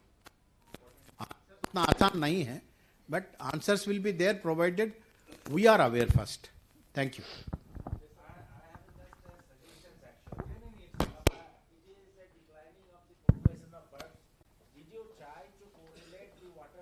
And the food base for the birds there. Water quality नीचे जा रहा है सर. जब वाटर हाइसिंथ पूरा आ गया है तो नीचे फिशेस खत्म हो रहा है. मतलब फिर बर्ड्स के लिए क्या है, वो जहाँ लैंड करने के लिए जो जमीन है वही नहीं है सर. पूरा हाइसिंथ हो गया है, तो वाटर क्वालिटी तो ऑब्वियसली डिग्रेड हो गया है सर, काफ़ी डिग्रेड हो गया. पोर्टेबल से नॉन पोर्टेबल हो गया है, सीवेज आ रहा है. तो वो may I yes thank you Ajay ji for very nice presentation. और मैं भी, मुझको भी मतलब इतना अलार्मिंग है, मैं खुद भी नहीं समझता था. और शायद आपके साथ एक कुछ मौके मिले मुझे इंदौर में जाने के काफ़ी पहले, लेकिन और तब से इस तरह का डिक्लाइन है ये मुझे भी अंदाज़ा नहीं था. अगर हम देखें, अगर हम लिविंग प्लैनेट इंडेक्स भी देखें, तो अगर ये सिनेरियो खाली इंडिया में या अगर हमें किसी, अगर हम लेक को देखें वहाँ पे या किसी वेटलैंड में नहीं है, पूरे वर्ल्ड ओवर ये आपको सिनेरियो मोर और लेस मिलेगा। लेकिन मिनिस्ट्री की अगर हम देखें तो जो हमने जो रामसर साइट डिक्लेयर किया, अभी 85 के बाद और नंबर ऐड हुए हैं, मैं श्योर नहीं हूँ, लेकिन पिछले अगर हम 3-4 साल में देखें तो काफ़ी रामसर साइट्स हमारे जो वेटलैंड्स थे उसमें इंक्लूड करके हमने डिक्लेयर किया। एक हमारी प्रायोरिटी स्पीशीज है मिनिस्ट्री की, जिसको हम अमृत धरोहर बोलते हैं, और वो सारे रामसर साइट्स के लिए हैं। और उसमें अगर हम डिफरेंट कंपोनेंट्स देखते हैं तो उसमें एक जो हमारा जो सबसे इंपॉर्टेंट कंपोनेंट है, that is species and habitat conservation. The second component is about the wetland carbon, and third and fourth is the wetland livelihood, and fourth is the tourism, जो नेचर टूरिज्म है।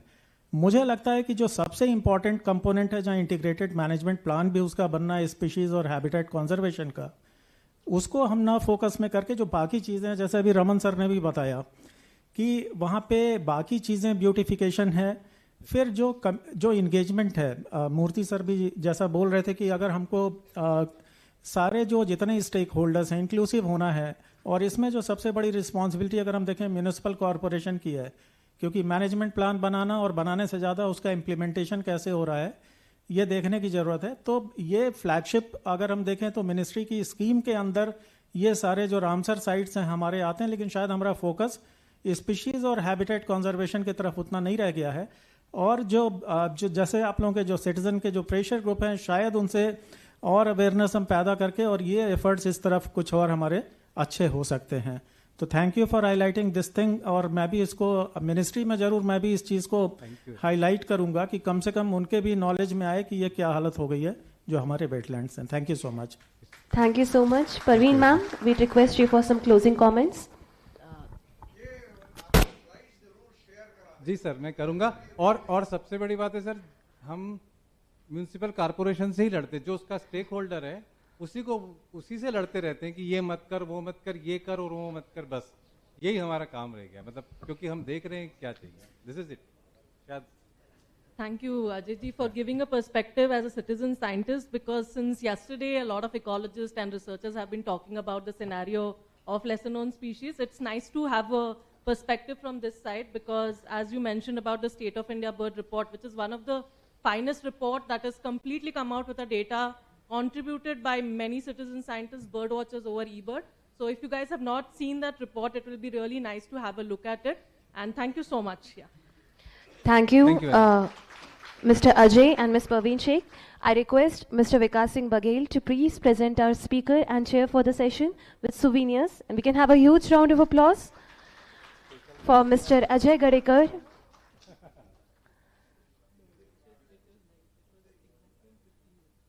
And now we present the souvenir for the session to Ms. Parveen Sheikh. Again, we can have a round of applause for the chair. Thank you so much for being here, Saran ma'am. And now after such intensive sessions, I think it's time for a bite-sized info session. Uske baad hum bhojan ki taraf badhenge. Bringing this bite info to us, we have with us Mr. Sanket Bhale, Director, Central India Program, WWF India. I request Mr. Sanket Bhale to please come on the stage, and I request Vikram Singh Baghel, sir, to please present him with a planter. Sorry, Vikas Singh Baghel, sir. I've been preoccupied with Vikram sir's name quite a while. Mr. Sanket Bhale is an MBA and a mechanical engineer with more than 15 years of experience in wide range of sectors. Sanket ji is currently leading WWF India's work in Central India landscape. His work spans species and habitat management, community engagement, sustainable agriculture, and policy advocacy. He's also a part of the team that manages WWF India's flagship Conservation Catalyst Program, that is CCP, for supporting lesser-known species conservation through grassroots action. In his spare time, Sanket can be found trekking, cycling, and scuba diving across the globe. We are so thrilled to have you here, Sanket ji. Thank you so much. To chair this session, we have with us Mrs. Sangeeta Saxena, State Director, WWF India, Madhya Pradesh and Chhattisgarh. We can have a round of applause for Mrs. Sangeeta Saxena. And Vikas sir, please welcome Sangeeta ma'am on our behalf.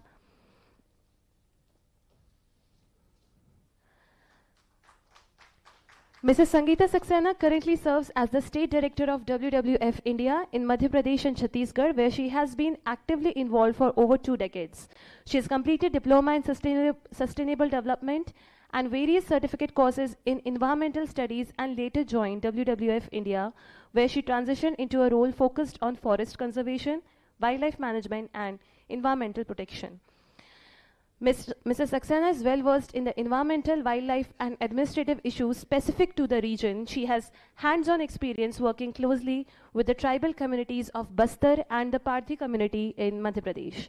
In addition to her training efforts, Mrs. Saxena has developed a range of educational resources, including interactive games, quizzes and books on various wildlife subjects such as birds, butterflies, snakes and dragonflies. These resources aim to promote awareness and understanding of biodiversity in engaging and accessible way.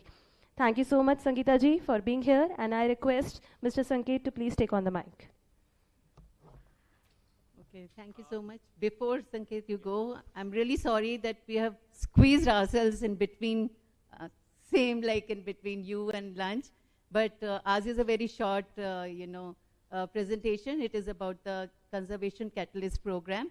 And I'm sure that it is mainly for the young researchers and experts, those who want to do some study and they are looking, where is the platform where we can start this study? So this program is for them. So thank you. Over to Sanket. Thank you, Sangeeta ma'am. Ma'am ने बोला उसमें थोड़ा सा मैं correction करना चाहूँगा. It is not for the study but conservation action. So I'll talk about that little more, what we mean by conservation action. But अभी madam ने already मेरा lunch के पहले वाला joke steal कर लिया है, तो मैं वो भी नहीं मारूँगा. But I'll directly jump into my presentation. So WWF has been doing small grants program for almost 10 years now, 10 to 15 years. And these are some of the things that we have been doing. Initially बहुत कम amount था, धीरे धीरे हमने ये amount increase किया. Quite a lot of other conservation organizations also do small grant programs. And अगर देखा जाए तो mostly हम लोग ने in past mostly research fund किया है, which is what Sangeeta ma'am was talking about. And there were few campaigns and maybe very few wildlife conservation related work that was happening. And, we were again looking at mostly terrestrial, big mammalian fauna within this small grants program as well. A few notable ones where we thought we were able to make the difference. But overall, we thought that, we have been running this small grants program for almost 10 years. What does it mean in terms of conservation impact? And do we need to repackage it? And that's how a couple of years ago, Conservation Catalyst Program was born. How this is different from a typical small grants program? The focus is on neglected and lesser known species. So we are not funding tigers and elephants. We are funding everything else, everything from insects to avifauna and everything in between that. We are looking at grassroots conservation action and grassroots leadership. Conservation impacts and grassroots action, again, matters more than your scientific acumen and how good a research you are if you want to really apply for this grant. The support goes beyond 1.5 years and 6 lakhs we give through this grant.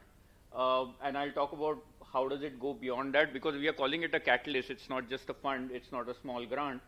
It's a catalyst. So we are also providing these grants, grassroots conservationists, some sort of mentorship and sounding board. We are looking at leadership and institution building. बहुत सारे जो grassroots NGOs रहते हैं, इनको establish करने को time लगता है. Everything from how to maintain accounts to conservation strategy कैसी build करनी है. इसके लिए हम लोग इनका capacity building करते हैं. They are managing their teams for the first time. They are recruiting people. All of that they struggle with, small grassroots organizations, and we provide them support on that as well. We help them with networking and knowledge sharing as well. So we create a platform where they're able to talk about their work. And as part of this, we are also helping them communicate about their work better. So we'll start seeing some of the communication coming out of the Conservation Catalyst Program. And we also do sometimes repeat fundings and support them to fundraise more beyond हमारा जो grant है.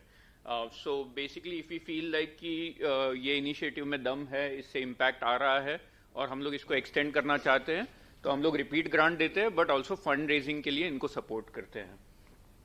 So what our overall strategy is, we want to support grassroots conservation and individuals as well. It's not just institutions. For conservation of lesser known species and habitat across the country, generally this is our aim. What we are trying to do is in next 3 to 5 years, we want to have 20 plus exceptional grassroots conservation organizations. So, you know, हम लोग जैसे WWF जैसे बड़े conservation organization कुछ species पे focus कर पाते हैं, कुछ areas पे focus कर पाते हैं, but we want to create a constituency and network of small organizations which are working across the country. And our aim is to have 20 such excellent organizations in the next 3 to 5 years. We also want to make an impact on conservation of lesser known species and also create a knowledge platform and sort of strengthen the grassroots conservation action through all of this. So these are the first year awardees. In year one, I think we had around 100 nominations coming in. I'll talk about what the process of nomination is. But these were the first 6 grantees we had. We had someone working in Nagaland on hulok gibbons. We had someone working on migratory crab species in Maharashtra. I didn't know migratory crabs exist. You must have seen photographs and videos from Christmas Island near Australia. But I didn't know there's mass migration of crabs happening within the country. So there's one awardee who's working on that. We have Speleological Association of India working on bat cave conservation in Maharashtra again. We have someone working on karst cave habitat within Meghalaya. And looking at one of the largest, not one of the, probably the largest species of cave-dwelling fish in the world, which was recently discovered. So the awardee Vishwanathan Vish here did a study on that. We had a scrubland kind of habitat being covered where wolves and hyenas are found.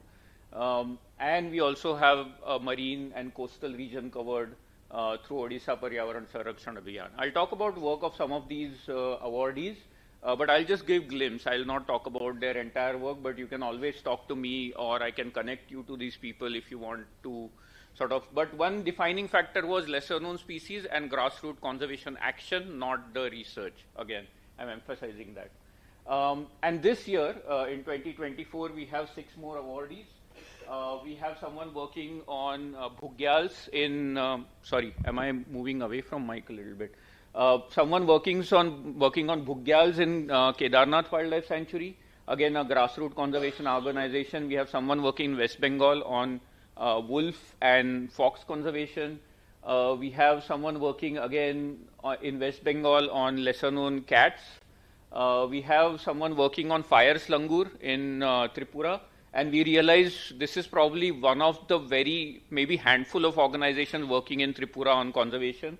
And coincidentally, it is very adorable species as well. So we couldn't, resist the temptation to fund this work.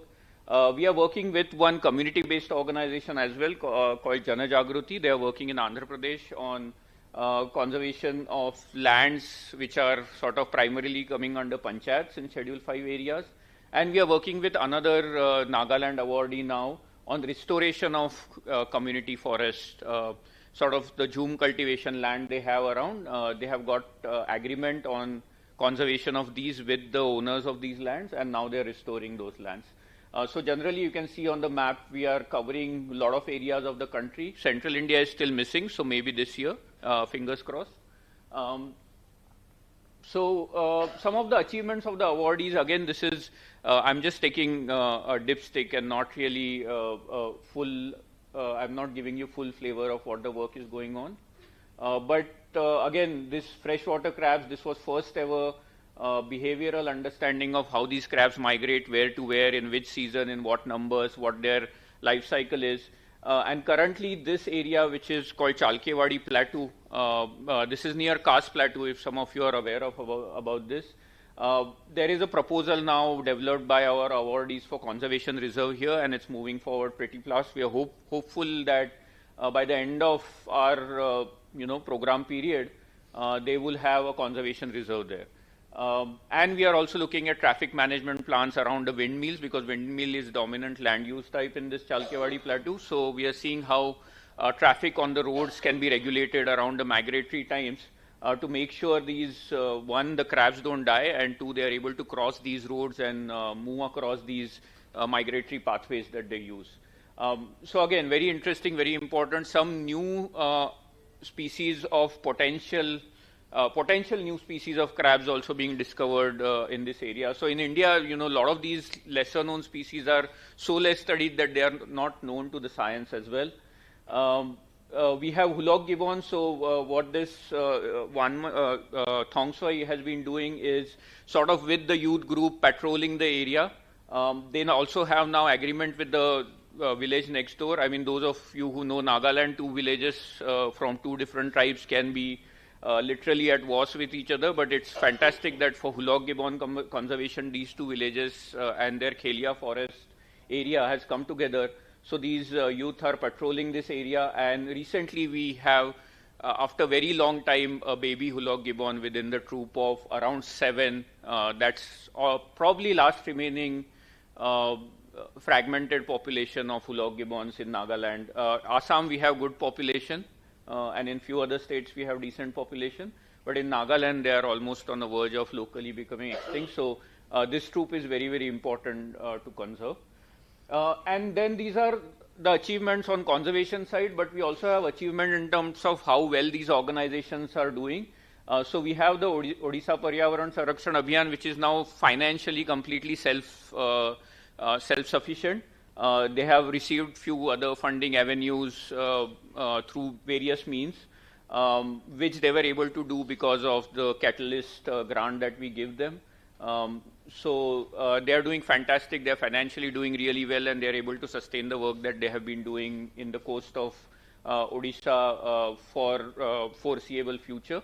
And we also have Speological Association, which has recently got a grant to work on cave conservation as well. So they are, and the size of grant is much larger than what we had offered. So slowly these organizations are becoming self-sufficient and are able to graduate into full-time conservationists. They are able to transition from their, usual jobs into becoming full-time conservationists as well. So for us, that's also success, not just the conservation of the species. And, talking about the support beyond funding, we did a first capacity building workshop for the year 1 and year 2 awardees sometime in August. Again, we did it in Pachmadi because central India is where everyone can come together, really. And we also did a lot of field work as part of these workshops. And this is what, respondents said, this is what benefited them the most. And we were also surprised that the project design and planning came out to be the biggest one, because no one taught them how to design their projects.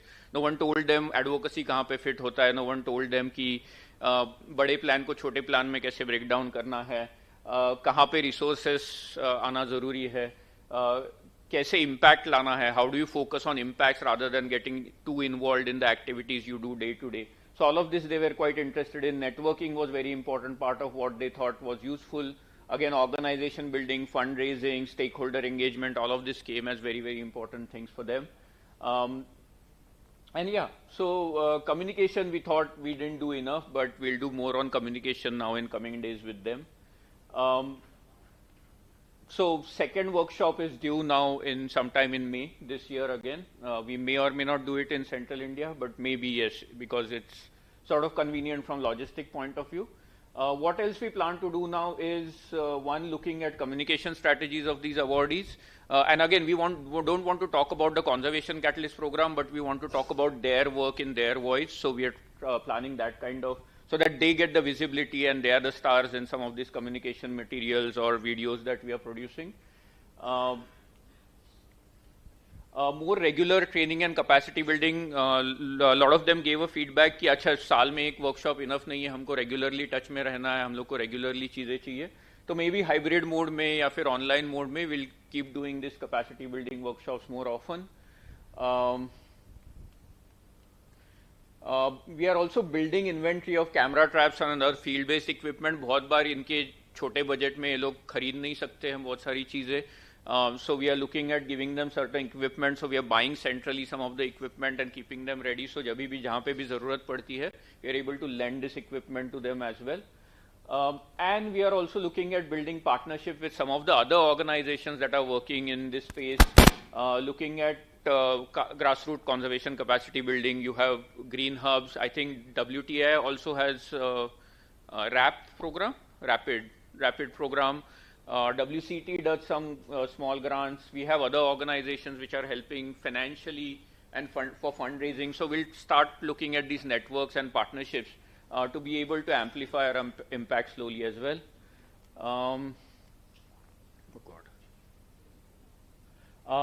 And year 3, so year 3 is coming up, and we have in December we generally open our nominations for New Year.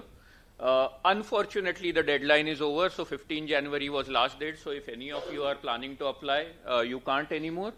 I'm just joking. We just extended the deadline till 20th of January, so you have 2 days to apply.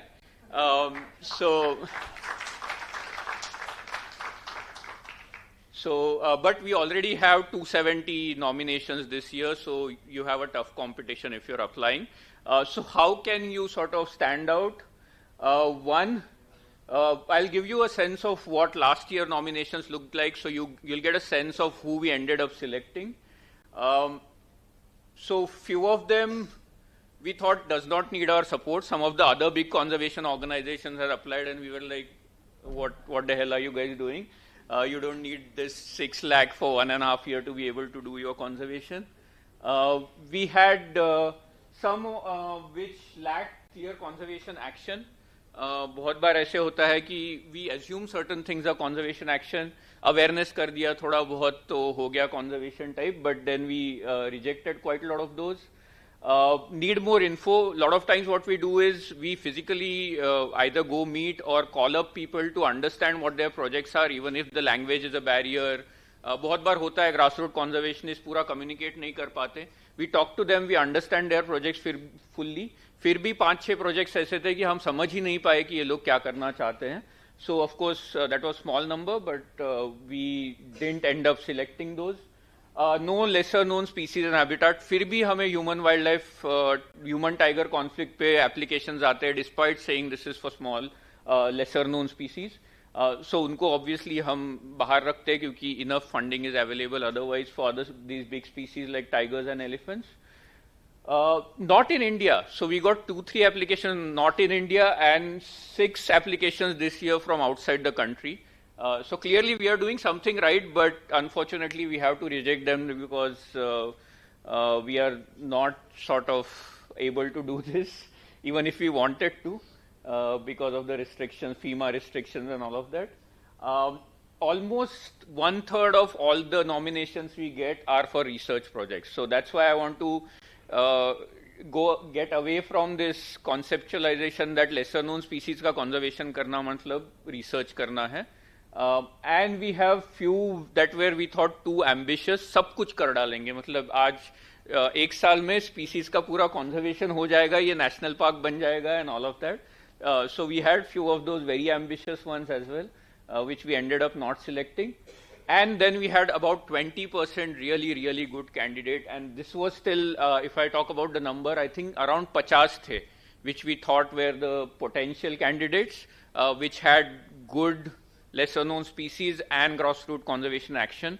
So if you actually, you don't realize that this many grassroots conservation organizations are working in this country, but we had 50 fantastic applications last year, which we thought were worthy, but because we have limitation in terms of funding, we had to select 6 in the end. We ended up picking up 2 more using our internal funds, जो हमारे WWF India के corpus से रहता है. So we ended up having 8 in the end, but that means we had tough task in actually selecting these. So you are against very stiff competition if you're planning to nominate, and self-nominations are allowed. You don't need to have someone very senior nominating you. We allow for self-nominations as well. But if we get a nomination from someone we know, it's just nice to have a reference to understand आपका काम क्या है, कितना useful है and things like that. So it adds value a little bit. Doesn't necessarily reject you if you are self-nominating, but adds value a little bit. And finally, we keep saying we are looking for grassroots conservation actions. Researchers come to us and say that they'll do a stakeholder workshop and community awareness, and we are like this. So please don't do this. But best of luck if you're planning to apply, and thanks a lot. That's it from my side, unless Sangeeta ma'am wants to add something. Thank you so much, Sanket ji. We really needed those bits of laughter. I think Sangeeta ma'am has some closing comments.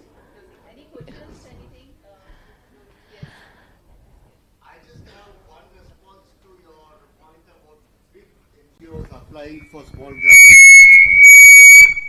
I think that's not the right approach to take, because even a big NGO or bingo, when its funds are usually for designated projects, and if it wants to start something new, I'm scrounging around right now to start something, and I'm from what's seen as a bingo.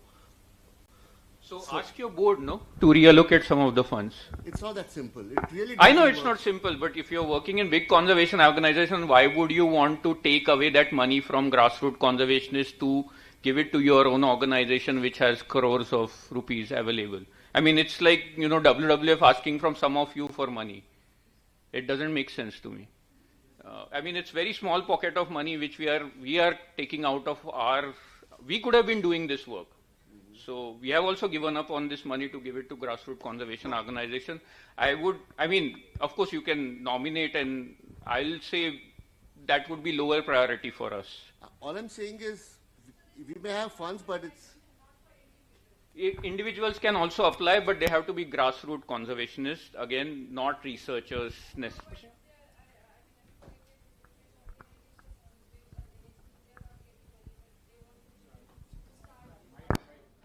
Yeah. They want to start their own project, then how about that? They are within a large conservation organization? Like somehow they are associated, but So they I'm want not to do saying it. I mean, as Devcharan said, like, I'm we not want saying to don't initiate apply one or project. don't nominate. I'm just saying that your chances of getting selected go down if you belong to a larger organization. So, because we feel like, this work will happen even without the conservation catalyst being there. Again, it's a catalyst. It's not conservation funding by itself. It's a catalyst. So we are expecting it to lead to something larger. And if your organization is already well funded and it does not need us, why take that precious money away from someone struggling in the grassroots to be able to do their work on First of all, that they care I would about? like to congratulate WWF for this initiative, because this is specifically for action oriented. And then a big applause to WWF. Thank And you. second thing, I would like to applaud for Mr. Vikas. नहीं विकास नहीं है. Yes, विकास सिंह बगल में विक्रम बैठा है तो मैं भी कंफ्यूज हो गया. For really providing such a very pluralistic platform wherein everybody can come, learn, as well as find out some sources of funding for their doing their bit to the conservation. And thank you, everybody. Try to pick up this opportunity. Research is, yes, it should go on, but at the same time, losing the habitat and losing the species is not going to help the research or as such the country. Thank you. Thank you so much. I think we'll move on to Sangeeta ma'am for closing comments. Thank you so much. Sangeeta, I just want to say one thing. This is praising your organization, because I got SGP in 2015, 14-15. It was about sloth bears of Mirzapur. So Mirzapur landscape, I was working. I was very young that time, and yes, I'm still in somewhere. But young, in the field of conservation, and this is something which I wanted to do for protecting the landscape. And it was first report on any wildlife in Mirzapur, because there was WWF tag as well. It helped us a lot because of the complete survey of the entire district. After that 2 years, the first one was convinced that we should do more camera trapping and to move a proposal of Saltbeck Conservation Reserve. Okay. Then RAP supported us with camera traps after 2 years to do the study, and based on that, the DFO moved a proposal for Saltbeck Conservation Reserve. So this snowball effect is there. So I really want to thank you for the work you are doing, and I think this is fantastic work. So thank you. No, and just to add to that, कुछ हमारे awardees को अभी Habitat Trust का grant मिला है. So there is that snowball effect that happens. So thanks a lot for bringing that. Thank you so much. Hello, Sanket. And, after all these things, I think after listening to this conservation catalyst program, one thing is very, like what I have really, which stands out is working together, which is very, very important. Collaborating and partnership is also very important. We can't work in silos and sit and then come up. So for getting any result, we have to work together. So this is one of the opportunity where we have provided you. So I think any of you can, apply, as Sanket has already said. And what I wanted to thank Vikas for giving us this opportunity, for giving us this platform where we can, communicate with you. What I wanted to say, Mr. Murthy has already said that he is one-man army. So really, I really want to applaud. We should all applaud for him. So thank you, Vikas, for giving us this platform. Thank you so much. And in case there are any other questions, I'll be around for lunch, so feel free to bump into me. Thank you so much, Sanket sir and Sangeeta ma'am. Please keep on stage, and we request conference coordinator, Mr. Vikas Singh Baghel sir, to please present souvenir on to commemorate this event. Let's have a huge round of applause for Sanket ji for bringing these wonderful thoughts and ideas to us. These have been truly enlightening. And to Sangeeta Saxena ma'am as well. Ma'am, thank you so much for chairing this. We can have a round of applause for Sangeeta ma'am as well. We thank WWF for this session, and now we head on over outside to lunch. We'll meet again in 45 minutes. 3:48, we'll be meeting here. It's 3:08 right now. So let's make sure that we keep this short and concise, this break. And after lunch, we have some more interesting sessions. We have some more interesting presenters. जिन लोगों की presentations अभी तक tech team को नहीं मिली हैं, आप सभी से गुजारिश है, please अपनी presentations अपनी turn के पहले on the left side of the stage tech team तक पहुंचा दें. See you after lunch. Thank you.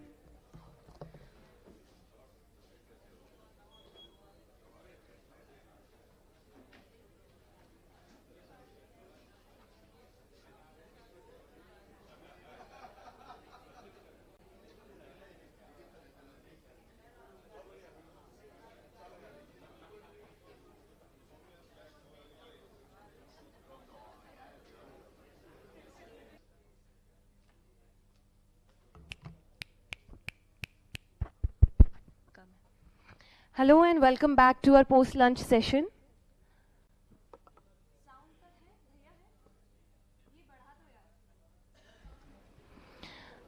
I hope you had a good lunch. The poster presentation is going on right now, right outside in the courtyard area. All the poster presenters are requested to please be present there alongside their posters. And for those of you who have viewed them and have some comments, something to say about that, I request you to please leave your feedback at the registration desk in the first stall.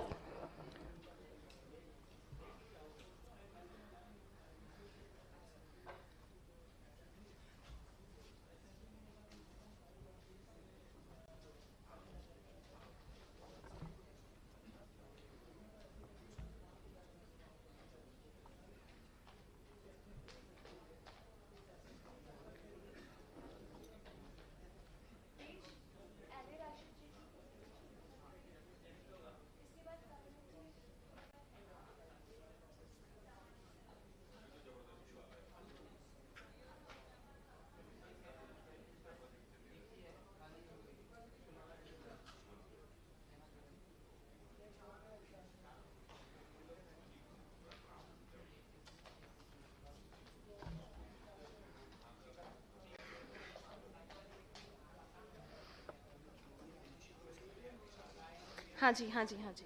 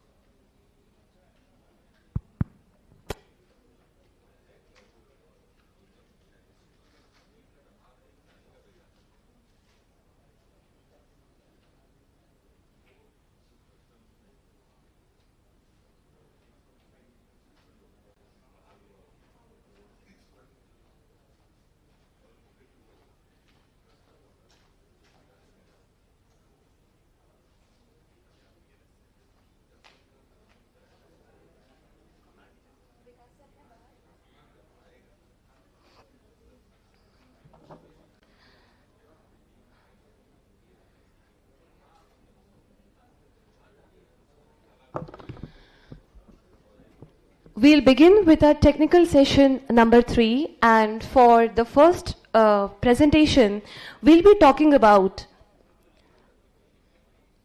responsible tourism around lesser known species, a burning topic in the area of lesser known species, a key concern of this conference.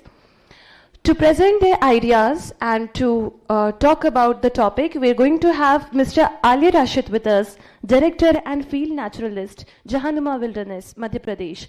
With due respect and reverence, Mr. Ali Rashid, we request you to please come on the stage, and we request President and Conference Coordinator, HNSC, Mr. Vikas Singh Baghel, to please welcome Mr. Rashid with a planter. We can have a huge round of applause. Mr. Rashid is the Chief Executive Curator of Experiences and Field Naturalist at Jahanuma Wilderness. He is an expedition leader at Jahanuma Expeditions and is truly at home in the wild places across the country and overseas. A trained naturalist and ornithologist, wildlife and wilderness has been a passion for Mr. Rashid since his childhood, and he has spent the most part of the last 15 years in Satpura and beyond, curating experiences and observing the wildlife of various landscapes. Mr. Rashid, thank you for choosing to be here and for choosing to present your ideas, your thoughts with us today. To chair this session, we're going to call upon stage, with due reverence, with due respect, Mr. Vikram Singh Parihar, IFS retired officer, former FD, Pench Tiger Reserve, Madhya Pradesh. We can have a huge round of applause, and we request once again Mr. Baghel to please welcome Mr. Vikram Singh Parihar with a planter. And Vikram sir and Vikas sir, let's have a huge round of applause. Vikram sir and Vikas sir have been an instrumental, have been sharing quite some name exchanges all throughout the conference. Mr. Vikram Singh Parihar has served as the Assistant Director of Panna Tiger Reserve, Madhav National Park from 1992 to 1999. After that, he served as an Assistant Director Halon and Park Superintendent at Kanha.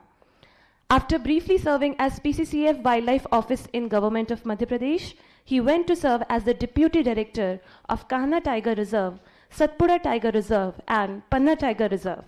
Later on, Mr. Parihar was appointed as the Chief Conservator of Forest Research and Extension in Jabalpur, Madhya Pradesh, from where he went on to serve as the Chief Conservator of Forest and Field Director at Pench Tiger Reserve. Mr. Vikram Singh Parihar has numerous accomplishments under his wing. Under his service, Pench Reserve ranked first in India for overall wildlife management by MEE in 2018. Panna Tiger Reserve got third in 2010-11 at the outcome of MEE in India, despite all the tigers lost in the same time frame. Ministry of State Environment and Forest, Government of India has given appreciation letter in 2011 for the conservation efforts accomplished in Panna Tiger Reserve. And Mr. Parihar has also been awarded by Wildlife Conservation Award in the year 2012 by Madhya Pradesh government. It is worth mentioning that he prepared Wildlife Management Plan of Pench Tiger Reserve, and he is presently working as State Nodal Officer in Madhya Pradesh Jal Nigam to help them in forest clearance for more than 2 years after retirement. Sir, we are so thankful for your presence here. We thank you for chairing this session. And without any delay, I request Mr. Rashid to please take over the mic. Thank you.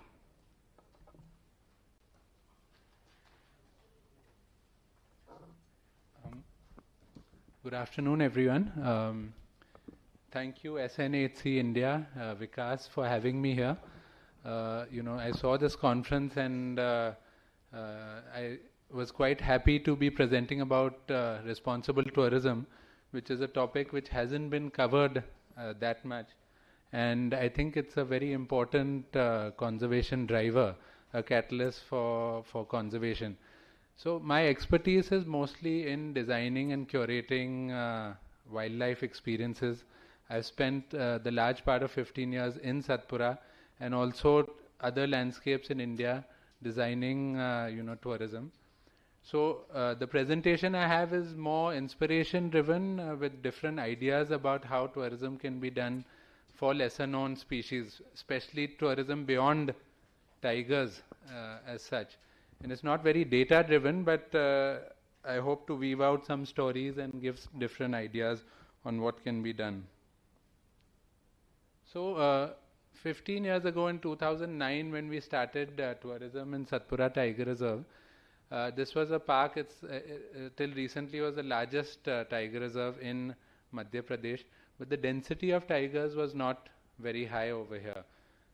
So when we started, it was,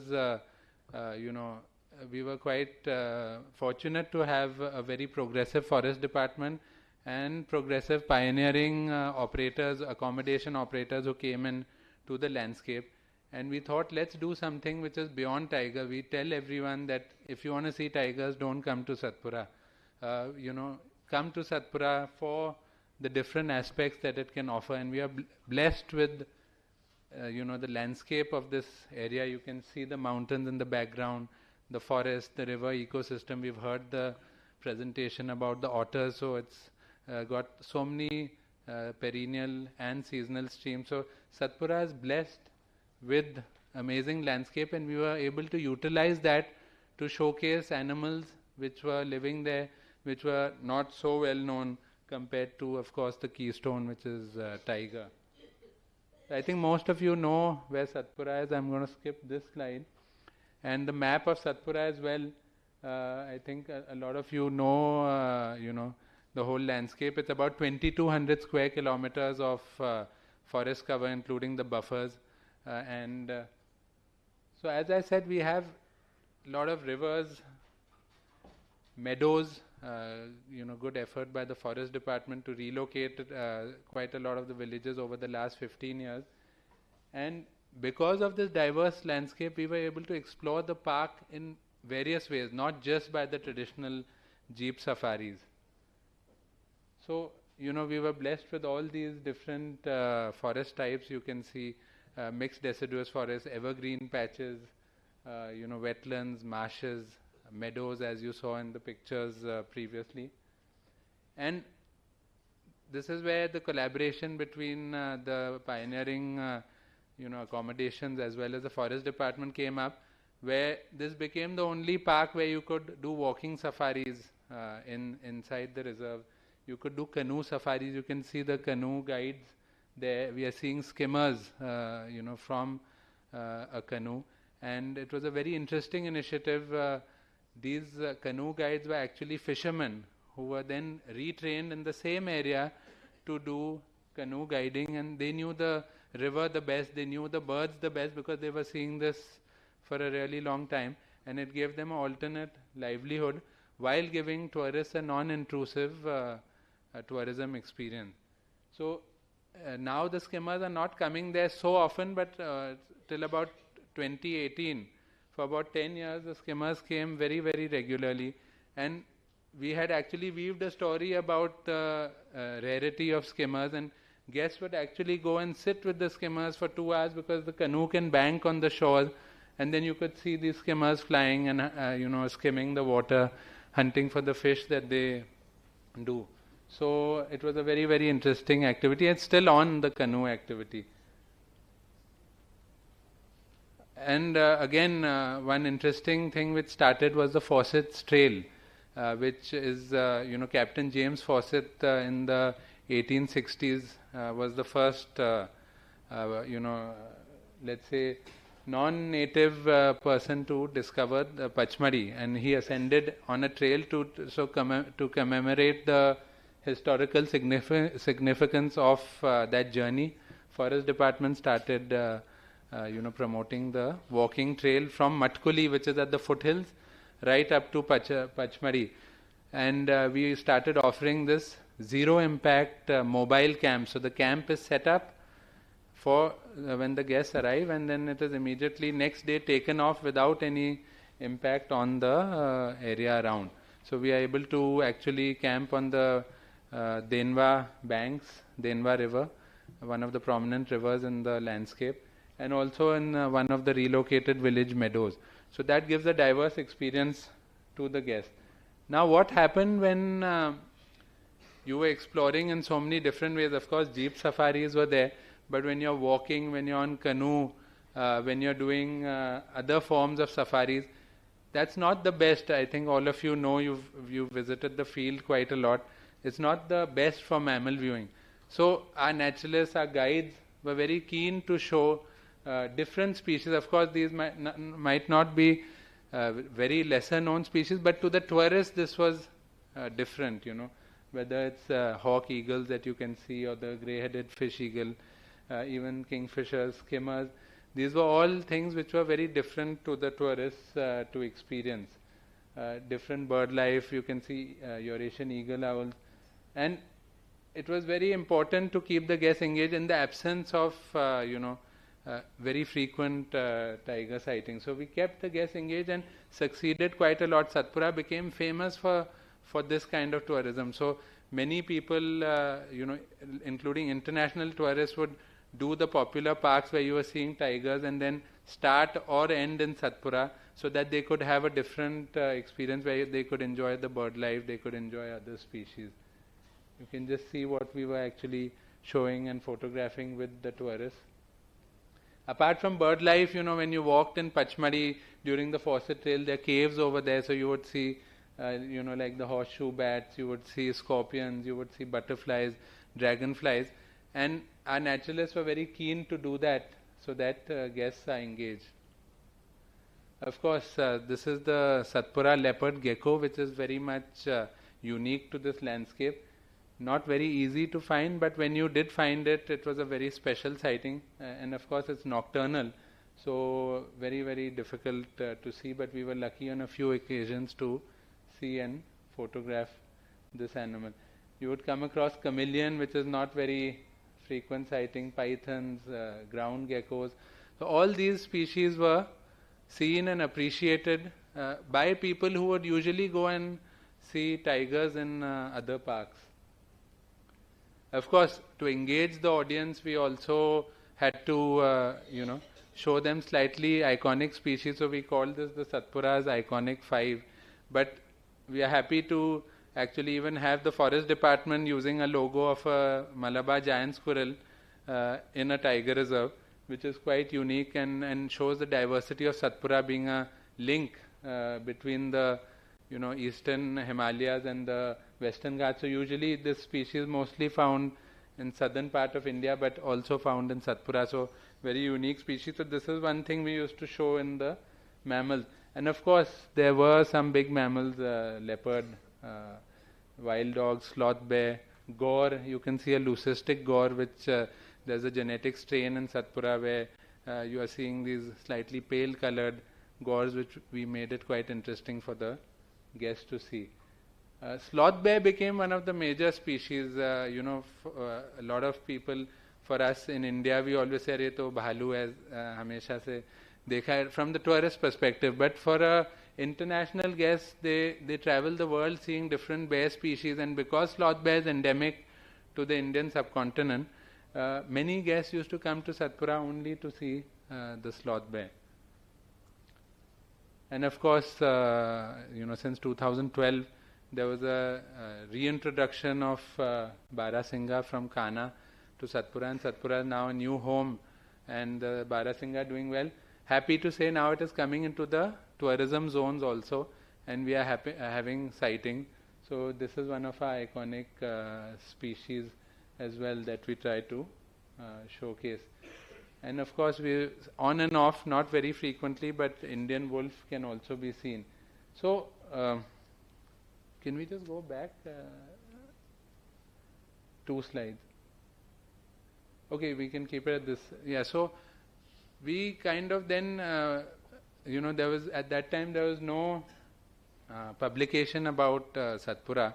So over the years, whatever content we had collected, we put it together in the form of a book. We got contributions from guests, from our naturalists, from other lodges, from guest contributors, and we are happy to say now even Forest Department has a book, as well as our lodge has published a book. so that we can showcase the biodiversity of Satpura. So in the last 15 years, what we saw that from a very nascent tourism model, Satpura now has the Madai area, since one of the key topics of this afternoon is communities. So over the last 15 years, the Madai side where the major amount of tourism happens, there's over about 500 people now from the local villages who are directly involved with tourism, whether they're tourism guides, drivers, or employees or homestay owners at the gate catering to tourism, which is one of the biggest income generators in terms of industry in the Narbadapuram or Hoshangabad district. So till now, these lesser known species were more accidental sightings, in the sense that we were exploring the park in different ways and we happened to come across these different species whenever we did, and we engaged the guests with this. In 2014, I actually volunteered with the small cat expert Dr. Shekhar Kolipaka in Panna for his caracal study. And there we were working, we volunteered for a month, one or two of our naturalists and myself, and we were doing, scat analysis. We were collecting it for him. We were, doing camera trap surveys. We were doing interviews with local villagers to try and see whether it was an occupancy study of the caracal. So of course we didn't find caracal there. It's a very, very rare animal, but in the bargain we recorded, hyenas. You can see jackals, fox, owls, and porcupines. That's me setting up a camera there. Leopards outside the protected area. All this was all in human-dominated landscapes outside the protected area. So that gave an idea to kind of also focus on some of these lesser-known species, which actually some guests or some people who are interested might have a focus towards either photographing or viewing them.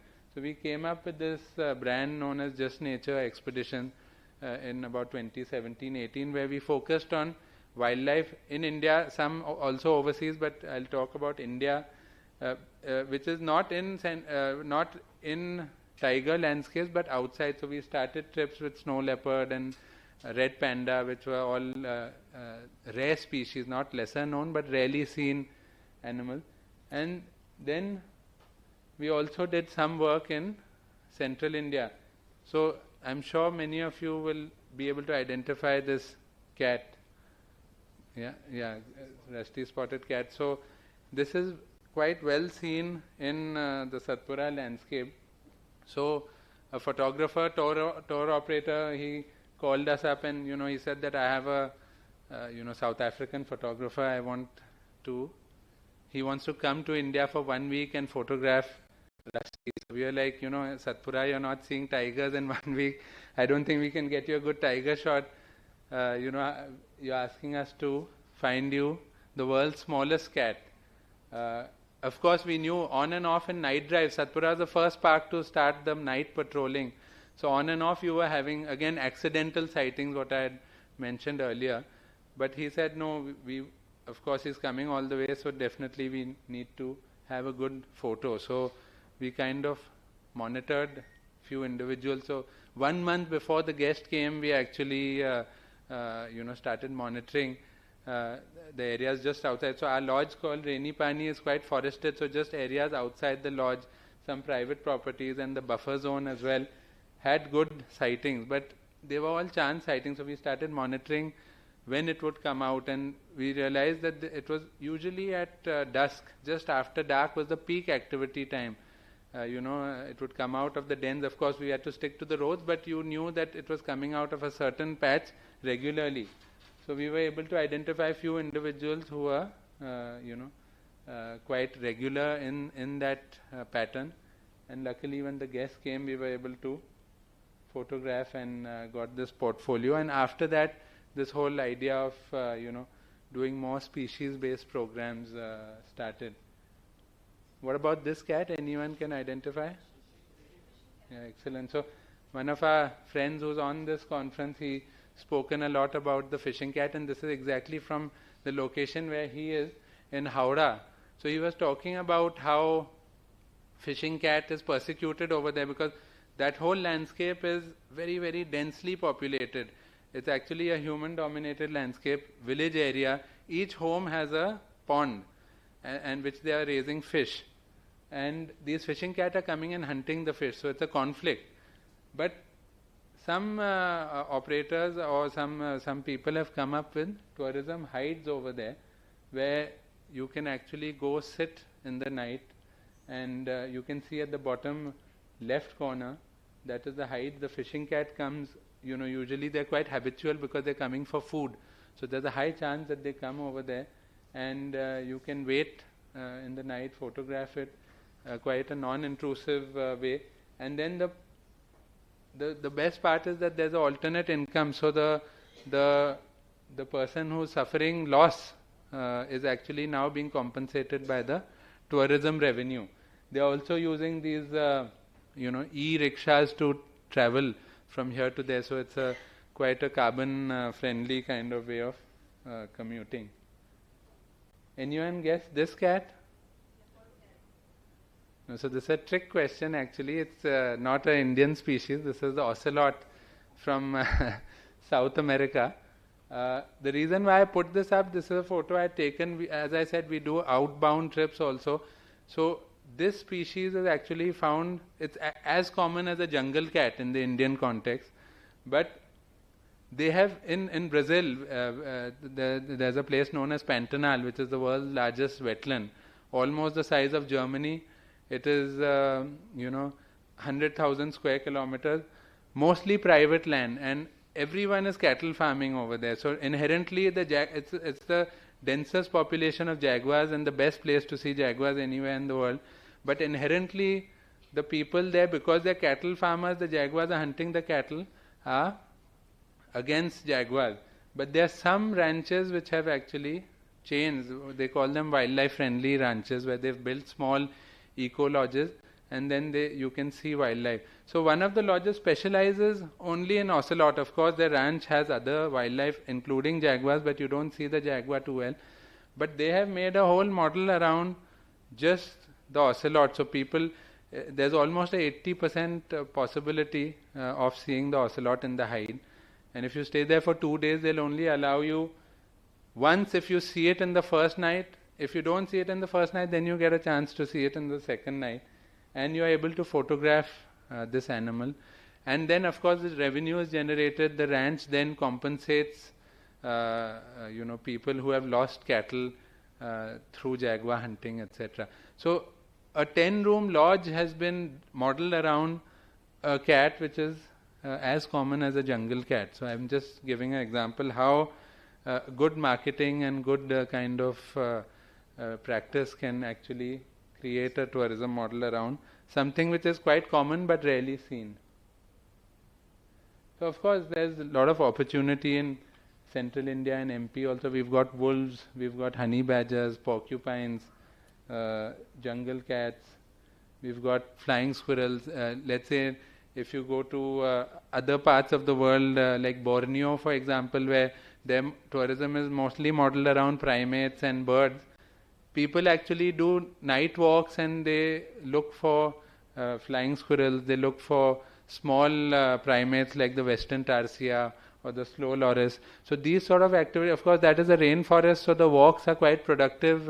In a dry habitat like central India, it's not as easy, but definitely we can use our own conditions to see these animals. We've got rare species like pangolins, which will be very sought after for photographers and people who want to view them. Foxes as well. And of course we have lesser known ungulates also, which you do see on and off. In Satpura itself we used to do quite a lot of viewing with blackbuck, but that was also out of our control. It was out of the protected area. There used to be a big herd of blackbuck not too far from our lodge, so we used to go there, see them, even compensate the villagers for their losses. But then eventually those blackbuck herds moved away and we are unable to do that anymore. But I think that's a big problem all over MP, where mostly black buck and farmlands, and they're at risk. Oh, can we go back 2 slides? Ek aur slide. Also, there's an opportunity. So I told you we did a book on Satpura. There we had a chapter on, Satpura after dark, where we did camera traps within some private properties, within our own lodge and some couple of private properties which are close to us, where there's good amount of wildlife which is coming. So you can see top left corner there's a jungle cat, and you can see our tent behind. There's a scorp's owl barking there, small Indian civet. So apart from viewing, there's also a demand for photographers as well to set up SLR camera traps for creative purpose. Of course we are using camera traps for research, but there are many opportunities like this. Of course, there are certain regulations and legalities also which have to be looked into, and that we have to be careful about. And one more thing which is very interesting and an opportunity, lesser known things about keystone species. Let's say the tigers of Bhopal itself. There's very good work which is going on. We have a colleague, DP Srivastav, who's doing research on these tigers, and very close to Bhopal, less than 30 minutes away, they have volunteers who are monitoring tigers. They are also having some homestays over there. So tourism is not necessarily about seeing the animal. We can also do tourism around a conservation project. So let's say a guest comes to MP, sees the tigers is passing out of Bhopal. They want to see some conservation around tigers. So a day visit can be arranged, and go visit these volunteer sites, actually engage with the volunteers, set up camera traps, so the guest also feels that they are participating in something meaningful. Go to a homestay, have a nice local meal cooked by a local person, and see everything what is happening, the monitoring, the photos that have been captured through the research program, and come back. So it's not necessary to see the animal, but you could also, and there are many tour operators who come to us and say that we want to participate in a conservation project. We want to see, of course viewing is one part, but we want one day dedicated to a conservation project. So many inside the PA, many projects are of course in non-tourism zones, so we can't do that. But outside PAs we can definitely explore these options. Of course, as the topic of the afternoon is community, so wildlife tourism, there's no wildlife tourism without the communities, and tourism is a very good way of engaging the communities. As I said, like over the last 15 years, there's more than 500 people now who are involved in tourism around Satpura, the Madai area, and that is giving them income, different opportunities. Earlier these people were more dependent on NTFP and non-timber forest products and things like that, but now they are in their own home. They are either working or owning homestays or being guides and showing and doing things that they know best. So as a company also we support the local village school. We also engage the guests. On the left corner you can see that the children who come to our property, we take them to the school which is down on the right side. We've also adopted the school. We've done some infrastructure development over there, set up clean toilets for the students. You get a budget in government schools for midday meal, but they didn't have a kitchenette, so we set up the kitchenette, playground. And we also sometimes have school groups. In the off season we have school program, so we let the school kids interact with each other and learn about the community. We also worked closely with the Pardi community. I think there was a very good program by Last Wilderness Foundation, which they did the walk with the Pardis in Panna Tiger Reserve. I think Bhavna was also part of that initiative over there. So we extended that and we did the camping with the Pardis. So we helped them set up, because we do camping in Satpura. So we set up a camping module for them, and of course we know Pardis know the forest better than anyone else, so they would use their skills to showcase the different aspects of the forest. So just talking a little bit about the different benefits of ecotourism to the community. So it's a little dated, the report 2018, TOF Tigers, which is Travel Operators for Tigers, they did a study in 4 parks of MP, the Kana, Bandhavgarh, Pench and Panna. And in those days, about 166 crores was the revenue. So now we are much ahead of that, because we're 8 years down, and there's more parks which are now under tourism. But it was found that almost 45 to 50% of the revenue was directly plowed back to the local, ground level, which was amounting to about 75 crores. And 80% of the staff of all the properties, all the accommodation were local.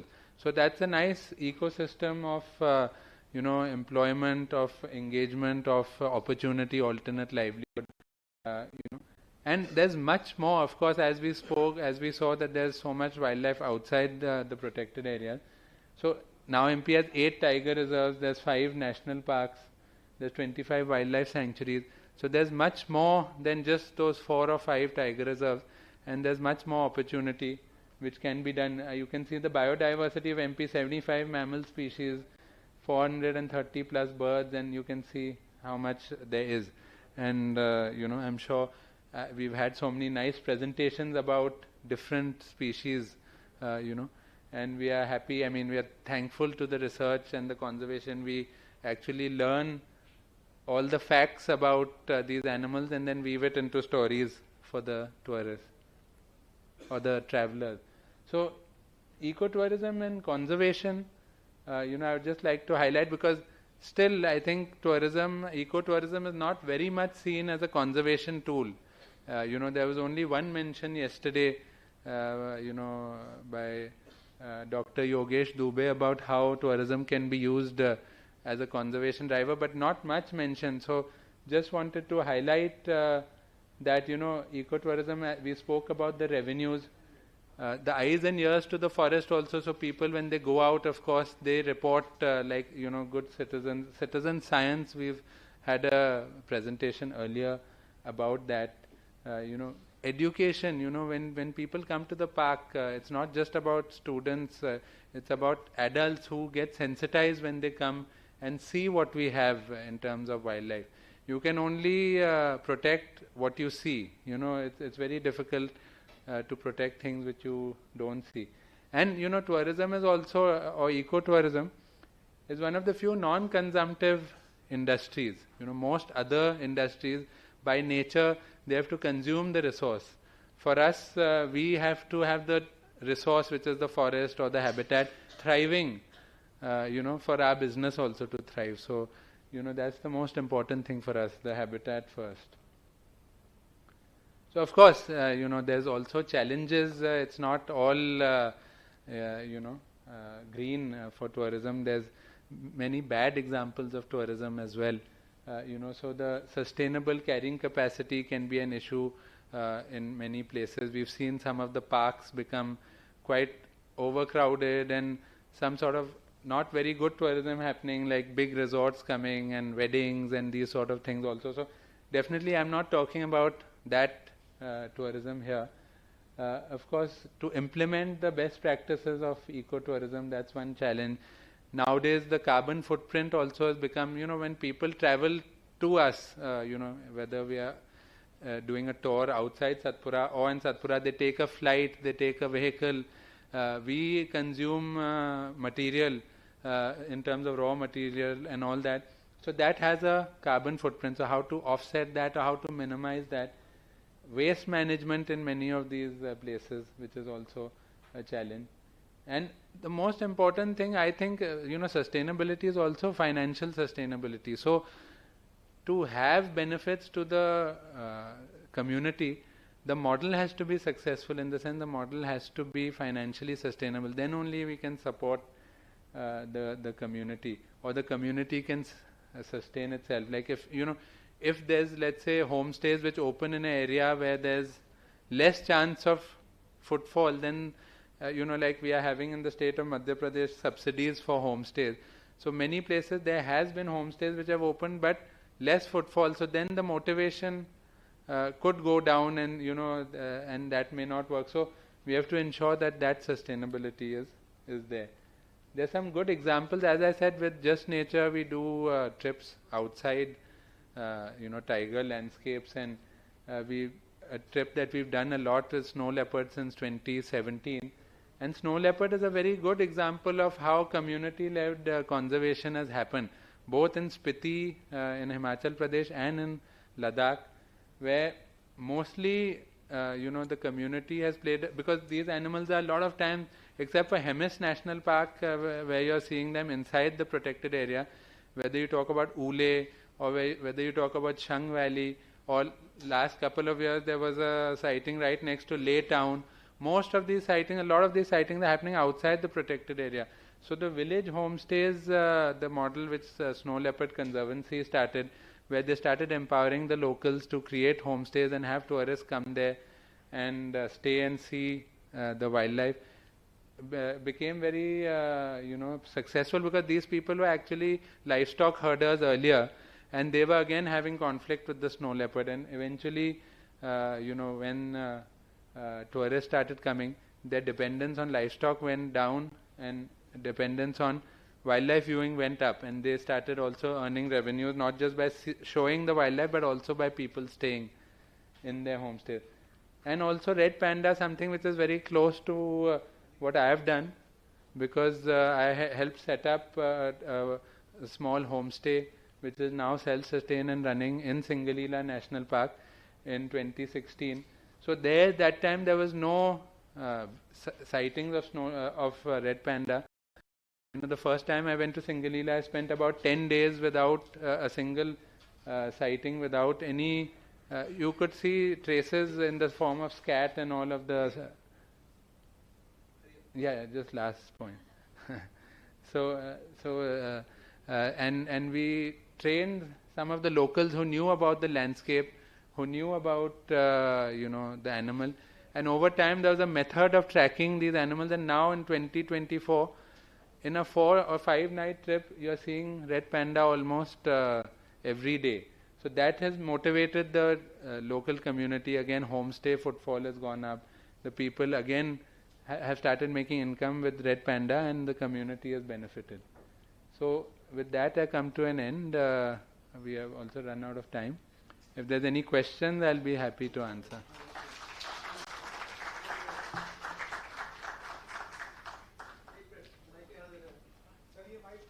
Sir, these mics are just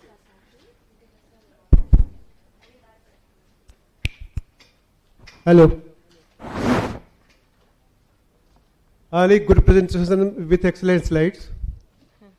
But it would have been better if you have added flavor to it by giving the data about how you are involving the people, how you are involving the local tribal poor, how they are increasing their economy, and all other details concerned with their traditional knowledge, how you are using the artisan, how you are making the handicrafts, all details I think required. But since you are doing good work there, I think in future you will be able to incorporate all these data, because responsible tourism means there are 3 ingredients: how you are conserving the ecosystems, how you are giving the traditional knowledge, how you are using the traditional knowledge of the local people, and how you are increasing their local economy, particular of the tribals or local communities. So community involvement, I think we need to add more flavor in future. Please, questions. Before we start, I just request, please ask only very pressing or burning questions. The floor cannot be open to open-ended discussion. 3 to 4 questions. Yes, very short, very crisp questions. Thank you so much. Mr. Rashid, very laudable presentation you have. My question is that since your topic was on responsible tourism, and since your work was in Satpura National Park, and also Satpura is the first in India to study to carry out the night safari. So how we are moving into the jungle in the middle in the night, and we are hoping that we do not create a nuisance for the animals which are actually living there, and how this would stand on, how would we can say that it stand on the responsible tourism, please. So the night safari is the wrong word. It's a night patrol which has been started by the forest department. Very limited vehicles, just 5 vehicles, and mostly in the buffers, only in the buffer zone, because those are the areas which are most vulnerable to the infiltration by any sort of illicit activity. So usually there's a stipulated time for that also, and you go with a forest guard. The idea is that so that the vehicular movement is actually stopping people. As a byproduct, the tourists get to see wildlife. And I think it's a misconception that, roaming at night actually is, disturbing as such, because these animals that we are seeing, we are not actually seeing ungulates or diurnal animals. The focus there is actually to see nocturnal animals, which are actually inherently active at night, like civets, like porcupines, like jungle cats, rusty spotted cat. So these animals are by nature active at night and roaming in their natural behavior. All right. Thank you so much, Mr. Rashid, for this wonderful presentation. Sir, please. इस presentation में एक बहुत खास बात थी, आप लोगों ने देखा होगा कि जो डाइवर्सिटी सतपुड़ा टाइगर रिजर्व में है, वो मैं नहीं समझता कि एमपी में तो भी इतनी डाइवर्सिटी किसी और पार्क में नहीं है, क्योंकि मैंने काफी पार्क यहाँ के देख रखे हैं, एक्सेप्ट मतलब 6-7 पार्कों में तो 5-6 पार्कों में तो मैं काम कर चुका हूँ. जो डाइवर्सिटी, क्योंकि यहाँ वर्टिकल जो है उसमें बहुत डाइवर्सिटी है. आप देख लीजिए सारे एनिमल्स आ गए, जो कि सारे एनिमल्स ये सारे के सारे हर जगह नहीं मिल रहे हैं. तो ये एक बहुत बड़ी चीज है. ये पार्क में से सारे गांव हट चुके हैं. More than 60 villages have been relocated. 1530 square kilometre is the core area and buffer area is 600. That is also as good as core area. तो बिल्कुल inviolate area is there available. तो इतना अच्छा इनवायलेट एरिया कहीं नहीं है. कान्हा में अगर देखें तो कोर तो बहुत अच्छा है, but buffer area is lacking that. उसमें फ्रिंजेस में है, बहुत सारे गांव हैं, उतना अच्छा नहीं है. मैंने कान्हा का भी एरिया देखा हुआ है. तो सतपुड़ा का बहुत अच्छा है, और इसको अगर ये लोग वैल्यू बना के वहाँ रखेंगे और लोकल कम्युनिटीज को साथ में इन्वॉल्व करके चलेंगे, तो I think it will be very good sign. Thank you. Thank you so much. We can I have had a question. Yeah. If we have time. Just like very quick question. Yeah. Ali, one thing is that whenever we talk about sustainable tourism and all that, we have done everything from the planning's perspective. But the responsibility from the tourists is still missing. Tourists come and they behave like they own everything.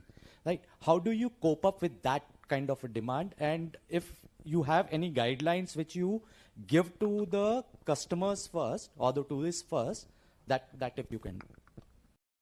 It's a very valid point. For us, we don't have that much of a problem because the guests who are coming to us have that sort of sensitization, and we actually focus a lot on having a good naturalist team. Each guest is actually taken into the park by a naturalist, and the guides of the park are also very well trained in not just Satpura but all over MP. So without now guests coming to any other facility also, especially I wouldn't say that budget or not, any sort of guest can be unruly, but those guests going without a naturalist are also being monitored by the guides who are quite well trained by the forest department, and they are enforcing the rules. Even at the entry there's a do's and don'ts which is there, but no one reads that. It's mostly the people like the naturalist or the park guide who are the most important people in the safari or the activity what we are doing. Yes, thank you Ali for a very nice presentation and very, very informative. And the best thing was that the tourism which you are doing in Satpura is altogether different from many of the other tiger reserves or the national parks.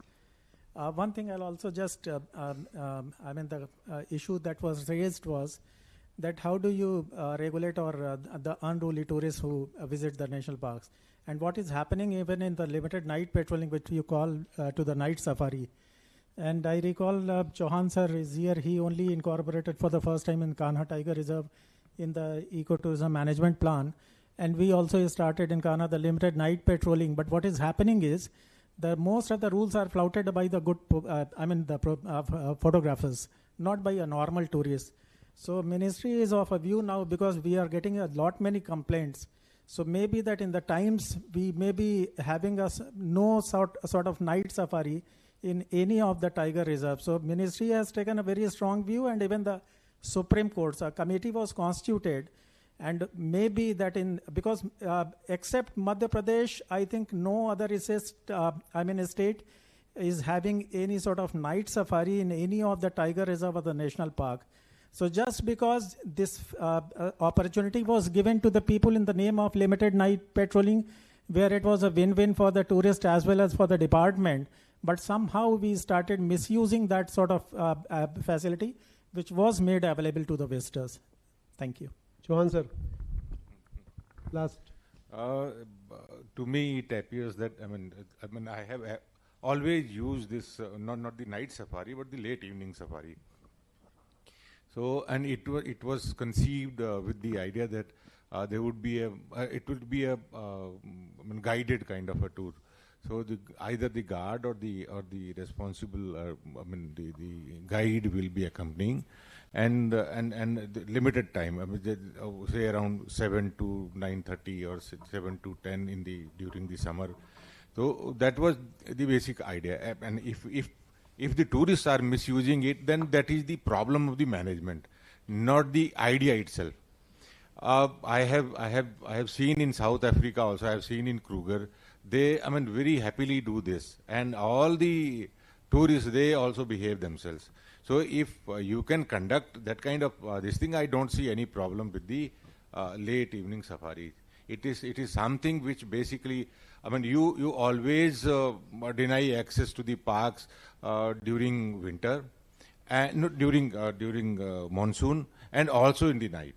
So it's a good idea to have to give experience to the visitors how the jungle looks like during the night, how the evening hours, late evening hours, or how it actually sounds.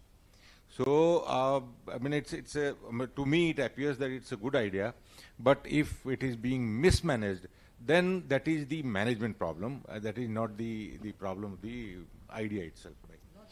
Thank you so much, Shukla sir and Chauhan sir, for your insights. And we thank Parihar sir for chairing this session, and we thank Rashid ji for being here. We request Mr. Vikas Singh Baghel, President SNHC, to please present our speaker with a souvenir. Let's have a huge round of applause for Mr. Ali Rashid. This has been a truly wonderful presentation topic as well. We're presenting the souvenir to Mr. Vikas Singh Parihar for chairing this. Let's have a huge round of applause. Mr. Vikram Singh Parihar, I am so sorry. This is it's unforgiving mistake that we are all collectively making. But since Murthy sir has made the same mistake, so I think मैं बच रही हूँ आज. So thank you so much for doing that, Murthy sir. You've truly saved me. Haji. We are all collectively one, I guess, because we are all collectively one. Thank you so much. And moving on to this collective sense, we are now going to be talking about communities and conservation. This collectiveness की एक बात हो रही है यहाँ पे.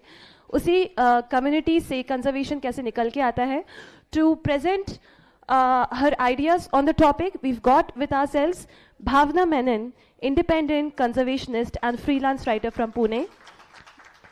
We're cheering her up, and we request her to please take the stage, and we request our president and conference coordinator, Mr. Baghel, to please present Bhavna Menon with a planter and welcome her. We can have a cheer for her. Ms. Menon is an independent conservationist and a freelance writer. Having worked in the conservation sphere for almost 15 years, she has been in charge of planning and executing projects in line with conflict mitigation, creation of alternative livelihoods in tandem with community members living around protected areas, and capacity building and training with the Forest Department frontline staff. She also contributes to different publications from time to time with a strong focus on covering conservation stories and people. Apart from working with organizations in the capacity of a communications consultant, she's been appointed as the Director of Conservation at Aranyachar, a wildlife tourism outfit, where she is in charge of promoting and curating activities, which are community related, of course, for guests traveling to different protected areas. Ms. Menon, we are so thankful that you are here to present your ideas. To chair this session, we'd like to call upon stage Mr. K. Raman sir, retired IFS from 1988 batch, and we request our conference coordinator and lead, Mr. Vikas Singh Baghel, to please welcome him on the stage. We can have a round of applause for Mr. K. Raman sir. I think you can skip my introduction. I have already been introduced. So we have already spent so much time. You're very kind, sir. All right, so without any further ado, I request Ms. Menon to please snatch away the mic from me. Bhavna, you are having some other presenters, co-presenters as well? Yes. To call them right away, I mean, because we are already at 5 p.m. Okay. So we'd like to see all of them. Okay, and I'll just introduce them. Yeah, introduce them and start your presentation. First of all, thank you everybody for being so patient. I know brain fog ho jata hai lunch ke baad especially. So thank you for being here. It's an honor actually to be presenting in front of visionary officers who have had the opportunity to work with. And today we have community members who have been like family to me for the past decade. So can we please have Satakshi, Redha Bhai and Pushma on stage, please.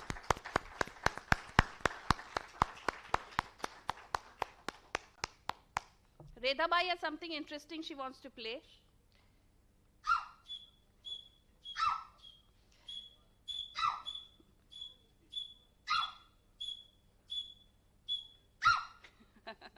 Wasn't that wonderful?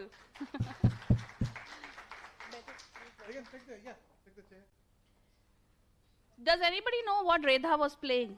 Can anybody guess? Can anybody guess what that sound was? Teeter. Yes. It was the sound of a francolin.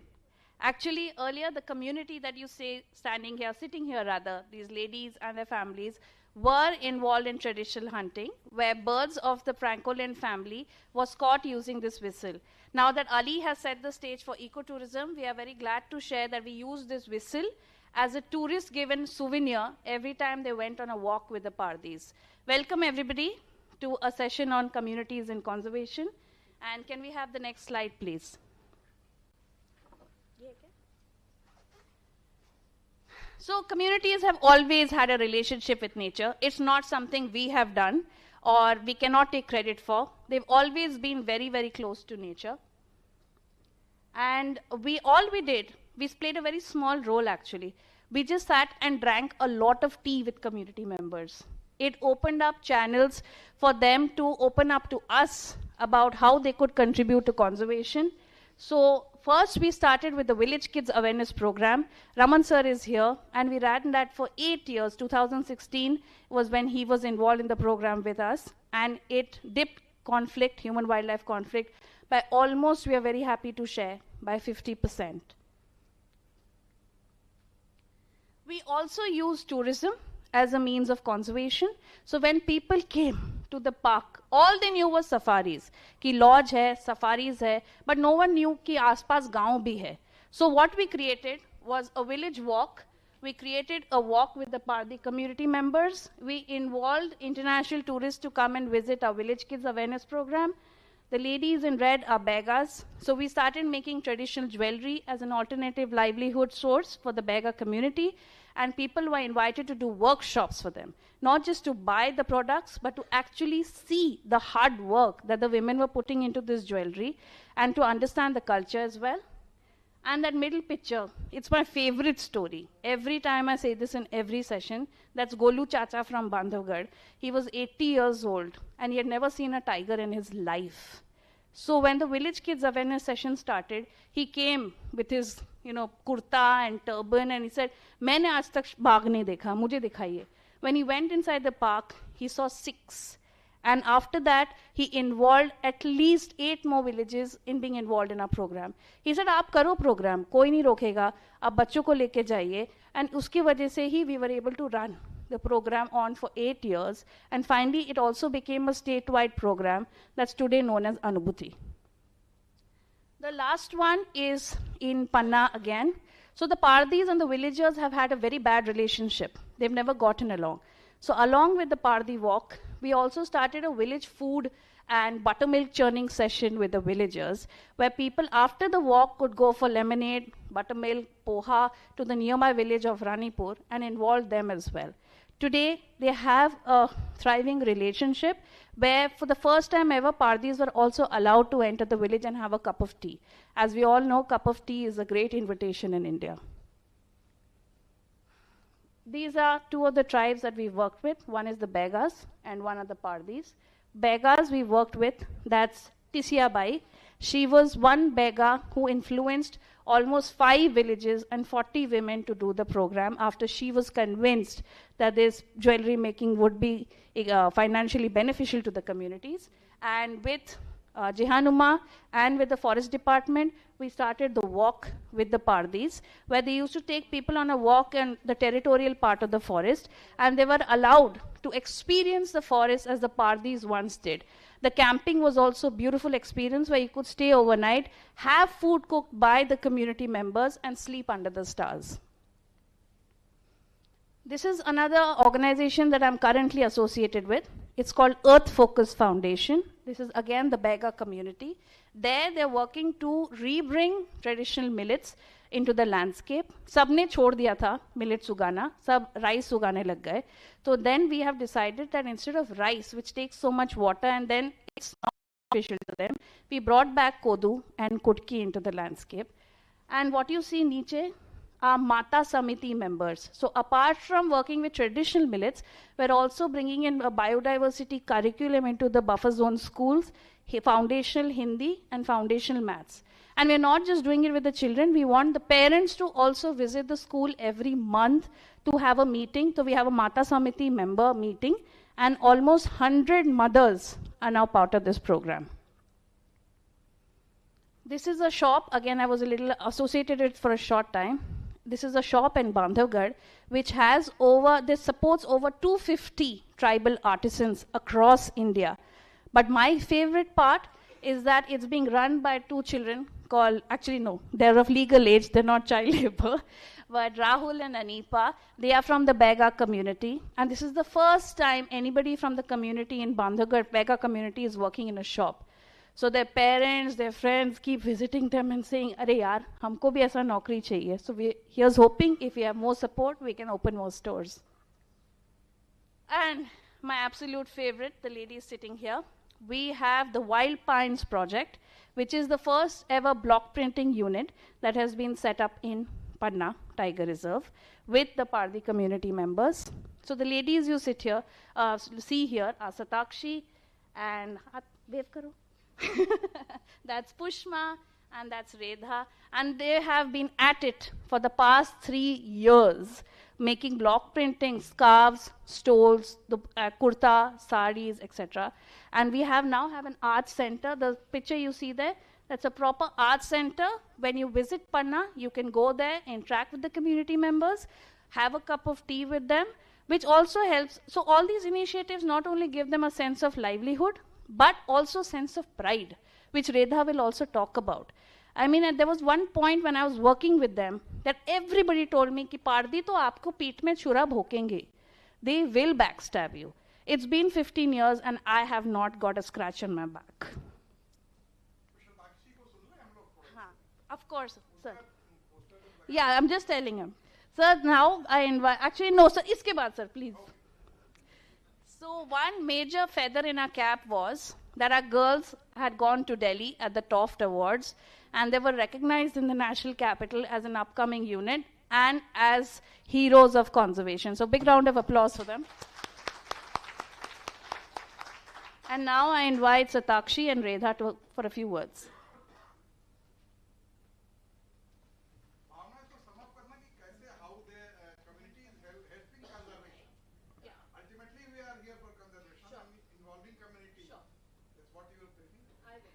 Good evening. I am Satakshi from Panna.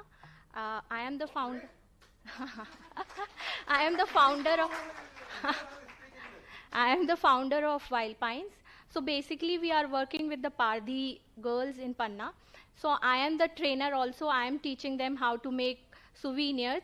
So now, like you see Redha and Pushma here, they are trained artists. They are making souvenirs as in keychains, some toys, some more other stuff. And now they are trained block printed artists also.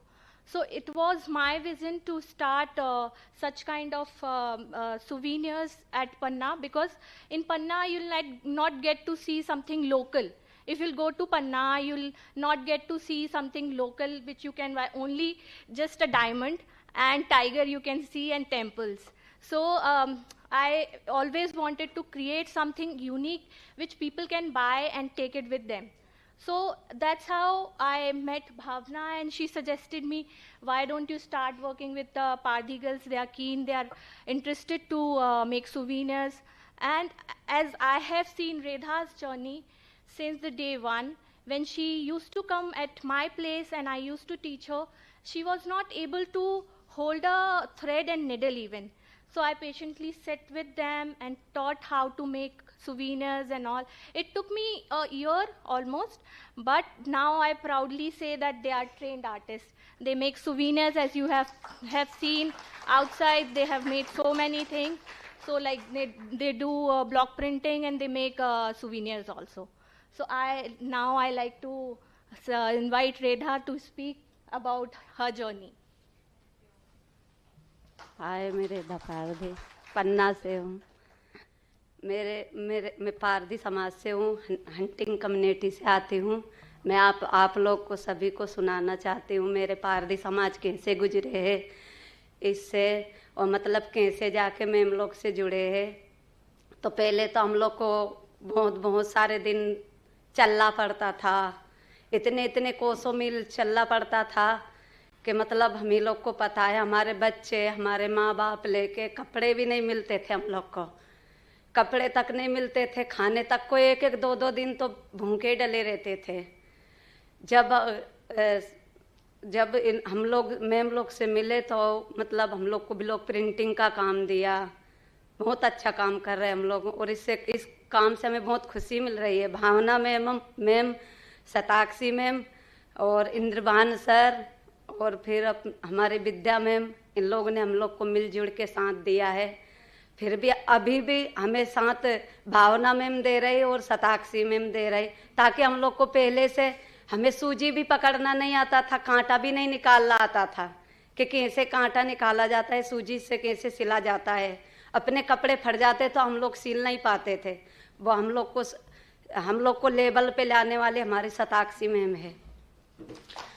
तो हम लोग इस level पे हम लोग किस मकाम मतलब कैसी मजबूरी से हम लोग पहुंच रहे हैं, और आगे भी पहुंच के दिखाएंगे। कभी साथ नहीं मैम का छोड़ेगा। इस मैम ने हमारा साथ दिया, हम मैम का साथ जिंदगी भर निभाएंगे। तो मतलब हम लोग कैसे थे और किस राह पे आके हम लोग खड़े हुए। पहले तो हम लोग आप लोग जैसे सरकार लोग से हम लोग बहुत ज्यादा डरते थे, डर के मारे सरकार हमारे पीछे रहती थी, हम लोग आगे रहते थे दौड़ने में, सरकार हम लोग को पकड़ नहीं पाती थी। अब हम लोग मिल के, अब तो हम लोग सरकार से मिल के कभी डर नहीं लगता है, मन में लगता है कि देखेंगे जो होना है देखते जाएंगे। और पढ़े लिखे ले नहीं है, फिर भी पढ़ा लिखा जैसा काम करके दिखाएंगे।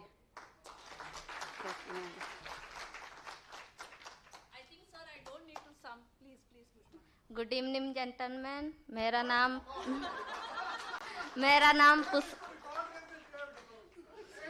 नाम पुष्मा पारदी है। मैं पारदी समाज से हूँ। गुड इवनिंग जेंटलमैन, मेरा नाम पुष्मा पारदी है। मैं पारदी समाज से आती हूँ। मैं ब्लॉक प्रिंट में काम करती हूँ और मुझे इससे बहुत खुशी मिलती है, और मैम का साथ हम लोग देते जाएंगे और आगे जितना होगा उतना करते जाएंगे। Thank you.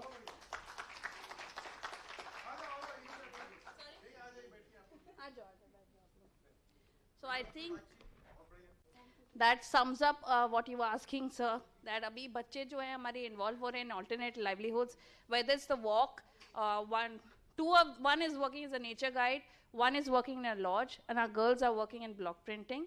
And I think everybody knows that Panna tigers have increased many-fold after communities are being worked with. So I think all the credit goes to the forest department and the communities. I'm sorry, I'll bore you for 2-3 more slides, then I'm going. So also, last year, when we are talking about community engagement, we were able to involve lodges. This was a project I did on my own. And we did forest fire awareness program in 8 villages in association with the forest department and the lodge association. And we're very happy to share that last year there was no major forest fire in Bandhavgarh.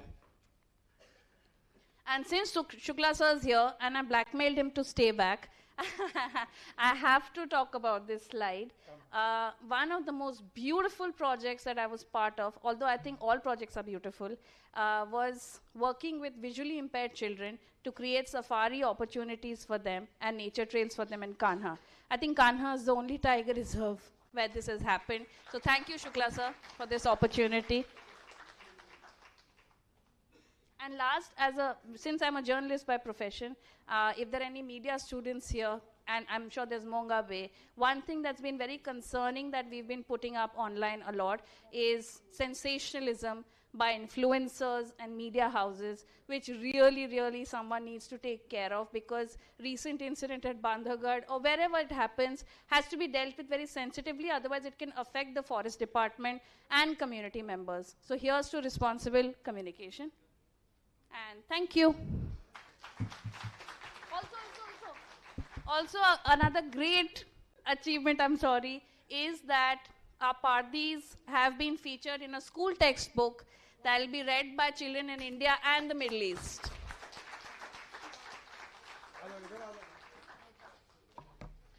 नहीं रुक जाओ एक minute क्या है नहीं हम खत्म कर रहे हैं इसको वही हमने खत्म अरे तुम्हारा ही और है Because we're talking about community setup, during this conference we've spoken about conservation outside protected areas, community-based conservation, if you may, conservation action, grassroots conservationists. So today we have 3 individuals with us. 2 of them are from Jaisalmer, Rajasthan, Radheshyam Parmani Bishnoi ji and Sharwan Ram ji. Please come on the stage, sir. Radheshyam ji belongs to the Bishnoi community, a community that has been conserving wildlife in India for over 500 years. And with him we have Chitrak Pramanik ji. He comes from Havda, where he works with other youngsters to protect local wildlife. They do not receive any funding for their work, but they are all driven by passion. They represent the local communities on this platform, so please welcome them here. And also this is their first time speaking on a national platform, so please be extra kind to them. And we'd also like to extend our heartfelt gratitude to Dr. Oshimaya Sen Nag. She facilitated their travel to bring them here way from Jaisalmer, Rajasthan and Havda, respectively. Let's have a huge round of applause.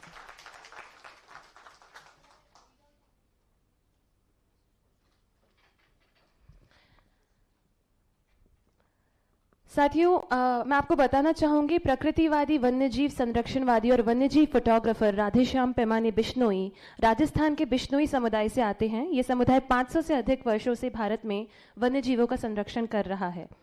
Radheshyam जी अपने गांव के बुजुर्गों को बीमार और घायल जानवरों की देखभाल देखते हुए बड़े हुए हैं। उन्होंने छोटी उम्र से ही चिंकारा और दूसरे कई वन्यजीवों को सड़क दुर्घटनाओं या जंगली कुत्तों के हमलों जैसे संकटों से बचाना शुरू कर दिया था। वो जोधपुर भी गए, जहां उन्होंने बीमार और जीवों को प्राथमिक उपचार देने के बाद में प्रख्यात पशु चिकित्सकों से प्रशिक्षण प्राप्त किया। 2021 में उन्हें सेंचुरी नेचर फाउंडेशन से सेंचुरी यंग नेचुरलिस्ट का अवार्ड मिला। राधेश्याम जी के साथ आए शरवण राम जी भी उनके साथ संरक्षण गतिविधियों में भाग लेते हैं और एक उत्साही वन्यजीवी प्रेमी हैं। अब उनका मुख्य ध्यान ग्रेट इंडियन बस्टर्ड के संरक्षण पर है, जो एक गंभीर रूप से लुप्तप्राय पक्षी है। इस पक्षी की अंतिम बची हुई आबादी में से एक उनके गांव और उनके आसपास पाई जाती है। राधेश्याम जी अपने कैमरे का उपयोग करके इसके व्यवहार, इसके पारिस्थिति को रिकॉर्ड करते हैं और प्रजातियों की रक्षा के लिए दूसरों के बीच जागरूकता फैलाते हैं। इसी के साथ अपने साथी ग्रामीणों की मदद से राधेश्याम और शरवण कृत्रिम जल निकायों का निर्माण करने और मौजूदा खराब हो रहे जल निकायों को बहाल करने का भी काम करते हैं। हम आप दोनों का तहे दिल से यहाँ पर स्वागत करते हैं। इन्हीं के साथ हमारे साथ मौजूद हैं चित्रक प्रामाणिक जी।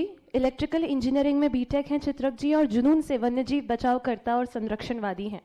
वे पश्चिम बंगाल के हावड़ा जिले के बगनान के बेरबेरिया गांव से आते हैं। उन्होंने पहली बार 11 साल की उम्र में एक भारतीय रॉक पाइथन नाम के वन्यजीव को बचाया था। बाद में उन्होंने पक्षियों और अन्य वन्यजीवों को बचाना शुरू किया, जैसे कि पतंग के धागे में फंसे या सड़क दुर्घटनाओं में घायल हुए वन्यजीवों को, और फिर उन्हें स्वस्थ होने तक देखभाल करके वापस जंगल में छोड़ा।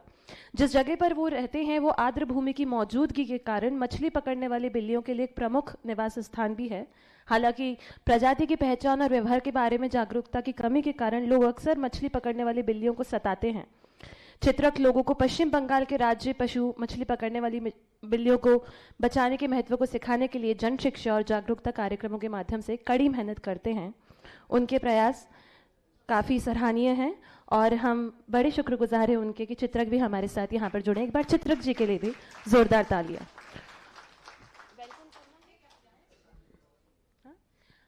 आप चाहें तो अपनी बात रख सकते हैं।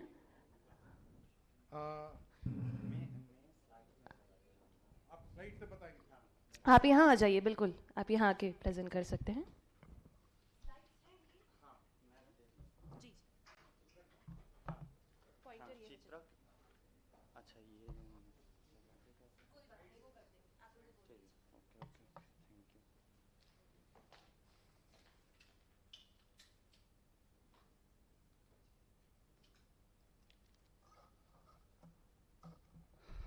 So, good afternoon to everyone. It's an honor for me to speak here, and I am thankful to SNHC India, Vikas sir, and my senior Oishima Di. तो मैं एक ऐसी राज्य से आता हूँ, तो उसका नाम पश्चिम बंगाल है। तो हमारे पश्चिम बंगाल बायोडाइवर्सिटी में बहुत एनरिच्ड है। वहाँ पर Sundarban national park, Singalila national park, Buxa tiger reserve, Jaldapara national park जैसी फॉरेस्ट एरिया है। पर फॉरेस्ट एरिया के बाहर भी हमारे और भी सारे वाइल्ड एनिमल्स हमारे साथ उनका हैबिटेट शेयर करते हैं, जैसे कि हमारे जो चित्रक सॉरी तो कितना टाइम लोगे इसके लिए? 10 मिनट। ट्राई टू ओके हम लोग ये सब जानते हैं। ओके ओके जितने लोग यहाँ पे है ना, ओके ओके ओके आपने जो काम किया है ओके ओके ओके तो मैं मेरे स्लाइड पर चला जाता हूँ। तो नेक्स्ट, तो आप देख रहे हैं कि हमारे जो स्टेट एनिमल है पश्चिम बंगाल का फिशिंग कैट, जो एक वल्नरेबल स्पीसीज है, तो उसका जो हैबिटेट में है वो है। और यहाँ पर जो हमारे वहाँ का जो मेन प्रॉब्लम होता है कि फिशिंग कैट का जो अपना नेचुरल हैबिटेट, वो दिन के दिन उनका हैबिटेट श्रिंक होने की वजह से, और गांव की जो सड़क जो है वो दिन के दिन जो डेवलप हो रहा है, उनके वजह से हर एक दिन रोड एक्सीडेंट में उनका पॉपुलेशन डिक्रीज होता जा रहा है। तो अभी 3 सालों में हमारे सिर्फ एक जिला जो हावड़ा नाम है, वहाँ पर 50 से 60 fishing cat due to road kill, कोई घायल हुआ, कोई मर गया। तो यहाँ पर हमारे रेस्क्यू वर्क है। एक है इंज्योर्ड फिशिंग कैट इन रोड किल, और यहाँ पर है एक फिशिंग कैट गांव के लोगों के घर में घुस गया। तो हमने वहाँ पर गए, मेरा रेस्क्यू टीम, और हम उस वहाँ के जो लोकल के जो स्कूल के बच्चे हैं उनके साथ मिला के उस फिशिंग कैट को हम नेचर पे फिर से छोड़ दिया। नेक्स्ट,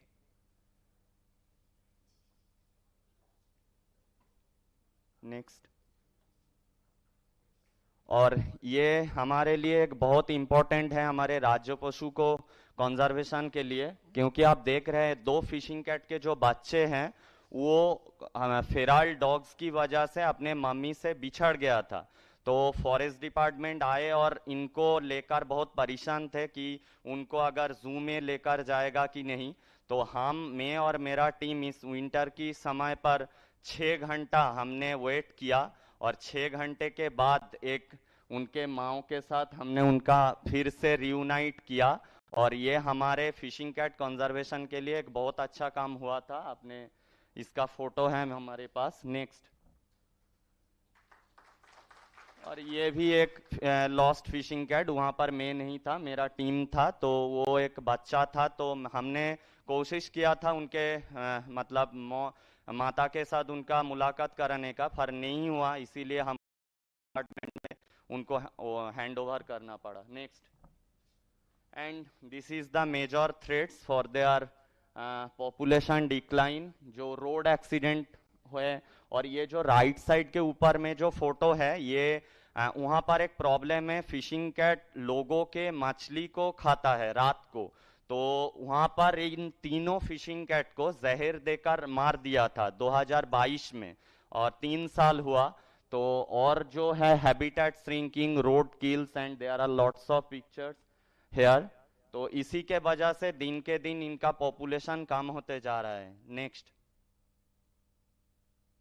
और इसके पहले और हमने क्या किए, हमने जिस गांव में इस फिशिंग कैट को लेकर र्यूमर्स हैं कि बच्चे को उठाकर ले जाते हैं, और जहां पर भी इनके साथ ह्यूमन एनिमल कॉन्फ्लिक्ट होता है, तो हम वहाँ के जो बच्चे लोग होते हैं उनको लेकर जू पर लेकर गए हैं।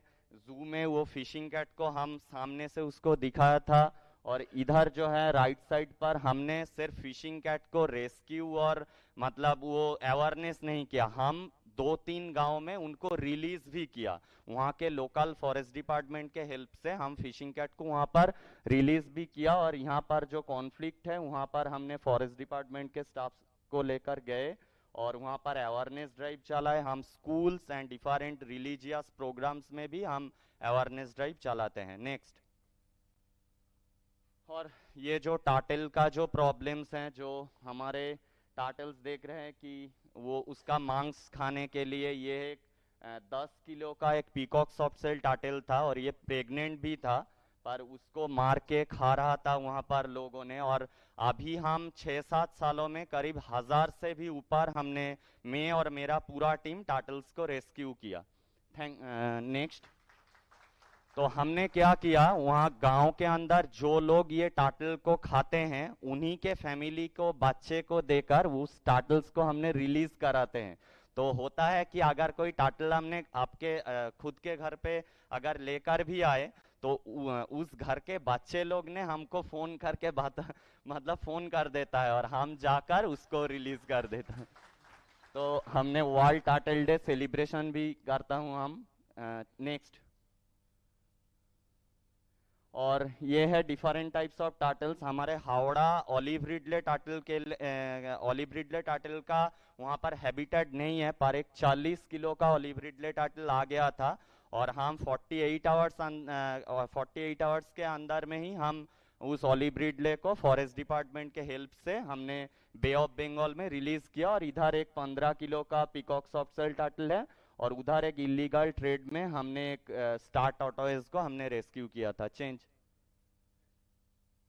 और ये है different types of species we have. देखिए लेफ्ट पर है स्मॉल इंडियन सिवेट, नीचे पाम सिवेट, यहाँ पर क्रेसलेस पोर्कुपाइन, जंगल कैट्स है, ये सब हमारे रेस्क्यू वर्क चलते हैं। नेक्स्ट।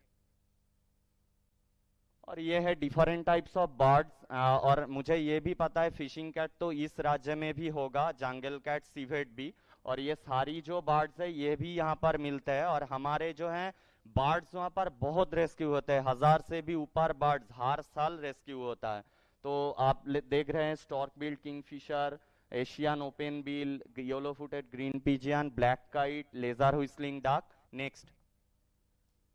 और मेरा जो फेवरेट है उल्लू, अभी तक हमने 250 के भी ज्यादा उल्लू के जो बच्चे हैं उनको मतलब वहाँ पर जो प्रॉब्लम्स होता है कि बारनाउल जो होते हैं वो ह्यूमन पॉपुलेशन में ज्यादा अपने घोंसले करते हैं घर के अंदर, और लोग जो करते हैं आउल को लेकर तो उनमें बहुत सारी एक सुपरस्टिशन काम करता है। तो वो उल्लू के बच्चे को लेकर वो रास्ते पर फेंक देता है। तो हम उनके घर में जाते हैं जहाँ पर उल्लू अपने घोंसला करता है, और उन कम्युनिटी को हम उनको अवेयर करके उस उल्लू के बच्चे को उन्हीं नेस्ट पर हम रख के बड़ा करते हैं। और इस महीने में ही हम मतलब 16 उल्लू अभी तक बच्चे को हमने उनके घोंसले में ही रखा और बड़ा करने दिया। तो वही डिफरेंट टाइप्स ऑफ उल्लू जो होता है, वहाँ पर जो एक स्कूप साउल जो रैट है, तो अगर इंज्योर्ड आउल घर में आते हैं तो उनको हम क्या खिलाए, तो हम खुद रैट्स पकड़ते हैं और उनको देते हैं नेचुरल फूड के लिए। नेक्स्ट। और मेजर थ्रेट्स पंछी को लेकर देख रहे हैं कि नेट्स जो हैं तालाब के ऊपर, और ये जो बच्चे लोग जो मतलब बर्ड्स को जो हंट करते हैं, तो उनको हम अवेयर करके उनको बर्ड वाचिंग में लेकर गए। यहाँ पर इलीगल मतलब पैरट जो ट्रेड हुआ था, उसको हम local police station and forest department के हेल्प से हम उन ट्रेडिंग को बंद कराने का कोशिश कर रहा था। और उधर जो है अभी ये दिवाली के दिन, मतलब दिवाली में मैं रात 2:30 बजे मेरे घर पे लौटा था। ओशिमा दी को मैंने इन्फॉर्म किया था कि वहाँ पर देखिए राइट साइड में ऊपर जो है मतलब बहुत सारे वाइल्ड एनिमल को हंटिंग किया था वहाँ के कुछ लोगों ने। Next.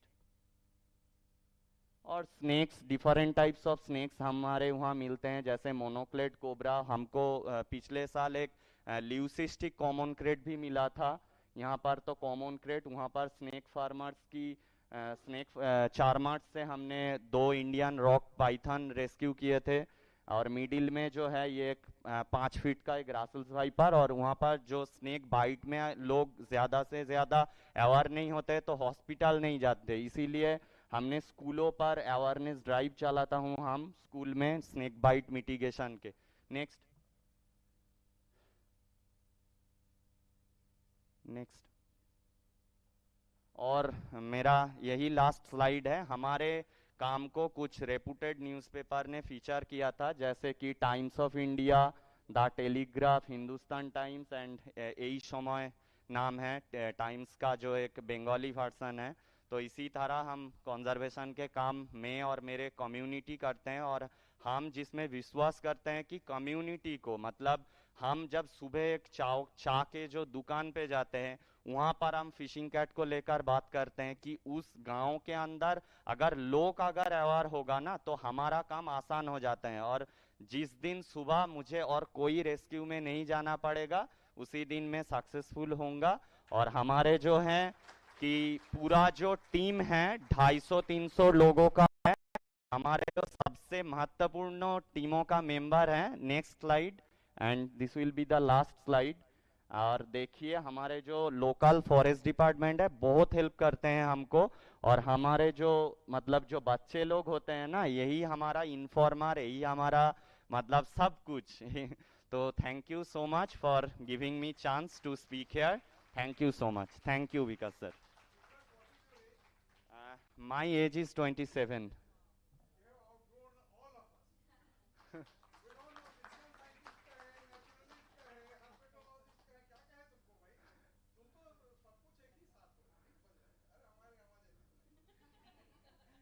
You are everything rolled into one, and you are basically you are an engineer, right? I am an electrical engineer. So you are everything now. Wonderful. Thank you so much. Thank you Vikas sir. Thank you Ishima Adi. Thank you sir, and thanks to all of you. Thank you.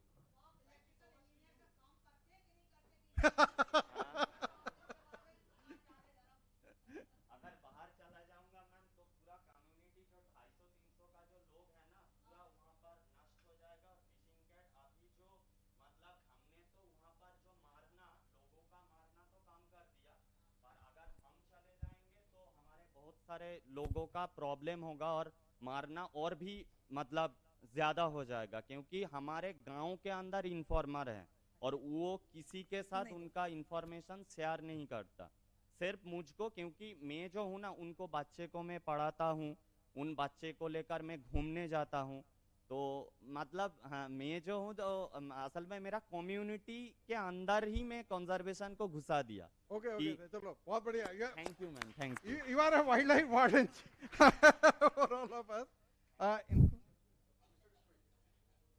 Bishnoi साहब आप लोग बताएं। नहीं, आ जाइए सामने, साथ में खड़े रहिए, आप अपने मिल के प्रेजेंटेशन करें, मिल के बात करें।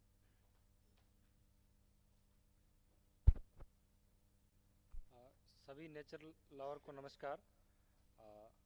मैं जैसलमेर से हूँ, मेरा नाम राधेश्याम है और मैं बिश्नोई समाज से बिलोंग करता हूँ।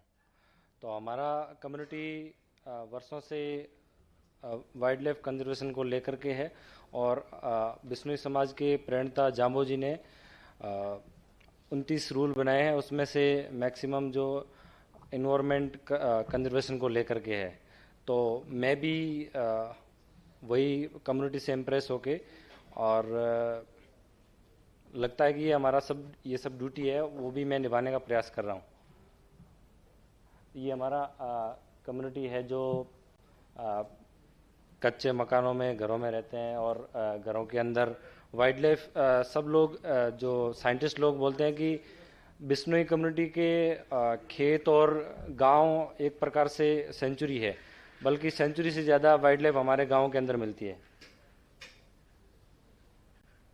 तो नीचे जो ऊपर जो देख रहे हैं लोग चिड़ियों के लिए दाना वाना डालते हैं, तो वहाँ घरों के पास ही चिंकार वंकर आ जाते हैं।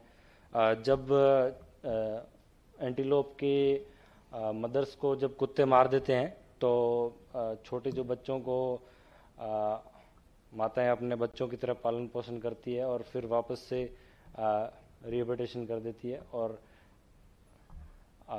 1700 दशक में जोधपुर के पास खेजड़ली में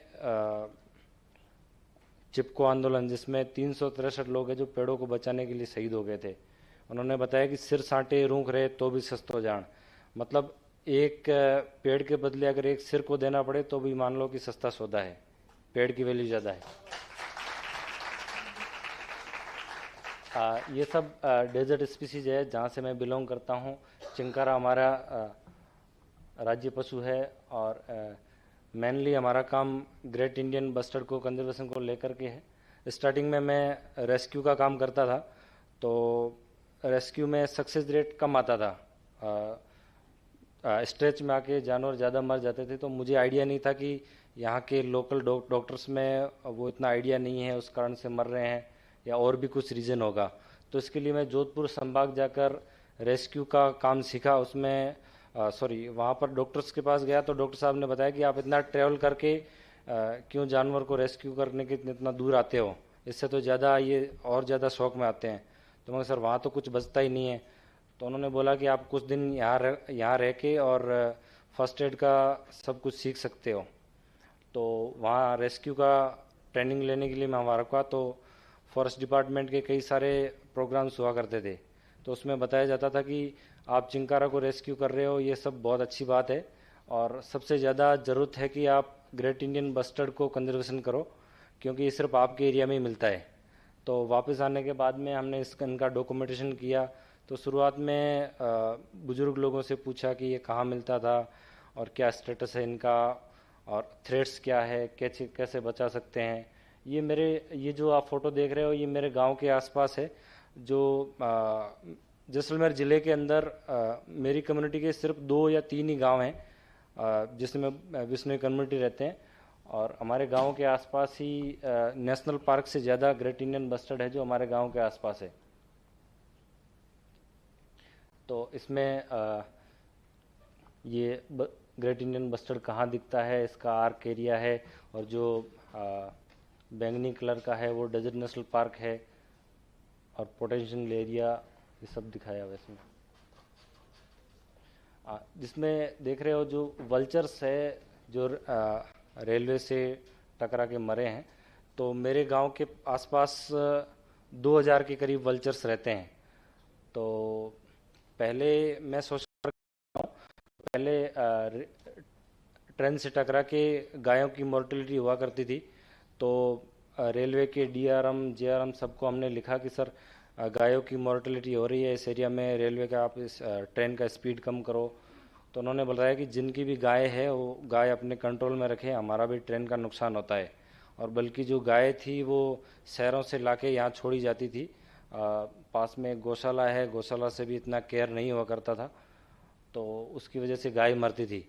और फिर बाद में वल्चर मरना स्टार्ट हो गए, तो फिर हमने दोबारा से लेटर लिखा कि सर वल्चर्स मर रहे हैं। तो इस बार रेलवे डिपार्टमेंट ये तो नहीं कह सकता आप अपने वल्चर्स को कंट्रोल में रखो, तो फिर हमने फॉरेस्ट डिपार्टमेंट को भी बताया, तो भी कुछ ऐसा फ़र्क नहीं पड़ा। मतलब उस सीज़न के अंदर 150 वल्चर्स है जो ट्रेन से टकरा के मर गए थे। तो फिर बाद में हमने ऑब्जर्व किया, ऑब्जर्व करने के बाद में कि वल्चर्स कैसे मर रहे हैं और गाय कैसे मर रहे हैं, उनको कैसे बचा सकते हैं। तो जब रेलवे ट्रैक पे गाय मरती है तो एक आध गायों की हड्डियां खाने के लिए दूसरी गाय ट्रैक्स पे रहती है कैल्शियम के लिए। तो जब गाय मर जाती है तो गाय के ऊपर वल्चर आते हैं। वल्चर जब खाने पे रहते हैं उनको डिस्टर्बेंस नहीं रहता है ज़्यादा, तो वो ट्रेन से टकरा के मर जाते हैं। तो न तो फॉरेस्ट डिपार्टमेंट की तरफ से सॉल्यूशन हुआ, न किसी एनजीओ ने हमारा हेल्प किया, और न ही रेलवे डिपार्टमेंट ने। तो हमने किसी प्राइवेट सफाई कर्मी को हायर करके और पूरा रेलवे ट्रैक साफ़ किया और करवाया, और जो भी ट्रैक मैन जो रहते हैं उनको बोला कि जब भी कोई कैजुअल्टी हो आप हमें इन्फॉर्म करें, और सिर्फ इन्फॉर्म करना है, आप आगे का काम आप अपने हिसाब से करेंगे। उसके बाद में अभी तक कोई भी कैजुअल्टी नहीं हुई, वल्चर मरना बंद हो गए। सबसे मेन प्रॉब्लम है ग्रेट इंडियन बस्टर्ड का सबसे बड़ा थ्रेट्स है हाई टेंशन वायर, और दूसरे नंबर पे आता है फेरल डॉग। तो पहले बीच में कुछ लोगों ने कंजर्वेशनिस्ट लोगों ने PIL भी लगाया था, उसमें हाई कोर्ट का आदेश भी आया था कि हाई टेंशन वायर को अंडरलाइन किया जाना चाहिए, बल्कि वो अंडरलाइन नहीं हो रहा है। और एक विकल्प निकाला है कि बर्ड डायवर्टर लगा के इसको बचाया जा सकता है, ऐसा कुछ, परंतु वो एक प्रकार से खिलौना जैसा है, उसका वो विकल्प नहीं है कि बस्टर्ड को और दूसरे जानवरों को भी बचाया जा सके। तो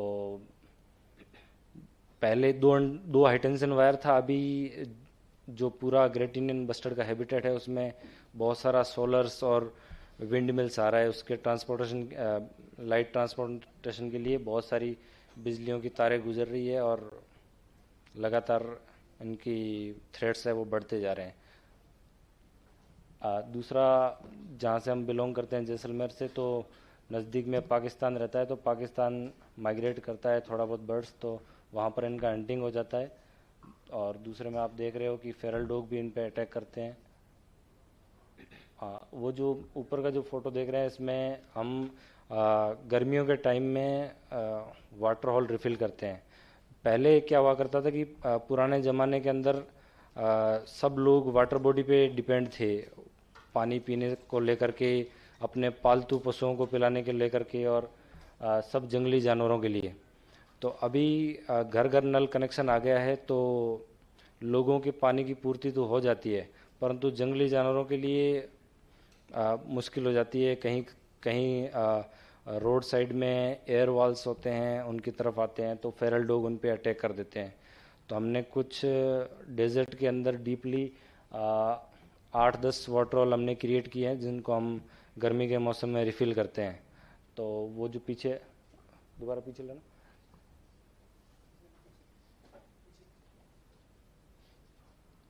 हाँ, तो वल्चर्स बैठे हैं उस वाटर होल पे। वो जो वाटर होल है वो 50, मतलब मेरे फार्म हाउस से 50 किलोमीटर तक पीछे तक कोई भी ह्यूमंस मूवमेंट नहीं है और कोई भी वाटर होल नहीं है। तो मैक्सिमम वाइल्ड लाइफ वहीं आके पानी पीती है। और हमने वाटर बॉडी का जो सेफ है वो दो गोल आकार में बनाए हैं, जिसमें डोमेस्टिक जानवर भी पानी पीते हैं और वाइल्ड लाइफ भी पीती है, तो दोनों डिस्टर्ब नहीं होके अच्छे से पिए पानी। तो वो कुछ वाटर बॉडी है जो जिनका कंजर सॉरी ओके, कुछ हमने ये एंटी पोचिंग का भी काम करते हैं, हम शिकार की घटनाओं को रोकने का प्रयास करते हैं, और रेस्क्यू का भी काम आप देख रहे हैं। कुछ हम डॉक्यूमेंटेशन करते हैं कि थ्रेट्स क्या है। और नीचे का जो फोटो आप देख रहे हो जिसमें जो कुत्ता है वो ग्रेट इंडियन बस्टर्ड को चेज कर रहा है, और तो उन्हीं कुत्तों को पकड़ के हम दूर छोड़ने का भी प्रयास करते हैं। और ABC आपने सुना है, तो उनके wild life institute of India और गवर्नमेंट के साथ मिलके हम भी वो भी प्रयास कर रहे हैं। कुछ अवेयरनेस का प्रोग्राम भी करते हैं हम स्कूलों के अंदर। कुछ हम ग्रेट इंडियन बस्टर्ड के लिए पुनः घास का मैदान तैयार करने का प्रयास करते हैं, जो कुछ NGOs के साथ मिलके एक नया डेमो तैयार किया है, तो हमारे खेतों में भी बस्टर्ड आता है। धन्यवाद।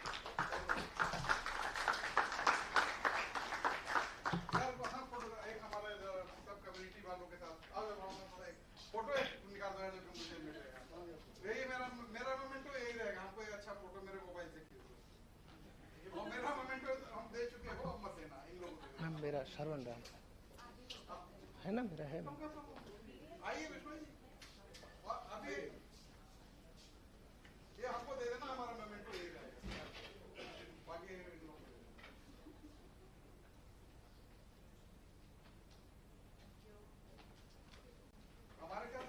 उन्होंने सुझाव सबसे लंबा चला गया और लगभग सभी प्रश्नों का उत्तर दे दिया। अगर किसी का प्रश्न है तो पूछ सकते हैं।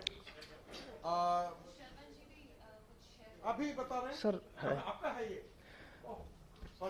नमस्ते सबको, नमस्कार। मेरा मैं जोधपुर राजस्थान से श्रवण पटेल एंड फ्रीलांसिंग कंजर्वेनिस्ट हूँ और पिछले 5-7 साल से मैं इस क्षेत्र में काम कर रहा हूँ। और ये जो आप तस्वीर देख रहे हैं ये मोस्टली ब्लैक बग की है। जोधपुर से 100 किलोमीटर दूर धवाडोली करके एक वाइल्ड लाइफ एरिया है जहाँ पे बायोडाइवर्सिटी का बहुत बड़ा हॉटस्पॉट था। अभी जो पॉल्यूटेड वाटर है, इंडस्ट्रीज का पॉल्यूटेड वाटर 100 किलोमीटर से अबव पहुंच गया है, वो इस तरीके से जानवरों की जान ले रहा है। ये आप देख सकते हैं खेत के अंदर पानी है और ये ब्लैक बग जो है वो पॉल्यूटेड वाटर पी रहा है सर। और ये सेम हिरन है जिसको आप अभी मरा हुआ देख सकते हैं। ये लास्ट जो ये है इसके अंदर ये पी रहा है। ये मैंने अप्रैल 12 को लिया है लास्ट ईयर में। एंड सेम पेट्रोलिंग पे जब मैं गया तो 25 अगस्त को सेम हिरन, क्योंकि ये आइडेंटिफाई हो रहा है, इसका एक सिंग कटा हुआ था, सो ये हिरन उसकी वजह से डेथ हो गई। और इवन 2013 से अब तक करीब 1000 से ज़्यादा पॉपुलेशन इनकी कम हो गई है due to the water pollution. So ये इसके कंजर्वेशन के लिए हमने काम स्टार्ट किया है। ये एक बच्चा है ब्लैक बग का, ये पिकॉक है जो भी पॉल्यूटेड वाटर पी रहा है, एंड ये नीलगाय है। ये इस तरीके से कुछ पानी भरा हुआ है। सो पूरी डाइवर्सिटी को ये पानी ये आप देख सकते हैं। एक खेत के अंदर रोहिड़े के पेड़ है। रोहिड़ा राजस्थान का राज्य पुष्प है और इसको काटना इलीगल है। जब हम लोग किसान हैं, हम लोग अगर एक पेड़ भी काट दे तो हमें जेल हो जाता है, बट ये due to the water pollution पूरा खेत जो है वो पेड़ विहीन हो गया है, वहाँ पे एक भी पेड़ नहीं बचा। एंड यहाँ इन्हीं पेड़ों के बीच में बहुत ज़्यादा वाइल्ड लाइफ हुआ करती थी, ब्लैक बग एंड चिंकाराज, वो सारे के सारे विलुप्त हो गए। ये इस तरीके से कुछ पेड़ जले हुए, ये अलग अलग खेतों की तस्वीरें हैं। और ये जहाँ से इंडस्ट्रीज है वहाँ से करीब 120 किलोमीटर दूर की तस्वीर। एक बीच में आप तालाब देख सकते हैं जो साफ पानी है, अदरवाइज पूरा ये केमिकल का पॉल्यूटेड वाटर है। ये साफ तालाब है जिसको हमने कंजर्व करके रखा है। आसपास वो पूरा पॉल्यूटेड वाटर दिख रहा है, हमने इसको रोका है जेसीबी से बना करके, ताकि कुछ ब्लैक बग जो है इसके अंदर पानी पी सके। ये कुछ फेरल डॉग्स की प्रॉब्लम्स की वजह से भी बहुत ज़्यादा मरे हैं, क्योंकि बहुत ज़्यादा फेंसिंग हो रखी है सारा और कुछ इस तरीके से। एंड ये एक फोटो है जो प्लास्टिक चिंकर को प्लास्टिक खाते हुए किसान खेतों के अंदर प्लास्टिक से झोंपड़ी वगैरह बनाते हैं और वहीं छोड़ देते हैं। तो मैंने ये एक फ़ोटो लिया था, बहुत रेयर। मुझे लगा कि ये कम से कम गाय प्लास्टिक खाती है बट वाइल्ड लाइफ प्लास्टिक नहीं खाती होंगी, बट ये देख के मुझे बड़ा हैरानी हुई कि प्लास्टिक अगर चिंकारा खाने लगे, क्योंकि हमारे वहाँ पे नेशनल पार्क्स नहीं है। पूरे वेस्टर्न राजस्थान में 7-8 जिलों में सिर्फ एक ही डेजर्ट नेशनल पार्क है और सारी वाइल्ड लाइफ जो है वो नॉन प्रोटेक्टेड एरिया में रहती है, जो एग्रीकल्चर लैंड के साथ रहती है। सो इस तरीके से ये खाने का है। एंड वाइडेस्ट प्रॉब्लम है कि जूली फ्लोरा, जहाँ हॉटस्पॉट है ब्लैक बग एंड चिंकाराज के, वो सेक्रेड ओरन लैंड है। हमारे वहाँ बुजुर्गों ने ओरन छोड़ रखे, जो कैचमेंट एरिया होता है वाटर जो तालाब का, तो उसके अंदर ये इस तरीके से कुछ जूली फ्लोरा उगाया है। तो ये वाइल्ड लाइफ कहीं भी अपनी जो है वो जगह भी नहीं बना सकती बैठने के लिए, एंड न ही ग्रास यहाँ उगती है, क्योंकि ये एक इसकी जड़ों में कोई एल्कलॉइड होता है जहरीला, उसकी वजह से घास उगती नहीं है और नेटिव प्लांट्स भी 5-7 साल में ख़त्म हो जाता है। सो काले पानी जो ब्लैक बग पी रहे थे उससे बचाव के लिए हमने ये कुछ वाटर होल्स बनाए हैं वहाँ से आसपास में, ताकि हिरन जो है वो गंदा पानी पीने नहीं जाए और इस स्वच्छ पानी पे आकर के पानी पिए। पानी गर्मियों में मई से जुलाई तक बारिश नहीं होता, तब तक अवेलेबल नहीं होता, बट हमने 15-20 किलोमीटर दूर से 2000 रुपये पर टैंकर के हिसाब से इसमें गर्मियों में हम लोग सप्लाई करवाते हैं, ताकि हिरन वो पॉल्यूटेड वाटर नहीं पिए जब तक कि सॉल्यूशन नहीं होता। एंड एक इन्फ्लुएंस हुआ था, हमने सोशल मीडिया को भी इसमें इंक्लूड किया है, क्योंकि ये एक सबसे बेस्ट आइडिया है ज़्यादा से ज़्यादा लोगों तक इन्फ्लुएंस होने का। ये खेली बनाने का हमने एक वीडियो बनाया था and posted on the Instagram and other social media platform. वो करीब 50 मिलियन लोगों ने देखा था एंड आसपास 7 डिस्ट्रिक्ट में 50 से ज़्यादा ऐसे वाटर होल्स गांव वालों ने स्वयं फंड इकट्ठा करके बनाए कि हमारे गांव की वाइल्ड लाइफ है तो हम भी उनके लिए ऐसी तरह की खेली बनाएगी, क्योंकि हमारी गवर्नमेंट ने जो बना रखी थी वो इस तरीके से 2.5 फीट ऊंचाई की थी, उसमें कोई भी वाइल्ड लाइफ पानी नहीं पी सकती थी जो छोटे जानवर थे। तो ये एक अच्छा सोशल मीडिया का हमारे को आउटपुट मिला था कि लोग कैसे इन्फ्लुएंस होकर के वाइल्ड लाइफ के प्रति अवेयरनेस हुए हैं। ये हमने लोगों को इन्फ्लुएंस किया कि इस दूषित पानी के प्रति आप लोग आवाज़ उठाएं, देन काफ़ी सारी संख्या में लोग आए एंड उसके लिए मूवमेंट भी किया। ये अवेयरनेस प्रोग्राम है ब्लैक बग के लिए। स्कूलों के अंदर हमने एक ड्राइव चलाई कि लोकल वाइल्ड लाइफ की तस्वीरें हम लोग हर स्कूल एंड इंस्टीट्यूशन में आसपास में लगवाई, ताकि लोग अवेयर हो सके, क्योंकि उनके बारे में बच्चों को बिल्कुल नहीं पढ़ाते। L4 लोयन, E4 एलिफेंट पढ़ाते थे, पर चिंकारा ब्लैक बग के बारे में अल्फ़ाबेट है ही नहीं। सो हमने मूवमेंट किया और उसका भी हमने जब वीडियो डाला तो बहुत सारे इंस्टीट्यूट्स के स्टाफ एंड जो गाँव के सरपंच जो भी इंस्टीट्यूट थे, इवन गाँव के लोकल लोगों ने बोले हमें ये आप फोटोज ओरिजिनल भेज दीजिए, हम खुद प्रिंट करवा के हमारे घरों में लगाएंगे। सो काफ़ी वाइडली ये भी वाइल्ड लाइफ के प्रति लोगों का जुड़ा हुआ। ये कुछ स्कूल्स प्रोग्राम हमने शुरू किए हैं एंड ये किसानों के साथ कन्विंस करने के लिए कि आप लोग जो है वो फसल ख़त्म होने के बाद में जो फेंसिंग है, जो आज की सबसे बड़ी समस्या है, आप फसल जब ले लेते हैं तो उसके बाद फेंसिंग जो है उस जाली तारबंदी जो भी है उसको हटा लें, ताकि आप पापी न बने। हमारे राजस्थान में बहुत मान्यता है कि लोग धार्मिक बहुत है। जब उनको बताया गया कि आप लोग फसल काट के ले जाते हो, लेकिन जो फेंसिंग की गई है उसके अंदर ब्लैक बग एंड चिंकारा जाके फंसते हैं एंड मरते हैं, तो आप जाने अनजाने आप सो रहे होते हैं, लेकिन आपके जो अकाउंट में है वो पाप का घड़ा भर रहा है। तो उन लोगों ने बहुत ज़्यादा इंटरेस्ट दिखाया एंड काफ़ी सारे लोगों ने हटाए। अभी इको टूरिज्म के लिए भी स्टार्ट किया, ताकि लोगों को कुछ अवेयरनेस हो कि हाँ टूरिस्ट आ रहे हैं तो हम वाइल्ड लाइफ से। ये बबूल की प्रॉब्लम थी, इसको हटाने के लिए हम लोग वॉलंटियरिंग करते हैं। एक बार हमने JCB से पूरा ओरन साफ कराया, देन अब हम कोशिश करते हैं कि फिर से नहीं हो, इसलिए छोटी छोटी अवस्था में भी काट लेते हैं। ये हमारी कम्युनिटी है, बिश्नोई कम्युनिटी, जो वाइल्ड लाइफ को बचाने के लिए जानी जाती है। तो दूध पिलाने का काम हो रहा है, एक छोटा सा रेस्क्यू सेंटर है हमारा, ये कुछ रेस्क्यू करने गए। और एक प्रॉब्लम थी हमारे उधर की, तालाब को बहुत खड़ा काट दिया गया था वहाँ के लोकल लोगों के द्वारा, तो हिरन जो है वो पानी पीने के लिए अंदर आ ही नहीं सकते। तो ये सारा हमने स्लोप करवाई दीवारें, तब ये हिरन आकर अंदर आ जा पा रहे हैं, क्योंकि वो खड़ी दीवार हो गई थी 8 फीट की। तो ये भी एक बहुत अच्छा पॉजिटिव रिजल्ट मिला। और ये कुछ पॉट्स है जो हमारे घरों के आसपास हम रखते हैं गर्मियों में पानी पीने के लिए। ये एक टूटी हुई मटकी है और ऐसी हर घर के बाहर मिलती है हमारे खेत के अंदर, ताकि वाइल्ड लाइफ पानी पी के जाए। और ये हमारी उस खेलियों का वाटर पॉइंट जो हमने हॉल बनाए थे कि गंदा पानी पी रहा था ब्लैक बग एंड अब ये मीठा पानी पी रहा है, ये हमारे लिए सकारात्मक था। बट स्टिल हमने 5-6 खेलियाँ बनाई, फिर भी हमें अभी भी बहुत आवश्यकता है ऐसी बनाने की। एंड हम लोग ट्राई करेंगे कि इस बार और बनाए, क्योंकि बहुत ज़्यादा दूर दूर में खेलियाँ होगी तो वो अभी भी, क्योंकि पानी का तो कोई सॉल्यूशन गवर्नमेंट नहीं कर रही है, तो ये जानवर ये पानी नहीं पिए। तो ये कुछ जानवर है, ये वल्चर्स है, ये सारे ये पानी पी रहे हैं। ये इतने सारे शिंकारा और ब्लैक बग है, ये पूरा ब्लैक बग का हर्ट्स है जो उस पानी के पास में है, और ये सारा अभी भी वो पानी पीने के लिए मजबूर है।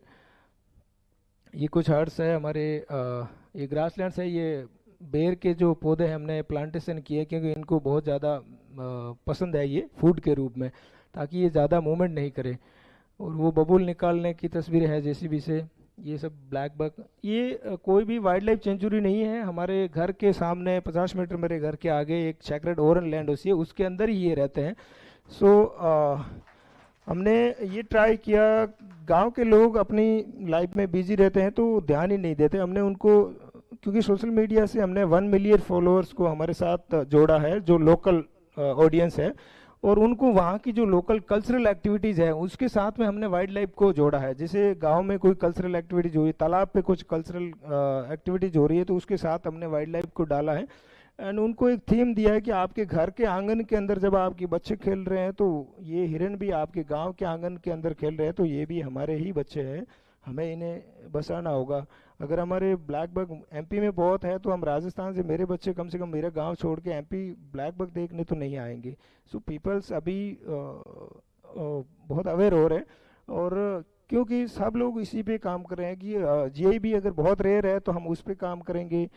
पर्टिकुलरली स्पीसीज जो एंडेजर्ड हो रही है उस पर काम हो रहा है, बट पर्टिकुलर एरिया से स्पीसीज गायब हो रही है उस पर no one thinking. And I am disappointed कि इस पर सोचना चाहिए। ओके श्योर मैम, हाँ ओके श्योर मैम। ये कुछ न्यूज़पेपर्स है 2013 के जिसमें काले पानी के अंदर से मरे जो फंसे हैं उनको बाहर निकाल रहे हैं। ये सारे न्यूज़पेपर्स हमने रखे हैं। इवन ये सारी कटिंग्स है जो ये कम। Thank you sir.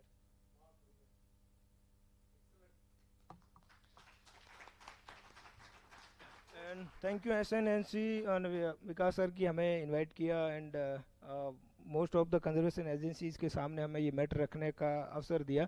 ये सर कहीं भी हाईलाइटेड नहीं है क्योंकि नो वन वांट टू इसको स्प्रेड करना ही नहीं चाहते हैं, लोग आते ही नहीं। हमने जब सोशल मीडिया से स्टार्ट किया तो अब लोगों के सामने जाने लगा है ना। I invite all the conservation agencies and आप जो भी लोग हैं आए और help us and work on it by the way from newspapers and other thinkings. Thank you sir.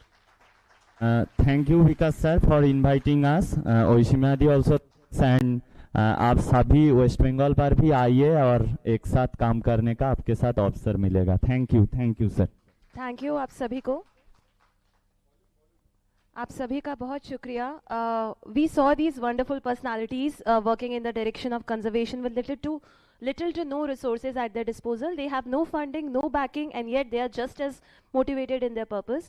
Our key takeaway from all of this is that conservation is not limited to the duties of the authorities or the government. This is not merely an environmental cause, but rather an individual as well as a social cause. We all should seek to understand our respective responsibilities towards our own planet and strive to work for conservation as much as we can. Thank you so much. Let's have a huge round of applause for these speakers. Sir, can we ask you to please present closing comments on the session? एक ही चीज मुझे कहना है कि हम लोग protected area के बारे में कहते हैं, इनवायलेट कोर के बारे में कहते हैं। ठीक है, टाइगर कंजर्वेशन के लिए इनवायलेट कोर इज एसेंशियल, क्रिटिकल, लेकिन बाकी जो स्पीसीज हैं उनके लिए हम लोग देख रहे हैं कि हमारी जो कम्युनिटी है, ये जो कम्युनिटी हमारे साथ जो खड़ी है, that is more important to conserve other species. हमको कोई सैंक्चुरी उसके लिए नहीं चाहिए। इनफैक्ट सैंक्चुरीज हमारे लिए कई बार डेट्रीमेंटल होती है। जैसे हमने तो घाटी गांव देखा, करेरा देखा। अभी हम राजस्थान से चूंकि 2 लोग आए हैं तो मैं एक एग्जांपल देना चाहूँगा। राजस्थान हम लोग गए थे, संजय भी थे मेरे साथ, किचन गए थे। किचन में 20,000 डेमोजेल क्रेन आती हैं और वहाँ पर एक स्कूल के कैंपस में, एक कंपाउंड में उनको सब लोग खाना खिलाते, लाइन लगा के आती हैं और एवरीबडी शुड सी दैट। वहाँ पर कोई सैंक्चुरी नहीं है and year by year there number is increasing. तो that is all the community participation and community से हम जो अपना wildlife and the lesser known का जो हमारा कंसेप्ट है और उनके कंजर्वेशन का है, जो चित्रक ने बताया, जो शर्मा जी और आप बता रहे हैं, ये सभी लोगों ने बताया। अब बिश्नोई जी कौन है, शर्मा जी कौन है, बार बार मिक्स कर रहा हूँ। श्रवण आपका नाम है, आपका नाम राधे श्याम, दोनों लोग बिश्नोई है, बिश्नोई है। नहीं, एक नाम मुझे नहीं दिया गया था इसलिए मैं कंफ्यूज हो रहा हूँ। तो और यहाँ तो अब भावना के बारे में तो हम लोग मतलब अब मैं नहीं बोलूँगा, एनफ हैज बीन सेड। तो that's all.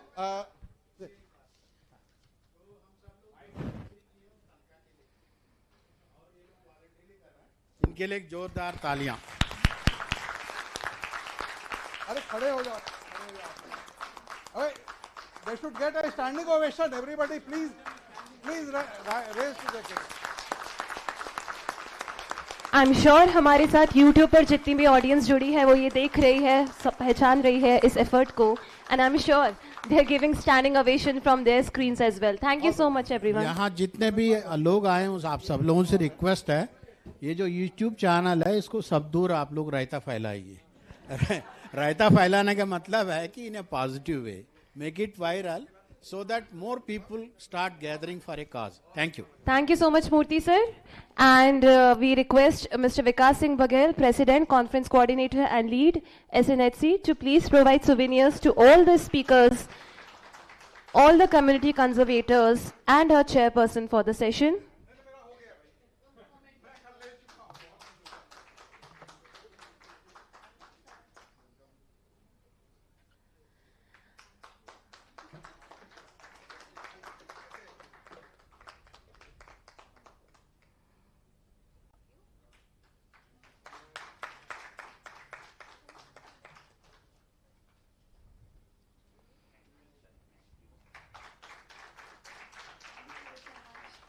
Thank you, yes ma'am, of course.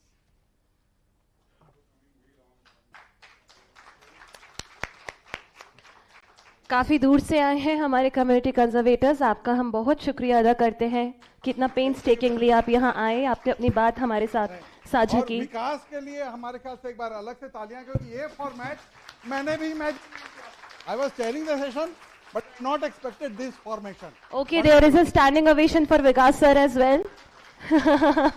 People are standing for you, sir. This is the true earning. All right, and we move on to the final session of the day. We'll have a quick valedictory session and we'll call it a day. With due respect, I'd like to call upon stage Mr. Baiju Raj MV, Director, Conservation Projects for Wildlife, SOS, and I request Mr. Baghel to please welcome him on stage with a planter on all our behalf. Mr. Baiju Raj MV is a member of IUCN SSC, Crocodile Specialist Group, District Monitoring Committee, Captive Elephant Task Force Kerala, AWBI, and Joint Committee, Human Wildlife Conflict Mitigation, Tirumala. His area of interest are animal rescue, research and studies, health, animal welfare, and protection of species. To chair this session, I'd like to call upon stage Mr. Jasbir Singh Chauhan, a very inspiring presence among us all. And we are so thankful that he has been sharing his insightful opinions, his insights with us all throughout the conference. I request Mr. Baghel to please welcome him on the stage with a planter.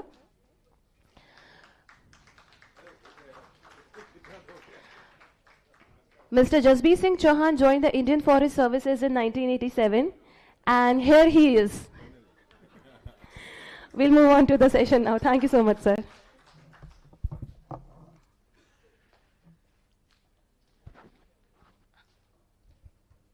So, good evening. Baiju, I know that you are a good presenter, good orator, but try to keep it brief. I will, sir. Definitely, I will go very fast, but at least I'll take 15 minutes. I need to show some slides at least. You can take 20 minutes. Okay, thank you, sir. So, good evening, all of you. Okay, thank you, sir. Thank you so much. So, I will not introduce myself. How it works? You can. Okay. It goes up. Okay, next slide. So, thank you for SNHC for inviting us, Bhopal Biodiversity Board, and for Wildlife SOS to give a platform to present our work. We are almost going to be 30 years in the field of welfare and conservation, with collaboration with different forest departments, which you can see. And we have all moral support from these departments. So that is what Wildlife SOS is all about. And next slide. So you can just see Wildlife SOS have many centers in collaboration with Forest Department. We have 4 sloth bear rescue centers. We have 2 elephant rescue centers. We have one leopard rescue center with Maharashtra. We have transit facilities. We have also running 24-hour wildlife rescue unit. We in Uttar Pradesh, Jammu and Kashmir, Vadodara, Karnataka, and Delhi, and NCR, National Capital, Delhi. So we also run a human-animal conflict project in Chhattisgarh with collaboration of Chhattisgarh Forest Department. We have sloth bear project and as well as elephant conflict project. We radio collar elephants and we are monitoring them. We also have many conservation projects with IISc, Wildlife Institute of India, IVRI, and San Diego Zoo Global.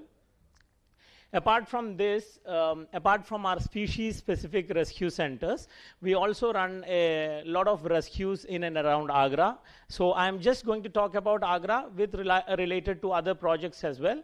We started working with MP Forest Department since 2006. Since 2006, I'm coming here and I'm working with sir and every officers here in charge. Next. So if you look at our data, if you see, we started rescue, it is not, it's only 5 years data we are just showing you. It is 1300 was 2020 and it is increasing 1430 in 2021 and it is 1836 in 2022 and 2098 in 2024. So human wildlife conflict is always increasing because of habitat degradation, everything you all know. I don't have to go into deeply. And if you look at time scale, you can see from 6 o'clock till 6 o'clock, that is the peak hours. And it is not always about the animal, it is always about the human activity time. We get most of the rescue happening. Next. So these are some of our rescues. It is from Bhopal itself. Next slide, please. So what role we play actually? We play as we have informer networks. We have informer network pass messages to us. We have, this is only a model I had kept with the Uttar Pradesh Forest Department. We inform to Forest Department, we inform to Wildlife Control Bureau, police, and sometimes district administration, and it comes to judiciary. We have a legal team as well to get the offenders into maximum punishable. So we just try to capitalize on that as well with Forest Department. Next, please. So these are some of the charismatic species you all know. I'm just kept it for some time. Because everywhere throughout the country we get all these seizures. We collaborate with Forest Department and do these kind of seizures. Next, please. This is from Gwalior. We had done a pangolin seizure, a scale seizure. Next, please. Next. So when we talk about if a leopard accident happened, it will be flood of people taking, so many initiatives are taken care. But if you look at the right hand side pictures, we have fishing cat, we have jackal lying on the road, nobody is bothered. Some shopkeeper or somebody have to call us and tell, sir, ek billi mara pada hai, can you please comment? So this is the first fishing cat report, next from our sanctuary. Next, please. And why human-animal conflict is coordinating with some of the illegal wildlife trade? I'll just give you some example. One is fear and terror. Because of that, people kill the wildlife. Then meat trade, skin trade, body parts, aphrodisia, black magic. So what is the connection is going to be happen? Next, please. So this is because of fear. They had killed a rat snake. Next. So this is some of the disturbing videos. Please bear with us. What happens is, actually, if Forest Department or we don't respond to a rescue calls, usually what happens in the village, there are tribes who are working, the communities, so they just get trapped. So these are one of the things which we had noticed. They act as a mediator or a help for the villagers to remove these animals from the village. But they don't know, the villagers or the stakeholders doesn't know what is really happening with these animals. They are thinking, okay, they will catch and take it somewhere else. But they are going for meat or skin or somewhere outside. Next slide. So this is a jungle cat in a jaw trap. These are next, you can put next. This is a hunting dogs with the hunting tribes. They just give their dogs, jackals, everything you can see. So this is how sorry for these videos. These are all undercover videos which we want to show the people or the conservationists what is really happening. If we don't address or we don't take the call, this is going to happen it will divert into a different pace. Next. So you can see these are all wildlife which had been caught from the local village and kept before going to the market. Next, please. So these are some of the other victims which we do a lot of rescues every year. As I told you, 2,083 rescues in 2023 we are done. This is hyenas, monkeys, hyenas again beaten, pangolin. Pangolin is another species we usually keep getting in Agra. This is hog deer. Next, please. See, this is also one thing. We went to a village. They told there is a hyena, but the person called didn't know that there was a team working there already. Then when we went, we saw the hyena, so it was in a jaw trap already. We got it rescued. Luckily, it was saved. Next, please. This is a jackal you can see with pups. We got it from another, again, village. Next, please. I'll just go a little faster, sorry. So, importance of diagnostics. Sometimes we get birds, we get a lot of birds, but we don't know whether they are fit to release or something. So, diagnostic facilities are very important to release them to the wild as soon as possible. So, this is a painted stock. Next. This again, we did a lot of seizures with Wildlife Crime Control Bureau. This is in National Capital, Delhi. This is in Agra. You can see Agra, Mathura. This is all we don't know how many birds are getting killed every year in the villages. They come, they place the nets and catch peacocks, our national bird, and they just. But this we tried to working on with WCCB many times because the tip of the peacock feather they cut it off, so they don't know whether it is plucked or really from the dead peacock or fallen feathers. This is again interstate smuggling happening, a lot of smuggling in UP. This is the recent one we had seizure near Agra border, and we got it kept 1 day, 2 days in the center for seeing whether it is all well, and then we release them. Next. This is some of the conflict thing, where conflict like monitor lizards. You can just keep going. Next, please. So they come in water coolers. Next. So this, as you all know, everywhere throughout India, this is happening. Everywhere monitor lizards are poached and traded. Next. See, this is Hatta Joda, WTI's one poster they had kept. I saw just this has been completely caught from Mathura by DFO Mathura and in their undercover seizure. Next. See, these are the conditions which animal come to us for treatment sometimes. These are all, this was caught from a railway compartment, something moving, and somebody noted and just informed. So they just pull the claws and then they tie with the same nail of these animals. Next, please. So you can see the jaw is broken in the x-rays. Next, please. So sometimes we have to take care, sometimes we have to feed. This is egg yolk, we are just whipped and we are whisk egg yolk and then we are feeding them to at least make them survive. Next. And some lucky ones go back to the wild, so always. Next, please. So this is another interesting thing which we are told. There are many rescuers nowadays. Everywhere you can see in Instagram, Facebook, everywhere rescuers are there. But they really don't know what they are doing with the snakes. You can see how they rescue. They keep in the jar and bottles. And if they don't have equipments, we should always respect the animals. That is what one of our, we want to plead with these all rescuers, whoever is coming to this, what you call, rescuing animals. So if you start rescuing like this, there will be no use of releasing them back to the wild, because by the time they will have broken bones or something and they will be eaten by something else. It is not going to be released in the wild properly. So this is one thing we have to be very much aware. Next, please. And obviously there is an exotic animal trade now, you know, because we have to be little proud of ourselves, because this has come into Schedule 4 Wildlife Protection Act, Appendix 1 and 2, as you all know. Now all these exotic breeds are in Schedule 1 and 2. This has been come in a Delhi post office in a parcel. And when the parcel was moving, they called Wildlife SOS to intervene. And there was crocodiles, baby ball pythons, and all these things. And everything died. Nothing survived because it was lying down in the postal office. And there will be only one name, Baiju Noida. That's the only name. So what happens is how we tracked it down. So I personally go to the post office and I'll tell, Baiju ka naam mein koi parcel aaya hai? So the postman will not even think of, okay, aapke parcel hai, but there will be no address. It has come from Indonesia in somebody's name. So that is how the whole wildlife trafficking happening. Next.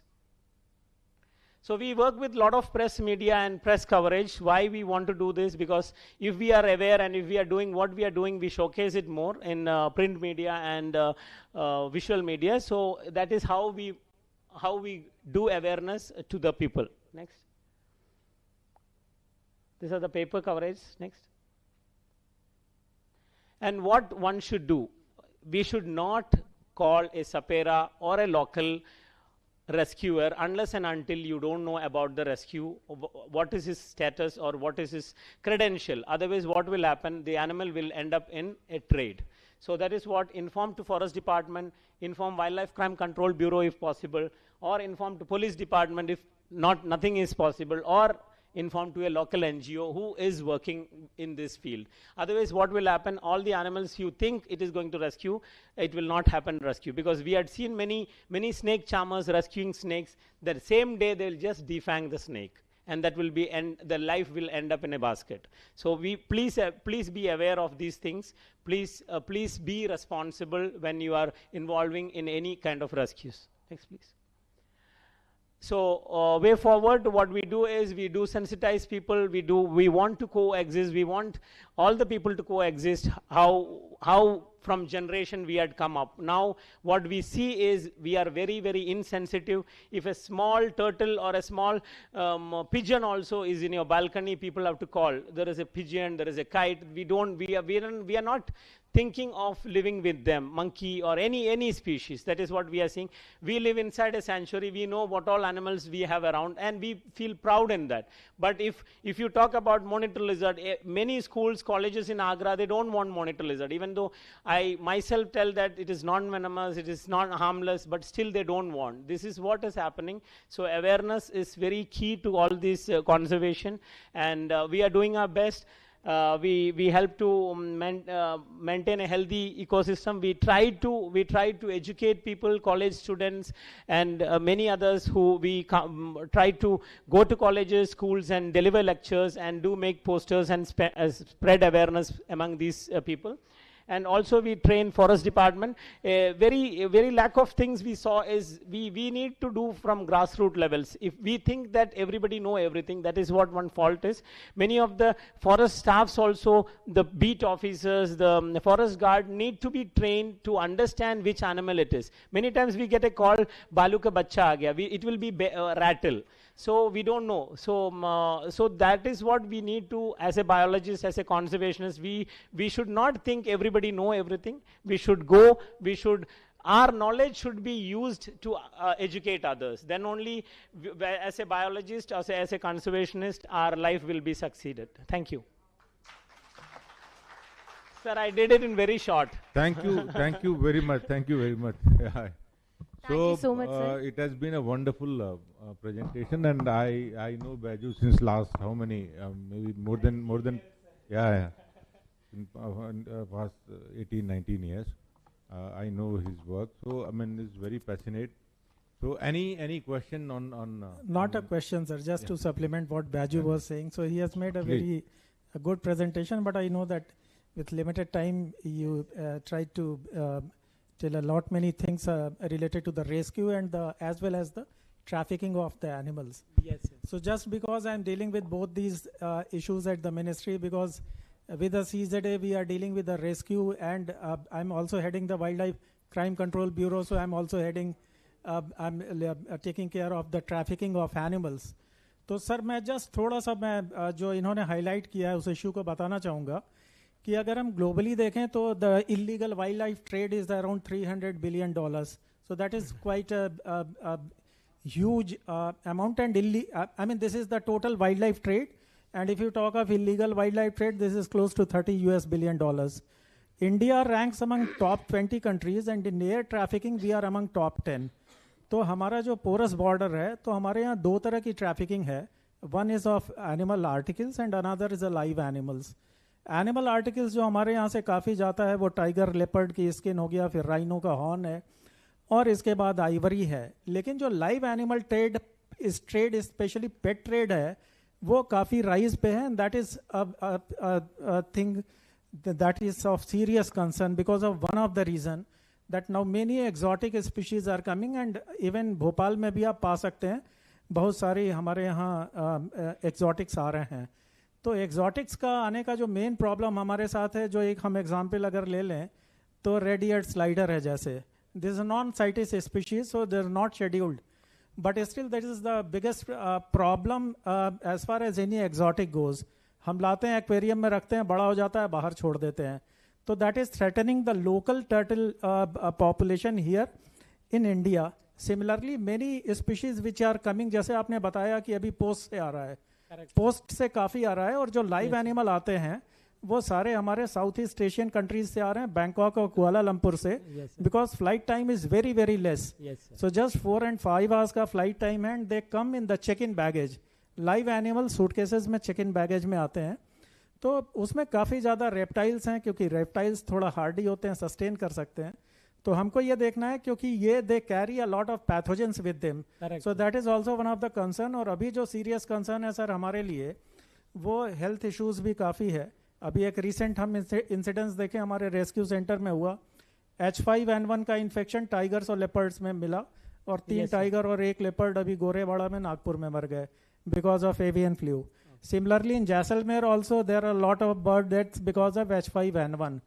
तो क्या होता है कि हम अपने rescue centre में और जू में भी हम चिकन को फीड कराते हैं, और चिकन एक सोर्स हो सकता है हमारा H5N1 का. सिमिलरली बहुत सारे रेप्टाइल्स हम घर में लाते हैं, बॉल पाइथन रख रहे हैं, इगुआना रख रहे हैं, तो we have to be a little careful about all this. So this is something which can be और भी ज़्यादा इसमें हम चर्चा कर सकते थे, but looking to the limited time. Now coming again to the issue of rescue, जैसा आपने बोला कि डिपार्टमेंट के साथ ही हमको काम करने की जरूरत है. हमारे जो लोग, अच्छा अभी चित्रक ने भी बहुत अच्छा बताया कि फिशिंग कैट के कंजर्वेशन में बहुत अच्छा काम कर रहे हैं, but while rescuing the animals we have to be little careful that the animals should be taken only to the any rescue center only and handed over to the forest department. Correct. Thank you so much. Correct, sir. Very useful information. Thank you. Yeah, gentleman at the back.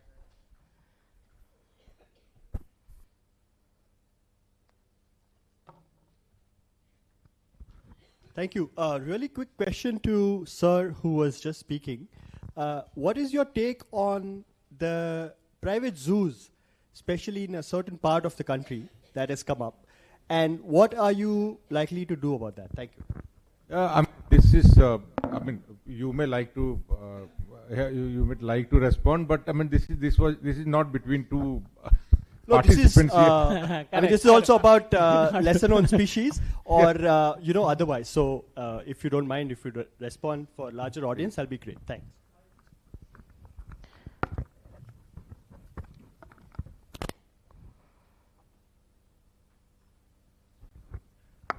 Thank you for the very nice question.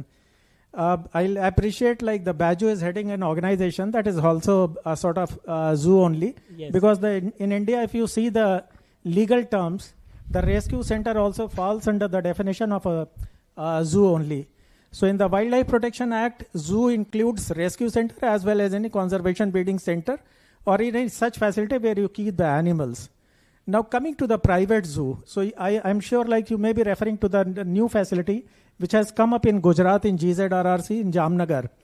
So before that also we had certain private zoos of Tata, like they were in Bhilai, they were in Jamshedpur. So Wildlife Protection Act doesn't differentiate between any individual can get a permission to house the animals in the Wildlife Protection Act. There are certain regulations, the recognition of zoo rules managed by the municipal corporation, and similarly in Rewa and Bhopal it is managed by the forest department. So there is no issue if any institution, if he is following all the guidelines which are there in the recognition of zoo rules and other regulations, there is no problem if any individual or any corporate house keeps the animals.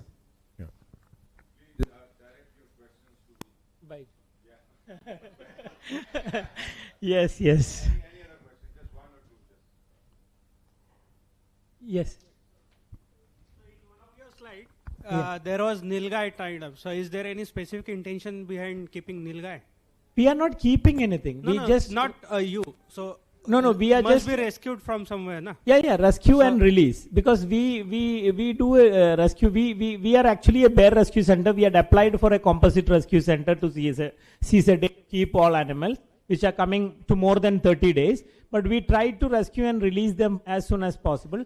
We address all the calls only to save this individual species. Yeah, because what happens is, if we didn't go, as I told you, some hunters or poachers or something, it will become a pickle or a meat, something like that. Yeah. So that is why we just rescue that animal also. I just wanted to know if that nilgai has come from some wild location or No, usually what happens is some nilgais come into the field of the villager, and sometimes it goes into the house or some room and they stay there. Maybe because of dog chase or something. Okay. So because it is a huge animal, we may have to dart and bring the animal, because it is more stress for the animal physical capture. So we have to do a chemical immobilization and release it in the nearby forested area. That's all. Thank you so much, sir. Thank you. Yes, of course, as long as you keep it short. Please pass the mic to him, please. Sir मेरा question ये था कि rescue के नाम पे अगर हम सांपों के साथ देखें, मेनली जो रेप्टाइल्स हैं, तो बहुत ज़्यादा टॉर्चर होता है. कई बार हम लोग कंप्लेंट भी फाइल करते हैं विथ लीगल एविडेंस, बट कहीं ना कहीं डिपार्टमेंट उन पे से डरता है कि अगर लोकल लेवल पे हमने इन पे एक्शन लिया तो फिर रेस्क्यू की जिम्मेदारी हमारे ऊपर आ जाएगी, या हम कैसे मैनेज करेंगे. तो इसे आप कैसे देखते हैं, और इन सब चीज़ों को रोकने के लिए कि जो टॉर्चर रेस्क्यूअर्स कर रहे हैं स्नेक्स पर, उसको रोकने के लिए क्या किया जा सकता है, इसको लेकर अगर कोई सजेशन आप देना चाहें तो. अभी इसका सजेशन एक है, एक केरला में अभी आप देखेगा तो chief wild warden of Kerala एक 5 years बिफोर सारा रेस्क्यूअर्स को लाइसेंस इशू किया है. लाइसेंस मतलब रेस्क्यू करने के लिए. वो they all have to undergo a course for how to handle the snake scientifically. Bag use करना है, पाइप यूज करना है, ऐसे हम अवेयरनेस करना जरूरी है, क्योंकि सारा rescuers they become rescuers because of the opportunity or the availability. तो उसको हम थोड़ा किट दे दें, ट्रेन कर दें, तो they will also do the same thing. It is what you call ignorance है, और sometimes awareness, lack of awareness है इसका कारण. So उसको अवेयर करना जरूरी है, और उनका अनाटॉमी सीखना चाहिए. They also have bones. उसको मोड़ करके एक बॉटल में डाल दिया तो कभी एक बोन उसका सॉकेट से मिस हो गया, that will not survive in the wild. So that we have to understand. वो उनको समझाना पड़ेगा. बहुत लोग को उसका anatomy और physiology, they will not be a biologist, no? So everybody will not be that kind of rescuers. So that is what we have to do. उसको थोड़ा समझाना पड़ेगा. और now because of new amendment act, all the animals are in schedule 1 and 2. ये सपेरा लोग लेके घूमता है, rock Python, cobra, Python, cobra, rat snake, sand boa, they are schedule 1. So schedule 1 and 2 में ही आता है. So it is very much punishable offense.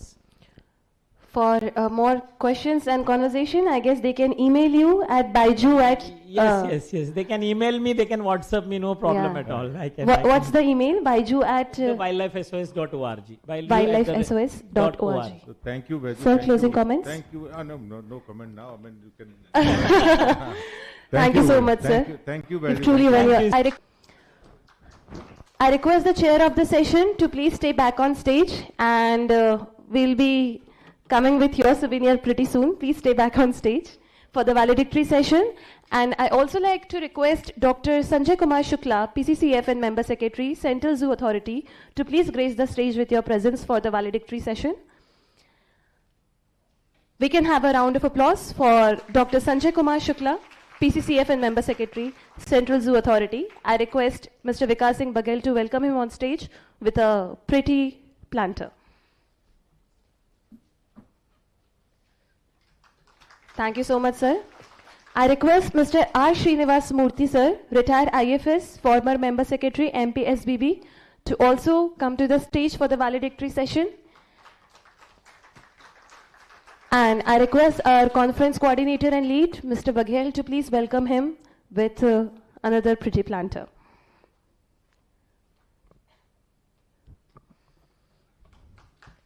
We can have a huge round of applause. Thank you, sir.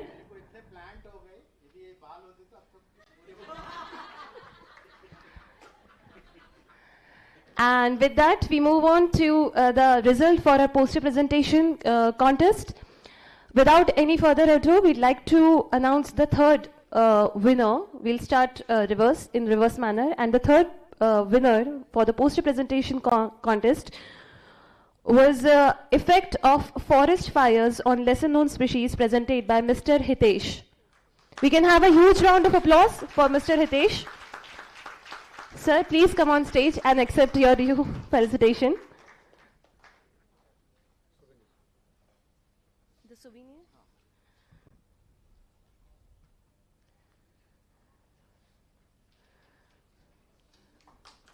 We can have a huge round of applause. For Mr. Hitesh, he presented a poster on effect of forest fires on lesser known species, and it was a truly wonderful one. I hope you all had the chance to check it out. The second prize was won by the poster titled Youth-Led Conservation Initiatives and Contribution to Knowledge of Lesser Known Species, presented by Mr. Divyansh. We can have a round of applause for Mr. Divyansh.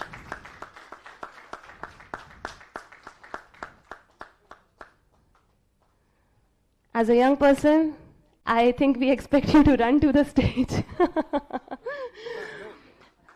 Dikshika, please. We can have a huge round of applause for Mr. Divyansh. He presented a poster on youth-led conservation initiatives and contribution to knowledge of lesser-known species.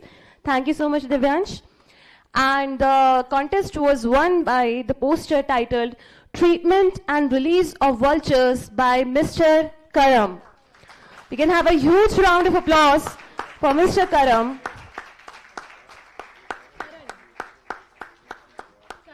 Mr. Karan. Thank you so much, Mr. Karan. He presented a poster on vultures. It was titled Treatment and Release of Vultures. I hope you all had the chance to have a look at it.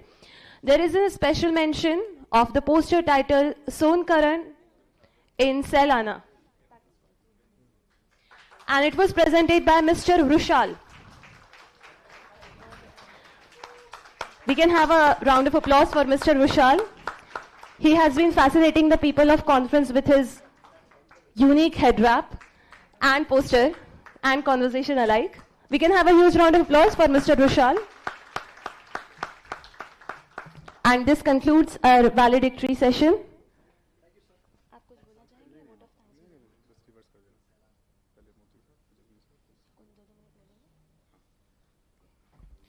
We'd like to request Murthy sir to please present some concluding remarks on the conference, and then we'll ask Chauhan sir and then Dr. Sanjay Kumar Shukla sir.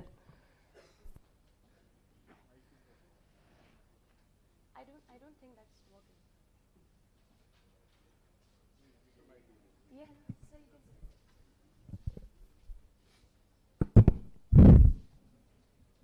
so don't worry. I'm not going to take not more than 30 seconds. But for conservation cause, we are all sitting here. That's a very great feeling. First of all, without the participation, any program cannot happen in such a successful way. We are all passionate about nature and conservation. That's how we are here. So big applause to all the participants. And then Vikas and SNHC has really done this wonderful work, providing a platform where various stakeholders of all the conservation community are here. And then you are doing a great service for the conservation, Vikas. Big applause for the Vikas and then SNHC. And I request everybody to increase the numbers of this conservation community. And I wish that this particular conference should happen annually, every time, without any breaks around. All the best wishes from my side. Jai Hind. Thank you so much, sir.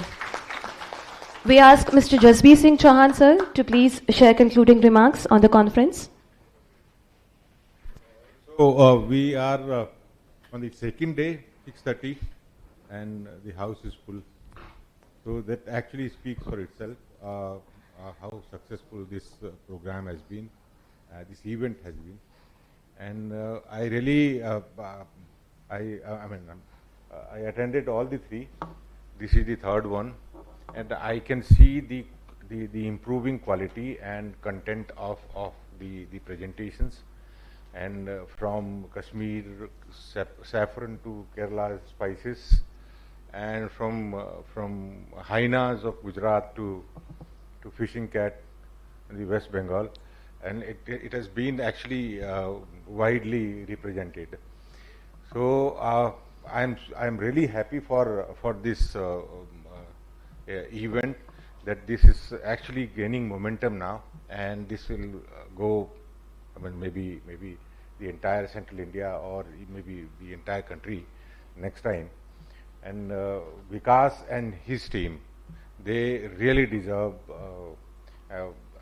applaud for arranging such a wonderful conference. So आप सभी लोगों का patience भी बहुत काबिल तारीफ है कि अभी 6:30 बजे तक आप लोग बिल्कुल डटे हैं यहाँ पे, and I don't want to hold you back. Thank you very much. एक इम्पॉर्टेंट इश्यू है जो वहाँ से छूट गए मेरा. Biodiversity board is constantly supporting this event. We should give a big applaud for them and all the other sponsors who are supporting this event. Thank you, sir. We request Dr. Shukla to please present their concluding remarks. A very good evening. My esteemed seniors from the service on the dais, Murthy sir, Chauhan sir, and Mr. Baghel, and ladies and gentlemen. So I really feel privileged. I somehow missed earlier two conferences organized by SNHC. But this time I wanted to be present even in the inaugural session, but just because being in the ministry, sometimes you are not able to travel as and when you wish. So luckily, I feel privileged that today I could attend some of the sessions. Exactly, I could join in the morning itself, but some of the sessions, and they were really very interesting. When I came here, I initially thought of attending just a couple of sessions and then just all the issues were so important and so interesting, and the presentations which were made by all the presenters were really very informative and enriching, especially for me also. Now coming to the efforts Vikas has been doing for the last 3 years towards conservation of the lesser known species. So whenever he visited Delhi, I was fortunate they also made a point to come to my office also. And we were, whenever he was planning for the workshop, so we always had a discussion, but somehow you could not be a part of the earlier.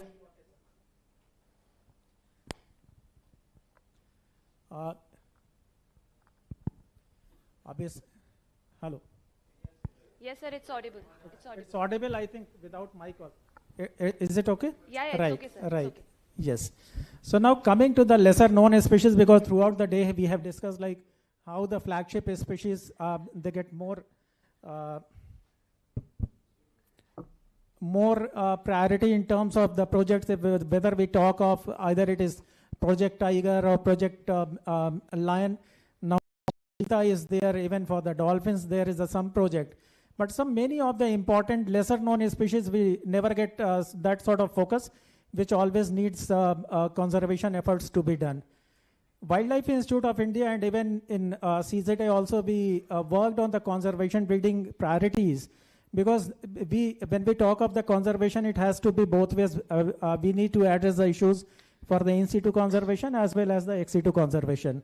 So we prioritize it around 75 species long back in 2011 in CZA also, but we could not take up the conservation building of all the species. For some of the species for which CZA has really done good work, one is the red panda. we bred the red panda in captivity, then released them in the wild also. So that back to wild program of red panda conservation was really very successful. And Padmaja Naidu Himalayan Zoological Park has been breeding the red panda in captivity and releasing them in the wild. So last year, 3 females were released in the wild. They mated with the wild males there and they gave birth to litters in the wild. Another is the conservation breeding of snow leopards that has been doing for quite some time very well. In the last 4 decades, we have around 76 cubs, but that is still rewilding efforts has to be taken up. Another was the vulture breeding program that was taken up in Pinjore, and we are happy that this year we could release some of the vultures bred in captivity. They were released in Tadoba Tiger Reserve, Melghat Tiger Reserve.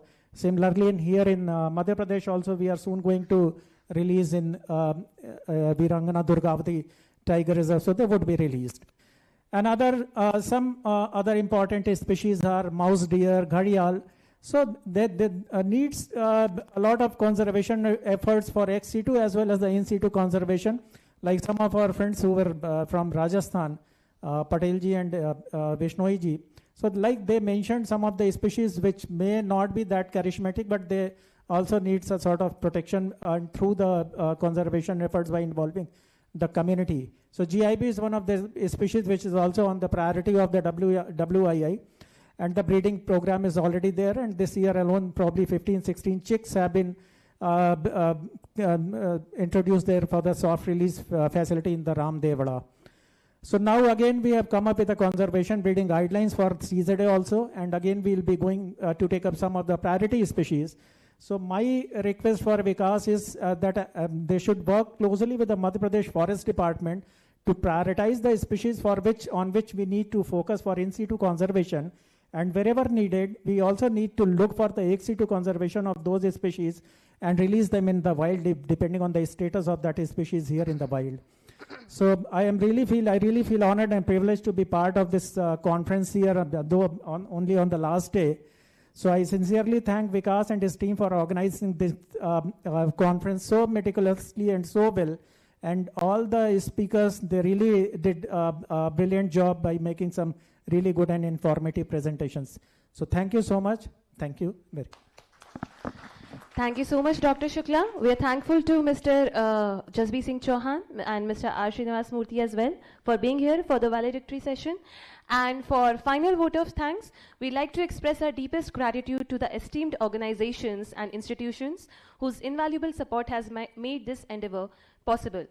We were supported for this conference by Madhya Pradesh Forest Department, Wildlife Trust of India, Madhya Pradesh Tourism Board, Jahanuma Wilderness Wildlife Conservation Trust, National Biodiversity Authority, India.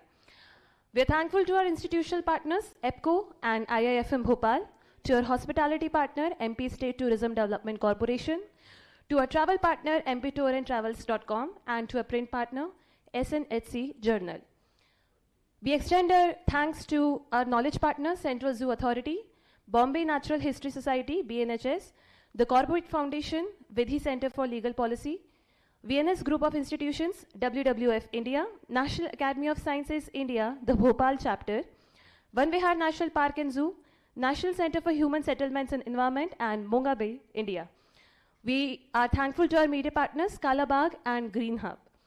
We also thank all the media partners who covered the entire conference. We thank our digital and print media partners. We are thankful to all our audience members present in the hall, as well as connected with us online via YouTube. We've had over 1,300 participants watching this conference from India and abroad. I think we can have a huge round of applause for that. We are extremely thankful to all our volunteers who painstakingly listened to all our needs. This young brigade made it really easy for all of us on both days of the conference. I think we can clap for them as well. And finally, we are thankful to EPCO Bhopal for providing us the venue for this conference. I hope you're departing with good memories. Thank you so much. There is some chai outside waiting for you, the final chai of the conference. So see you out there. Also, before we depart, there is an important announcement. The conference was of 2-day, but tomorrow we're going to have a really wonderful event. That is the field visit to Van Vihar National Park. It's scheduled to happen at 6:15 in the morning and will go up until 11 in the morning. At 7, they're going to have bird watching in leadership. And 8:30, there's going to be an odonates field session by Dr. Pankaj Kopardi, followed by breakfast and a group photo. I hope to see you tomorrow. And at the end, I'm also thankful to my mother for being here. Thank you so much, everyone. Let's have some chai outside.